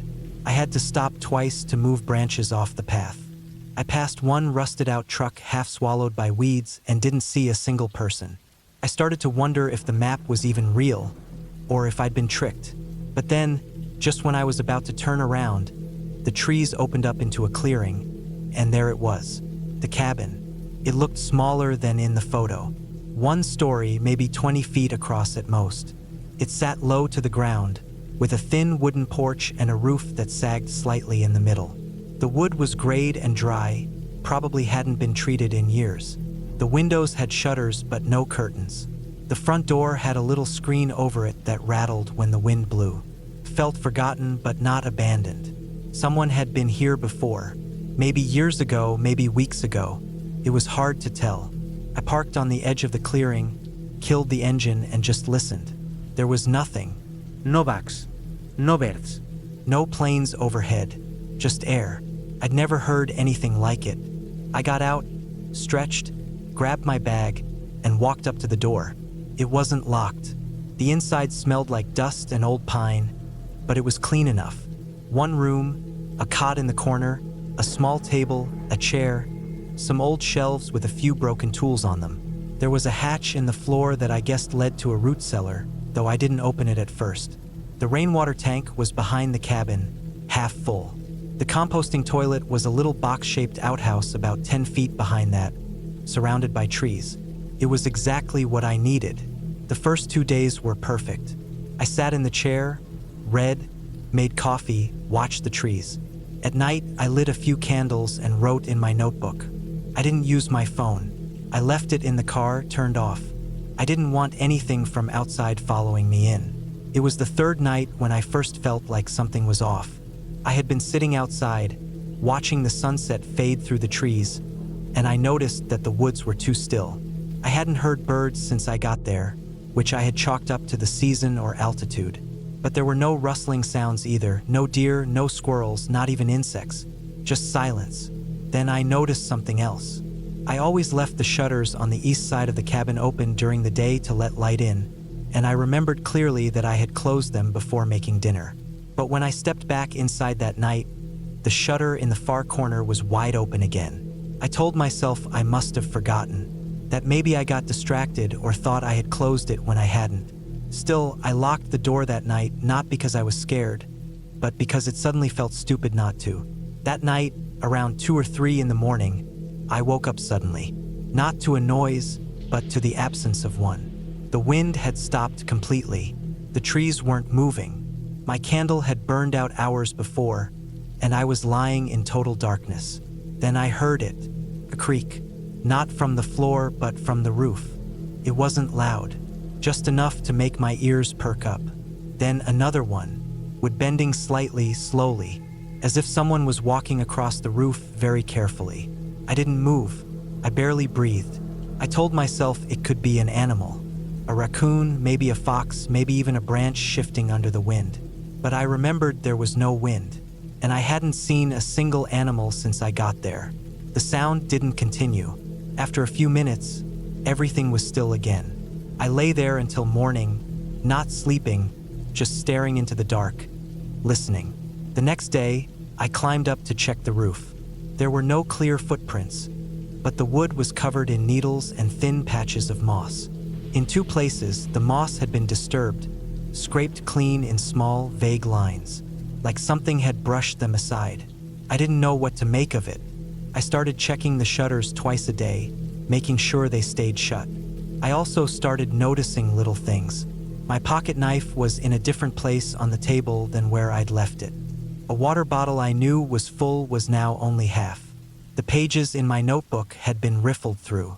I couldn't prove it, but I felt it. By the end of the first week, I didn't feel rested anymore.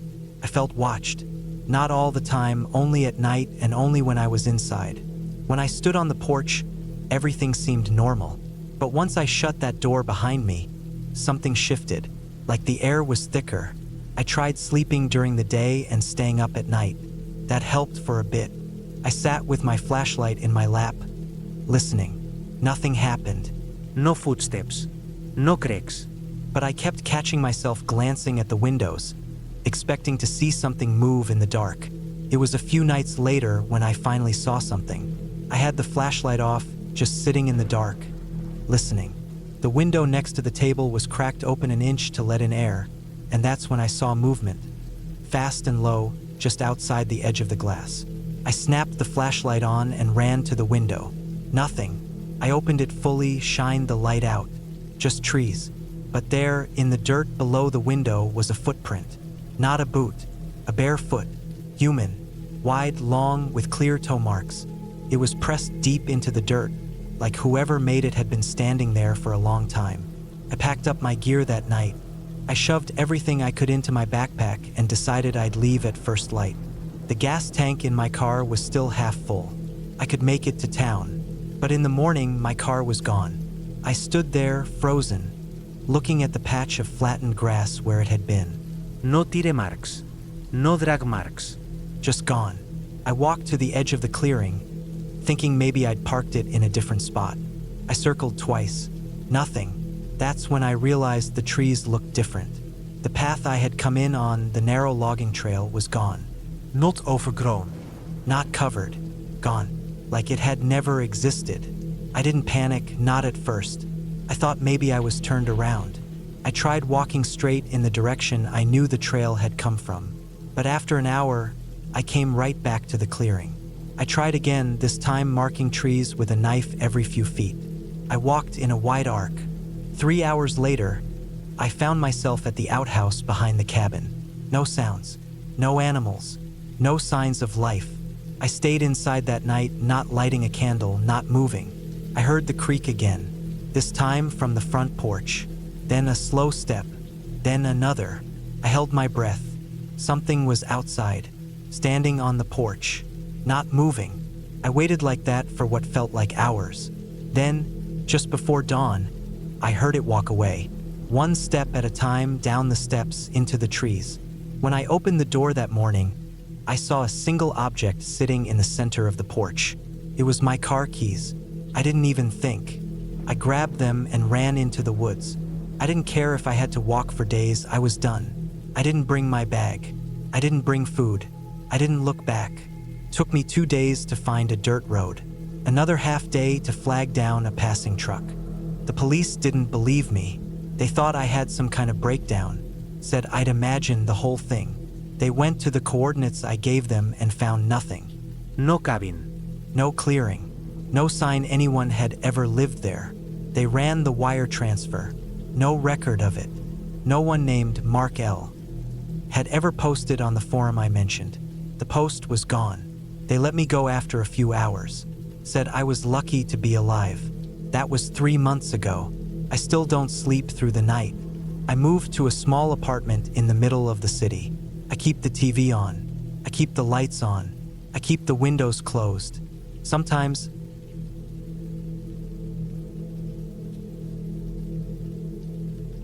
I never used to believe in fear, real fear, the kind that sticks to your bones even when the sun is out and the wind is calm. I used to think fear was something people made up, a feeling that lived in movies and books and in the heads of people who never had anything real to deal with. I thought stress, burnout, anxiety, those were the real problems. I was wrong. It started simple. I was working too much. I'm a systems analyst for a mid-sized logistics firm. It's the kind of job that wears you down slowly, day after day, until your coffee stops working and your weekends disappear. I'd been on edge for months. My sleep was broken. I'd wake up at 2 a.m. and just stare at the ceiling until the sun came up. I wasn't eating right. My heart felt like it was always beating a little too fast. My doctor told me to take time off before I had a breakdown. So I did. I didn't want to go to some resort or spa. I didn't want people or phones or noise. I wanted silence. I wanted to be completely alone. So I booked a small off-grid cabin deep in the woods of northern Montana. It was about a 6-hour drive from Missoula, accessible only by a gravel road that wound through national forest and then a private dirt path that wasn't on any public maps. It was owned by a guy who had built 3 cabins on his property and rented them to people looking to unplug. No cell service. No Wi-Fi. Just a radio for emergencies. The place looked like paradise in the photos. Tall pine trees, a wide open sky, a clean wooden interior with a small stove, bed, table, and a covered front porch. The owner sent me a code to the lockbox and said he wouldn't be around for the week. I liked that. I packed light, clothes, some canned food, a few gallons of water, some books, and my hiking boots. I brought a hunting knife, not because I planned to hunt, but because I didn't want to be out there with nothing. It made me feel a little safer, even though I didn't really expect to need it. The drive-in was long and rough. The last 2 hours were all gravel and dirt, winding through endless trees. The further I got, the quieter it became. When I finally pulled up to the cabin, the sun was low in the sky and the trees were casting long shadows. I turned off the engine and just sat there for a moment, listening. No cars. No voices. No planes. Just the soft creaking of trees and the sound of wind through the leaves. It felt like stepping into a different world. I unlocked the cabin, stepped inside, and immediately felt better. It was warm with sunlight, clean, and smelled like wood and dust.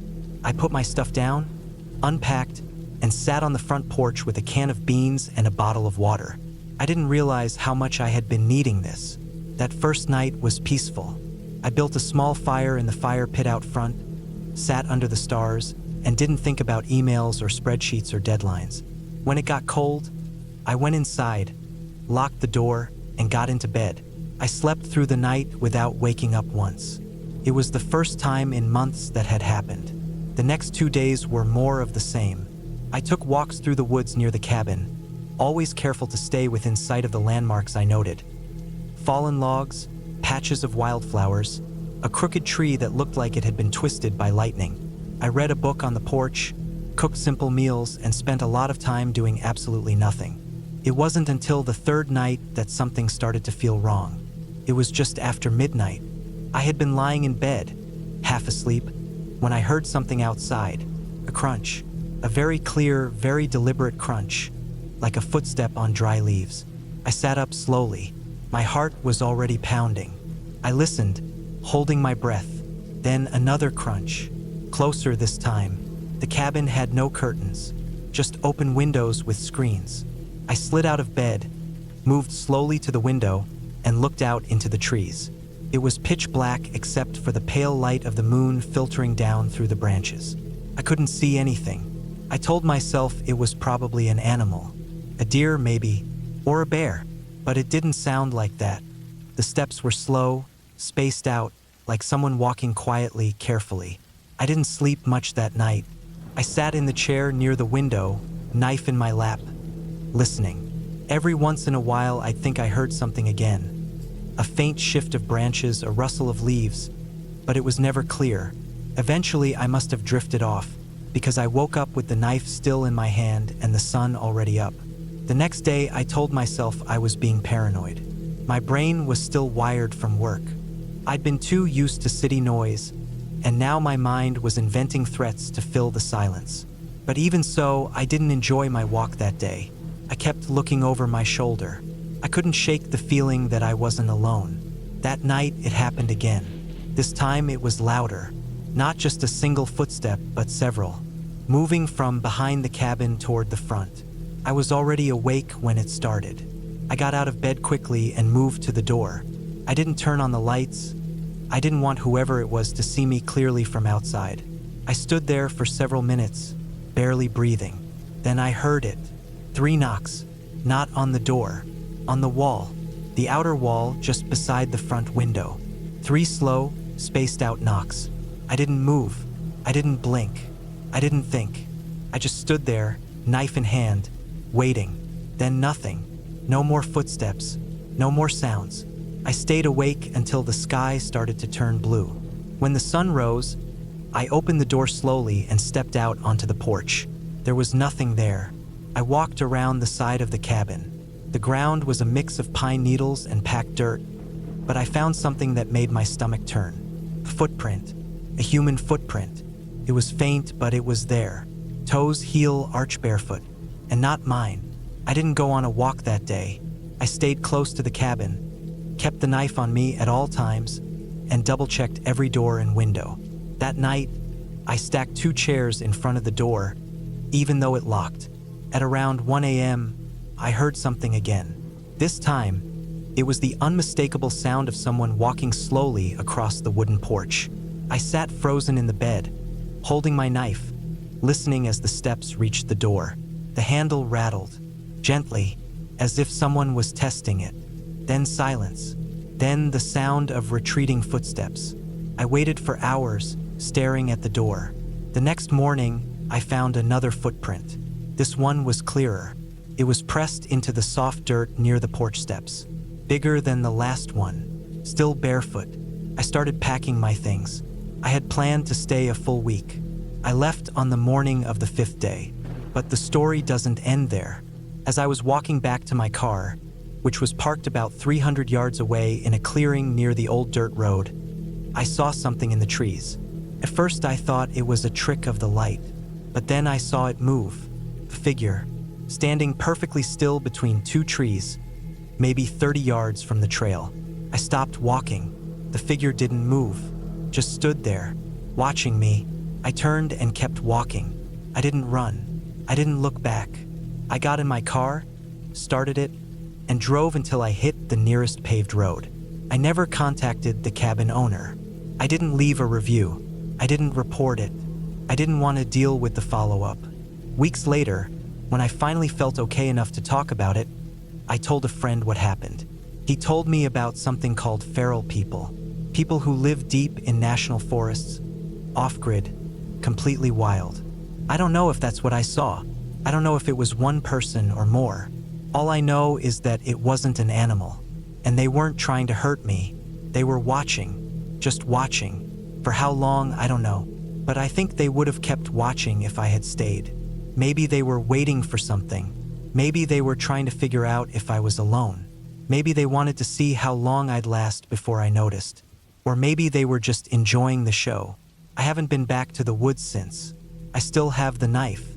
It stays under my bed, just in case.